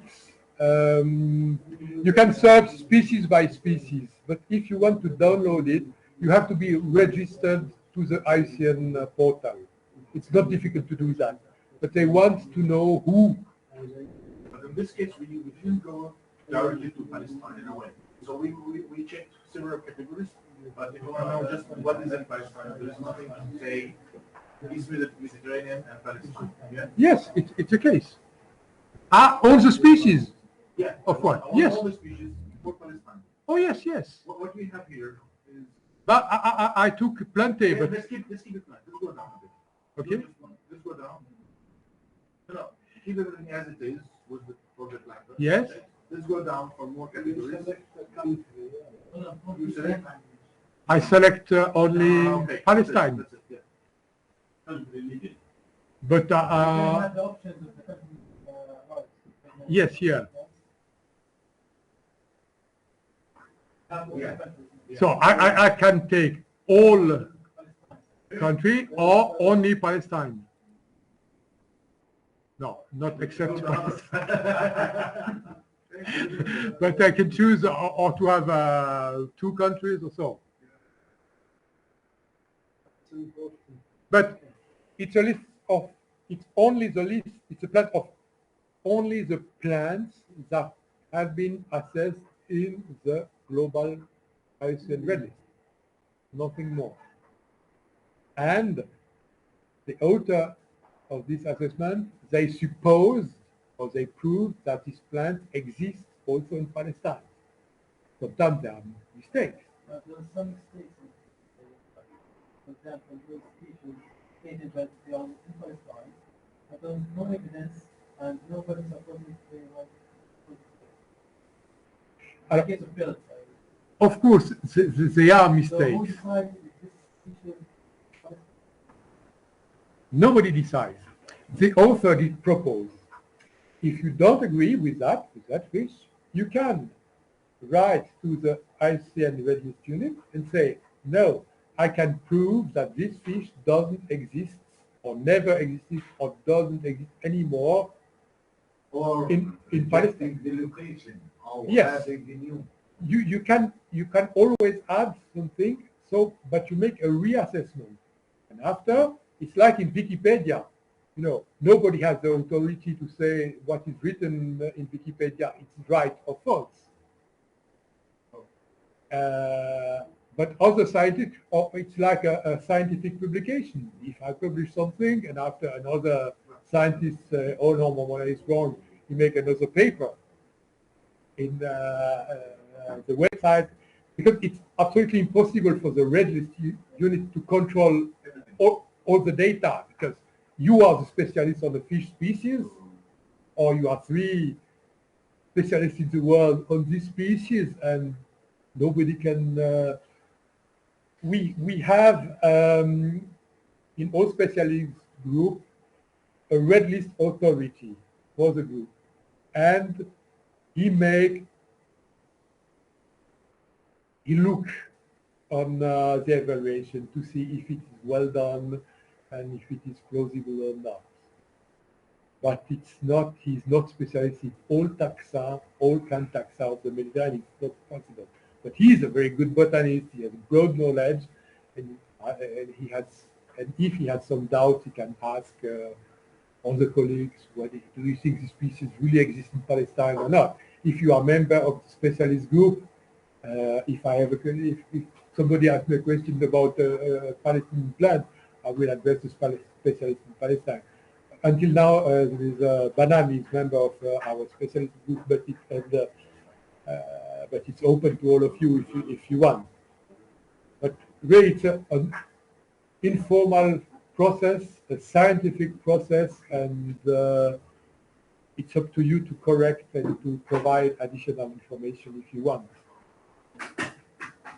We have lots of information. Yes, I'm sure you have. And that's the reason why it is important to make update your red list data at the global and the national. Yeah. Okay. Yeah. Let's start to work after all this consideration. We can start doing. What should I? On terms of formation, we are organizing every second year a Mediterranean Plant Conservation Week. We already had 3 in Montenegro, in Malta, in Crete. Next time it will be in Spain, in Sevilla, in October next year. You can attend if you want. CPF help its grantees to travel there. And it's really good because we are almost 100 people attending this, all botanists and conservationists from all over the Mediterranean. So it's not only for botanists, it can be also for conservation. No, it's only for botanists, sure. No, it's, yeah, bird lovers and so are excluded. That's for all of us. In the main website, you just type the state of Palestine. You have all the places listed.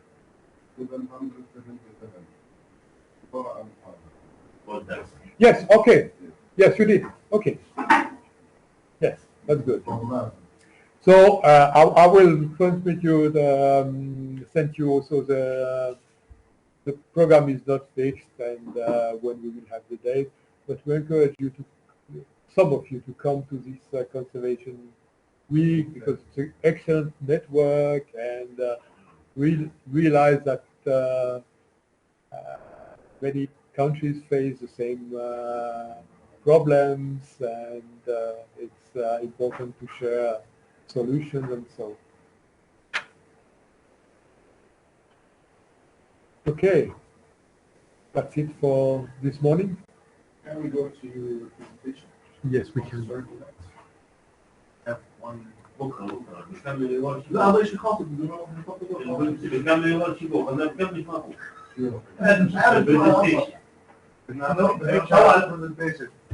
So Iris Tiny is vulnerable. Yeah? Yes? It's said to be vulnerable. This is the question, why it's vulnerable? So, it should be in the wind. You think. So, you go back to the... Do the criteria, all the step by step, and submit your data. This is what you're telling us. Yes. And change the status. Yes. If لا شغل كثير ولا لازم نسويه؟ في شغل كثير لازم نشتغل عليه. تحت قدامنا مشاريع. It's opened up the whole can of worms for us. There's so much work to do. There's a training that we need to have 3 or 4 of us or whoever is interested attend all 4 training sessions.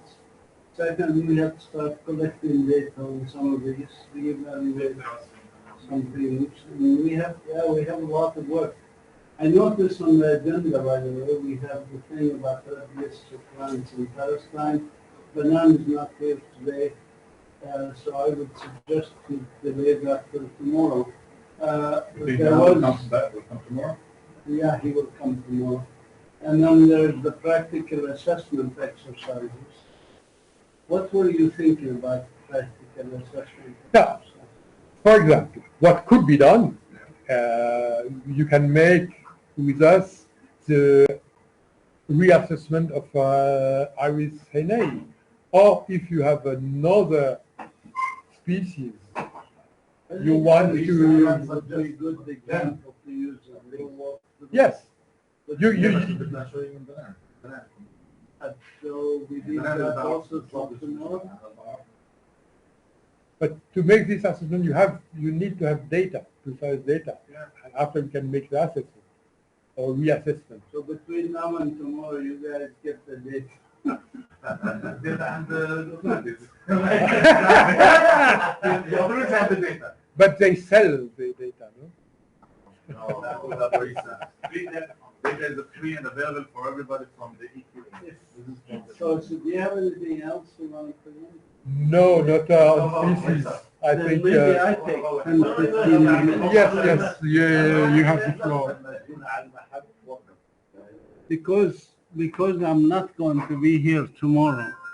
If I may. Invite us for 2 days lectures or workshop, and you're leaving tomorrow. What is the common sense? Yeah, Give me- because I have people like Muhammad Najad, Ilyas, Dua, all these people who are part of this. So they can more than cover for me. No, but I do want to take a few minutes, if I may, just to go to the issue of protected areas and talk a little bit about that aspect. Because, as you know, one of the things that we are working on with the EQA is to reassess those protected areas.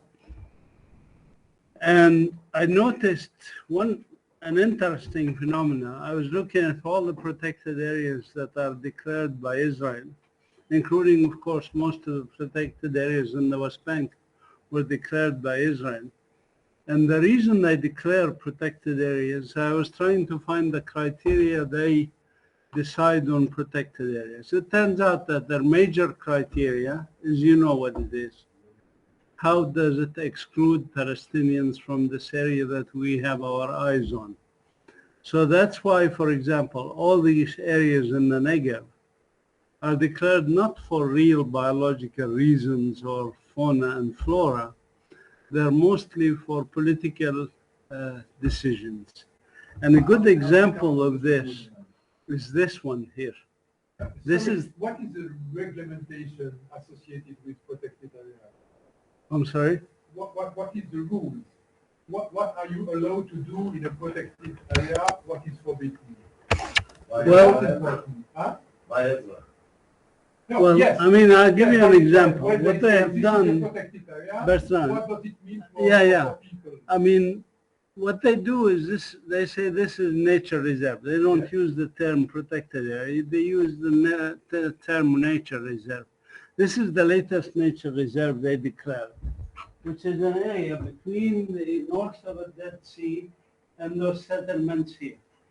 And the reason they declared this here is to exclude the already existing Bedouins here. Not because this area is rich in biodiversity, by the way. In fact, the lines they draw have nothing to do with the richness or biodiversity conservation value or anything like that. Just to the south of this, and I'm told and others can testify, there's a valley here, which is Wadi Nar, which is Der Marsaba and beyond, which has much more richness of biodiversity than this area. The reason they selected this area is very simple. There are settlements here, there's the Jordan Valley here, there's the settlements here, this connects them and makes a contiguous area under Israeli control that separates the northwest bank from the southwest bank. This is the only reason it cuts it in half. That is a political decision that has, and now I'm going to write papers to expose this, because I'm trying to find even the excuses they used for declaring these borders. If I can find the excuse, and I have people who speak Hebrew in our team, like Dua and others who will look into this. We can expose them. We can go to CBD, even Convention on Biological Diversity, and challenge Israel's membership in CBD, because their declaration of protected areas is strictly political. But in the protected area, it's forbidden to have people? Or It's forbidden to have the wrong kind of people, the Palestinians. It is allowed. Yes, it is specified. And there are, I can cite you. The Bedouins are, they want to prevent them to settle down. No, I mean, his question is, what do you prevent? You prevent Palestinians, period. It doesn't matter, Bedouins, non-Bedouins, you prevent Palestinians, but you allow Israelis. And I can show you examples. We have actual examples where they declared the nature reserve. They excluded the Palestinians. They allowed the Israelis, and they even allowed residential settlements in the middle of a so-called nature reserve. So they reclassified. Now, for the last 5 years, settlers have more authorities than the Israeli authorities in the West Bank. So they can decide where they want to go. If this is declared as a nature reserve, they have the right, they claim that they have the right to go and build a new settlement for them there. But it's written? No, it's not. It's not. It's not applied. written. But it's applied on the ground. It's not written. But if it is written, Israel cannot defend it, but it's not written. Okay. And we have several cases where Israel declared that this is a nature reserve. For example, Wadi Farah, which is really should be a nature reserve, but we have about 11 Israeli settlements around it. No. So anyways, I bring this issue up because خلونا نكمل يا جماعة لو سمحت. Because it has to do with what we are with the Environment Quality Authority and with IUCN are now tasked of doing, which is to go back over all these areas, at least in the West Bank. Many of them were declared by Israel for political purposes, and we adopted them, unfortunately, because What about ours? this is ours. This is our list. This is ours, the Palestinian Authority. The Palestinian Authority, unfortunately, adopted the mapping that was done by the Israelis, the borders of these things. And this is the first time is going to be through this process in which we, the Palestinians, declare our own protected areas based on what? Based on real scientific criteria. And I'll show you the criteria in a minute, but this is the project, how we are going to do it, basically. I won't go into this, but one of the things that IUCN did and helped us with is they did the Mark-Sand analysis. You all know what the Mark-Sand analysis is? Mark-Sand analysis is a kind of analysis that uses computer software where you input certain parameters that allows you to determine certain areas that need to be protected based on scientific principles, not based on the whim of somebody. So if you say, for example, I want in the Mark-Sand input to have the rare plants, for example, or the red-listed plants. That's why I asked you, how do you get those? Because I am not sure IUCN entered the red listing into their Mark-Sand variables. But anyway, the variables they entered included richness in biodiversity. They included things like presence of rare, rich biodiversity and rare animals and plants. And they came up as a result of the Mark-Sand analysis of 1, 2, 3, 4, 5, 6, 7 areas. Who came with this information?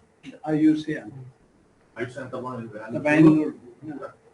And these 7 areas are determined remotely, if you want. They didn't do any work on the ground in these areas, okay? And potential. There's potentially areas which we can enable as protected areas. All right, now if we say, what is our job now? Our job So, sorry, you approve this list? No, okay. No, But do you think it's something good? I'm coming I'm to answer your question. Just be patient. They gave basically ideas, 7 areas that we ought to look at, in addition to looking at all these areas, which are shown in the black border, like Wadi al-Kalb, like Wadi Zarq al-Ulwi, Wadi Qana, etc. These are already areas that are supposedly designated as nature reserves by the Israeli occupation authorities and adopted historically by Palestinians in the last few years as areas of protection. What we are tasked with is to look at 3 categories. One category is those already designated here, those that could potentially be designated based on the Marxan analysis, number 2. And the third category, and this is important for you, Anton, also, is to give us ideas from that third category, is areas that are designated by neither, that could potentially be included. One of those areas, for example, for me, is Wadi Makhrur, Wadi Kremzan here in Bethlehem area, because it doesn't show up in either the designated black protected areas or the Marxan analysis. But I know the reason that it doesn't show up in the Marxan analysis or in those areas is because there were no publications on it. Like Wadi Kuf, we did publications. There's no listing. You did the Bergs on this valley. So theoretically, if you include the data on it in the Marxan, it'll come up. But they didn't include the data on it in the Marxan analysis, and they're not going to redo the Marxan analysis. It's already too late. They came to us actually too late, IUCN. That's why I wanted to ask your opinion on this today before tomorrow I'm not here. IUCN says, well, we did what we can based on the data that we have. Now we are coming to you on the ground in Palestine to do basically evaluation of everything. And we don't have much time. As Muhammad said, we have till the end of August. End of August is only less than 2 months away to do the evaluations, which is a virtually impossible task. Okay? We cannot do field work. Just looking at this map, there's something really wrong. We're just looking at it without knowing anything else. They don't include the mountain area, which is a very important area for many species. So for me, all this doesn't make any sense except this one and the last one. Other than this, and this, and this. So what does it represent? We are only conserving specific type of habitat. What about the mountain area? This is something that doesn't make any sense. Again, let me just tell you, the Marxan analysis, let me answer him, please. Let me answer Dr. Anwar. The Marxan analysis is based on what? Based on the data that is available. No, let me خلينا أكمل الجملة, please. What is the data that it's based on? The data that they had access to from Jordan remotely, based on desktop study, not based on the ground work, not based on your work or so what why you did know. it come to or you, what I to me, know. to Banan, to everybody to talk about which species they need to All use? right, they This didn't is do it. completely wrong. I told you they didn't do it. Okay. So it's their fault. They need to repeat everything. They are not going to. They have to. It's too late. They get paid for that. They got paid and it's too late. Okay? So what are we going to do now? This is my question. We were tasked with an impossible task locally on the ground. Impossible, this is addressed especially to Muhammad Mahad. The impossible task is not only you look at the areas that are identified by their flawed Marxan analyses, or by the protected areas which are flawed already because many of them, the maps come from the Israelis. We know on the ground, we know the area better. So as I said, for example, this area is important. Some of the areas here are important. The central mountains are important. So my question again is when اللي أشرح نكون بهذا الاسمع اتصل في بالله لأنه ضروري هذا الجزئية أسمع. So we know it's based on the flowed marker. We know that it's based on the mapping the lines of this that are designated by the Israelis for political purposes, not for biodiversity purposes. We know that there are data on the ground, including from people in this room and outside of this room, who can designate better. But we neither have the time or the ability to do it at this point. So I am frustrated because also the IUCN has not even written the contract for us.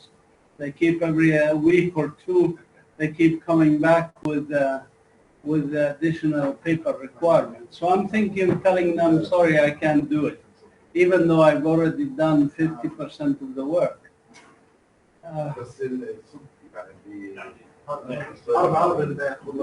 بدي كمان اوفيشال اوفيشال يعني مبدعين جديد عكس مصالح الطبيعه والتنوع الحيوي. لا مش هيك. ما اقترح على 15 حكيت عن هذول اللي تسلم للسلطه من اسرائيل، تسلم للسلطه 15.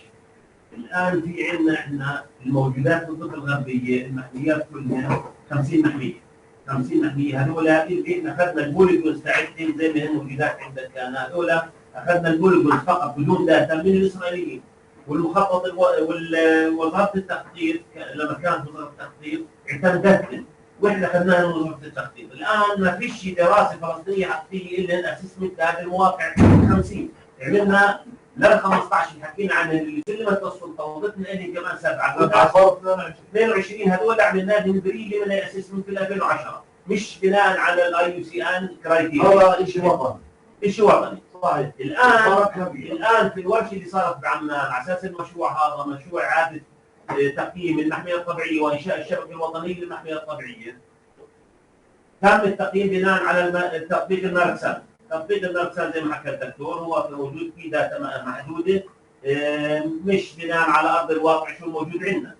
الان احنا الماركسان اوجد عندنا اللي هي 7 مناطق الجديده هذه البوتنشال تكون بروتكتد اريا. بوتنشال. طبعا هذا بالاضافه لل 50 الموجودات اصلا.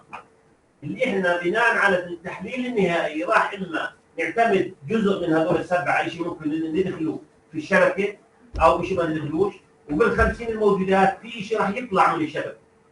بما فيه السنترال هايلاند زاد الموجوده في جزء من المحميات راح نخليها، يعني نقول مثلا وادي القوف يمكن ماركسان يطلعوا، لكن احنا مش راح نطلع راح نخليه. يمكن نقول محميه ولا سوبر ممكن تطلع، لا انا قلت اياها لانه هي نظام يونيك او سيستم محدد. فبالتالي هذا التطبيق ما بعطينا النموذج المثالي اللي احنا لازم نتبعه، لكن في النهايه احنا بدنا نقرر اي محميات راح تصدر. معلش بس تزيد شغله، اسمعوا اللي حكى محمد، المهم اللي بحكي اسمعوا. الواقع ناقصه، فبالتالي احنا راح يكون لنا صعبين القرار اللي احنا نقرر مين راح يدخل بالشبكه ومين راح يطلع. عندي سؤال واحد. هل المحميات بشكل واحد يعني محميه محدده واحد عشان نختارها ولا في اشكال معينه من المحميات؟ يعني في محميه مثلا ممكن يكون في ناس يمارسوا زراعه فيها ممكن نسميها محميه طبيعيه لانه عايشين زراعه ما توافق. لا هذا مفروغ منها، هذا مفروغ منها. في عندنا حسب الاي سي ان كرايتيريا في عندنا 6 كاتيجوريز. اسمعني، ما هو خلينا اورجيك يعني معلش بليز لمي استنى بس لانه بجوز جاوب على سؤالك هذا. لما كنا في اجتماع عمان when we were in Amman we came up with certain criteria for protectiveness based on real scientific value and based on IUCN criteria for protected area. And these, many of you were here. And these are the criteria. Please, لا الدكتور خالد ما كانش مظبوط.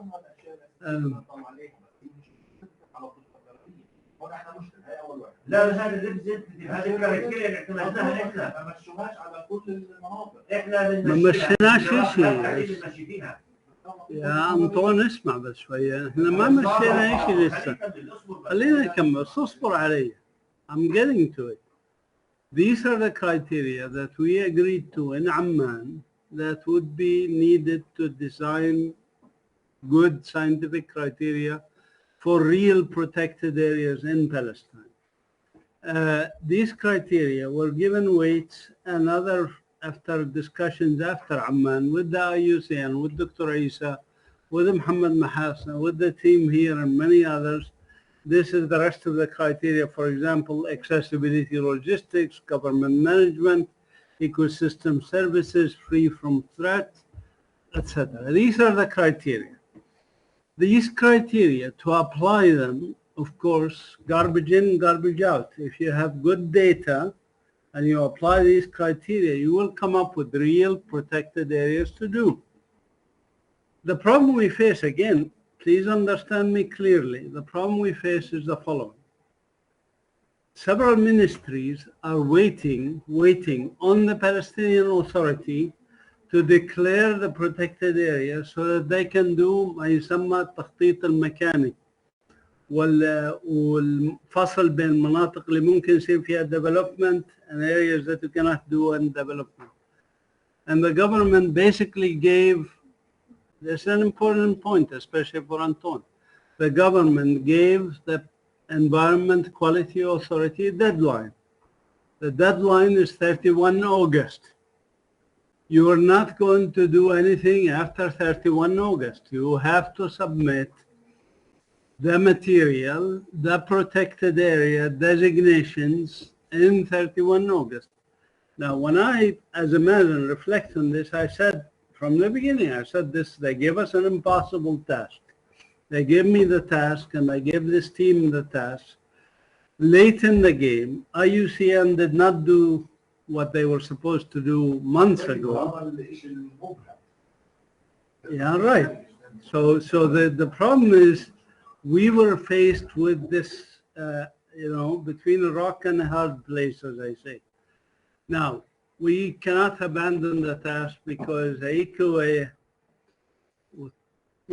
respectfully, they have to submit something to the government by the 31st of August, and they cannot delay it much later. Now, when we do this, when I go back and look at the map, forget this map, we can, what I was told, and I'll give you an example of this area. This area, which the Marxan and Nalsi identified as important, I agree, this also includes, by the way, Marsaba and those areas there, and to the Dead Sea areas.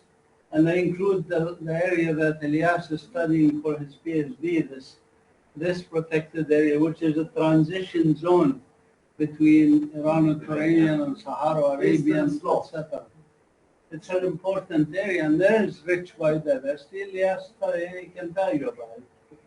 Now, theoretically, and what the IUCN told us, when I told them that this is an impossible task, here is the answer they gave me. Answer they gave me is we are giving you locally, as local experts, so to speak, what we consider trusting you with, what is the term they use is, في شيء زي هيك يعني خبرة أو value judgment based on your own expertise, okay? Not based on collecting new data. There is no time to collect new data. Based on local expertise, for example, we would expect you, and I gave them this example and they answered based on this example. They said, based on your expertise, you know what the species that occur here and here and here, and a little bit about here, whatever. Maybe you don't know everything. استنى شوية. عشان نفهم بس. هل احنا انت التيم رسمي هل عنده فكره عن شو موجود بالضبط في هو لحاله ولا التيم تبعه ولا احنا؟ No, the team and anybody who is willing to support. Okay.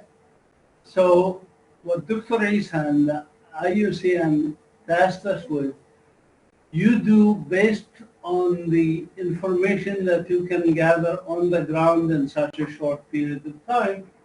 And you designate, let's say, for example, you designate this whole area and you say, we recommend that this is a protected area. It's not a final decision, but when you do that, you have to give them some logical reasons why you said that, based on, I don't know, plants and animals, rare plants and animals that are there, based on vegetation types. Again, the criteria I showed you here. Where is the criteria? These criteria, okay? So each criteria, we try to do essentially what's called educated guesswork when we don't have all the data. We do educated guesswork. Is it rich in biodiversity? Is it average, or is it below average in biodiversity? This is not going to be accurate or based on scientific studies, but it will be the best educated guess from local expertise. This is what their argument. I'm presenting to you what they said, not necessarily what I agree or don't agree with. Okay? They said if you do this, what happens then is you have at least some semblance that's better than what existed before. Better than what existed before. And then there's time in the future you can make more changes, whatever. This is the argument, and I'm presenting you the argument as a legal argument from their side, IUCN and EQA, not necessarily my own personal opinion. If it was up to me, I would say either do it right from the beginning or don't do it right. But it's too late for this. So this basically is the argument. Now, having presented as أنا زي محاميهم يعني, having presented their argument, my question is, what do you guys think about this, and what are our options? To me, there's only one or two options for us in this room, or for me personally, for example, and already they excluded that option, and they put the other option. The two options are, the two options. One is to say this is an impossible task, cannot be done, sorry, go try something else, or go do whatever you want to do. And if we do that, we will lose our relationship with the Environment Quality Authority. They will hate us forever. And لانه انت هيك بتدمرنا احنا مش بتقدرش تسويه ما بيتفرج عليه والحكى له بالتفصيل كل تفصيل هذا من البدايه ولا يمكن احنا هذا الحكي حكينا استنى علي بس خليش يحكي لك خلينا نحكي معاه اسمعوا انا حكى يا دكتور من البدايه هيك التاسك هيك موجوده واتفقنا على الكريتيريا ومشينا وفهمناك التفصيلات كله وقلنا انه 31/8 لازم نكون احنا ننهيه مع كل الوزارات لان احنا بنتورط مع كل الوزارات الاخرى وكل الوزارات الاخرى بتحط الخطيه والمصيبه كلها في رقبه الدكتور عيسى محمد سعد. انه هذول في البيئه اللي معطين كل المشاريع في الحكم المحلي وزاره الاقتصاد في غيرها كلها بدها تتحط في القلب نحن. وبالتالي انت دخلت على المشروع هذا على نور. صحيح في اشياء يمكن فوق قدرتنا في هالمده المحدده لكن احنا على الاقل بدنا نطلع بحل لو مؤقت اللي احنا نتخطى المرحله هذه. So that's option 2, which I was going to say, which is to do the best that we can with everybody's support here and others. Balan tomorrow will come and he can give his opinion about using certain plants and vegetation covers and allocating protected areas or not allocating protected areas.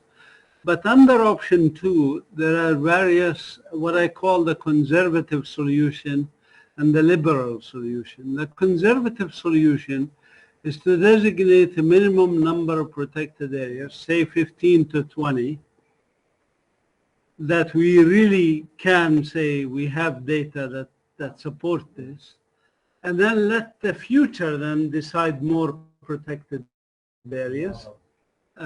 Maybe in a year or two, maybe you can get funding to study those areas more, get the data, etc. That's a conservative solution.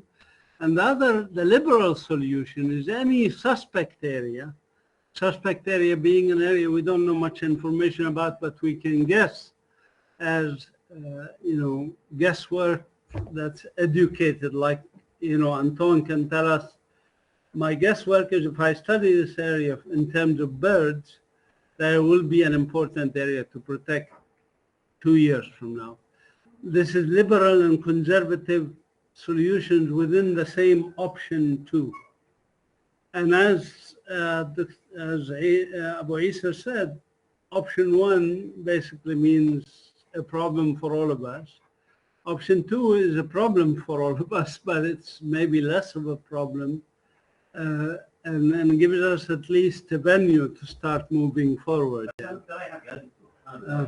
يعني احنا هي الاوبشنز هذه كلها متاحه، لكن الاوبشن الاسهل لنا كله انه احنا نشوف من خلال التجربه اللي عملناها وتحليل المارسان والداتا اللي عندنا بناء على الكرايتيريا المتفقين عليها. المواقع اللي يمكن راح تضطر تكون انت تزورها او الفريق تاعك ومساعدتنا انا وكمان الخبراء الاخرين بناء على الانواع الموجوده، انه احنا شو بنقدر نعمل اكسكلود من هذا النتورك من مناطق نرفع عنها الانتباه لصالح المجتمعات المحليه وصالح الناس وصالح المخطط المكاني. هذا بهمنا، الباقي لو ظل بصير له مرحله دراسه ثانيه، لكن على الاقل شو بنقدر شيء نرفع عنه حمايه لصالح الخطه التنمويه والمخطط المكاني، هذا اللي نركز عليه. اوكي. وبالتالي لو ظل عندنا مناطق محميه داخل الشبكه ممكن احنا في فيز ثاني من البروجكت احنا نعمل لها اسسمنت قويه وبالتالي نعمل لها اكسكلودنج او نخليها اكسكلودنج. اوكي. I'd like to على المناطق اللي احنا نعمل لها اكسكلودنج مشان احنا نحل مشاكل مع وزاره دكتور عمر first, and then Dr. Umar, and then Ahmed, and then Ilyas, and then Anton again.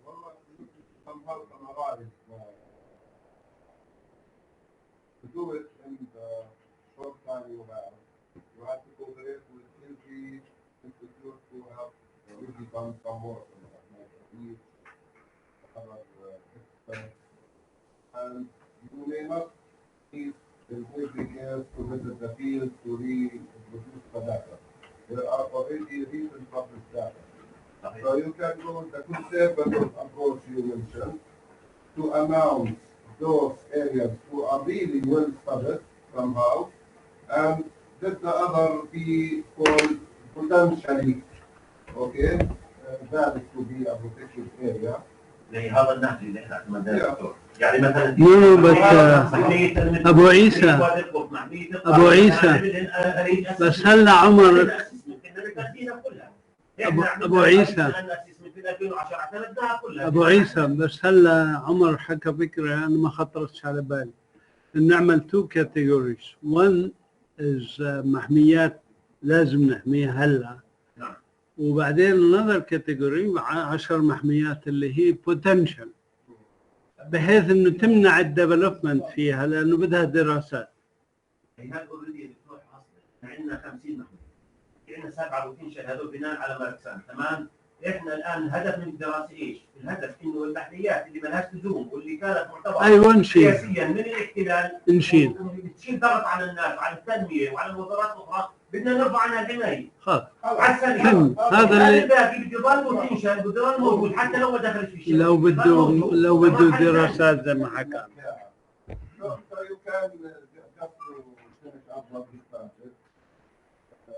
You have a list of the names, and you select the least, important areas, and give them to the people.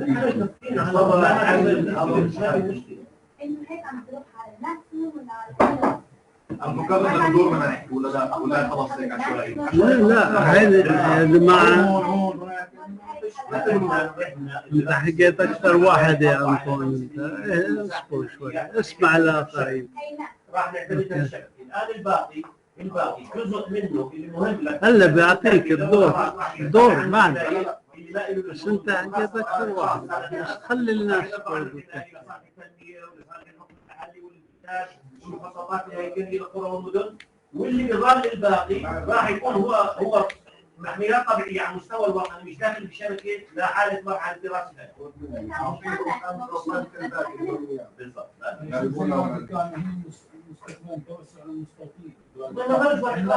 ما غلط واحد ثاني يعني واحد ثاني ممكن يشيلها من الليست ليش؟ لانه كلها صارت مستوطنات. مايكرو ريزيرف يعني الناس تدخل في التفاصيل. alright احمد كان معلش شويه انه في مناطق نعملها بوتنشال ونتركها من كل مثلا المؤسسات اللي نشتغل فيها. فهل هي ما هي يا استاذ المحميات عندنا 50 محميه، محميات معتمدات على المخطط المكاني. الان المخطط المكاني بيعملوا له في ديفلوبمنت بناء على بيسلم النتيجه. الان احنا جزء من هذه المحميات نعملها اكسكلوجن، نطلعها برا المحميات، وجزء منها بده يدخل في الشبكه، والجزء الاخر اللي ما بده يدخل في الشبكه راح نخليه محميه طبيعيه على المستوى الوطني، لكن إلها دراسة للبوتنشال للمستقبل مشان احنا نشوف نخليها كلها بشبكة أو نشيلها. انا اتكلمت في الوطنيه او مع الناس الوطنيه 50 60 مش مرشح بس تركلهم ثلاث واعطيهم الباقي يتبعوا في الوزاره. بدهم تنميه بدهم لا احنا نعمل على الماكسيموم ساينتفك انفورميشن. اقنعني انطون يا عمر كل انطون يجي يحكي بده يحكي فينا اللي احنا شاركنا فيه 2010 اجتماع عن البحر الميت. نعم.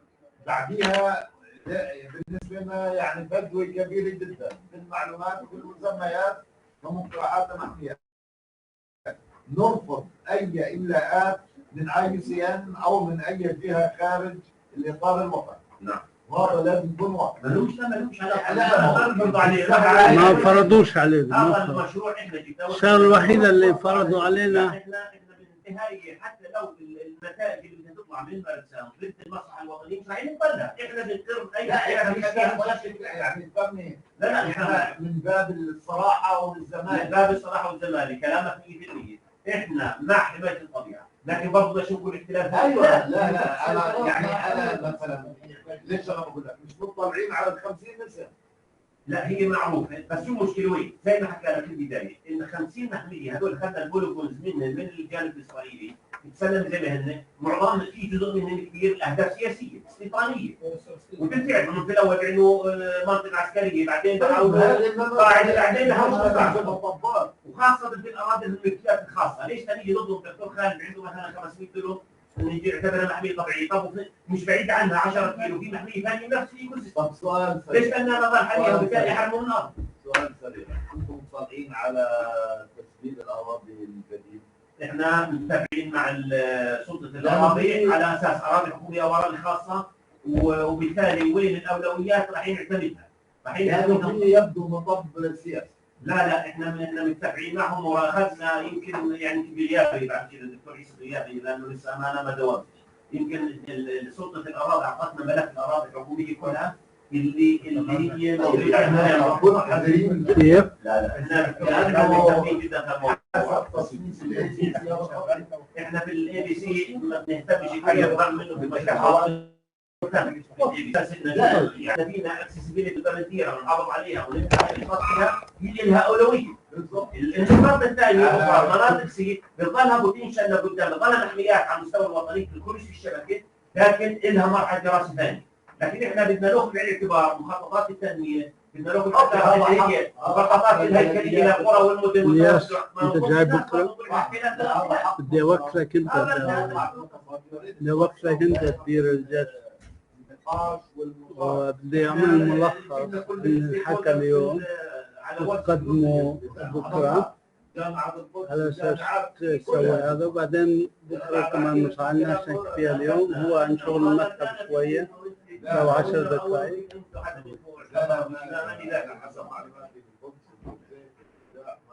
احنا كل اللي بتفكروا فيه احنا نديله بعين الاعتبار. انتم بتتحملوا المسؤوليه. نعم. في النهايه احنا بنفكر في المصلحه العامه قبل ما تكون مصالح خاصه بدون ما لا انا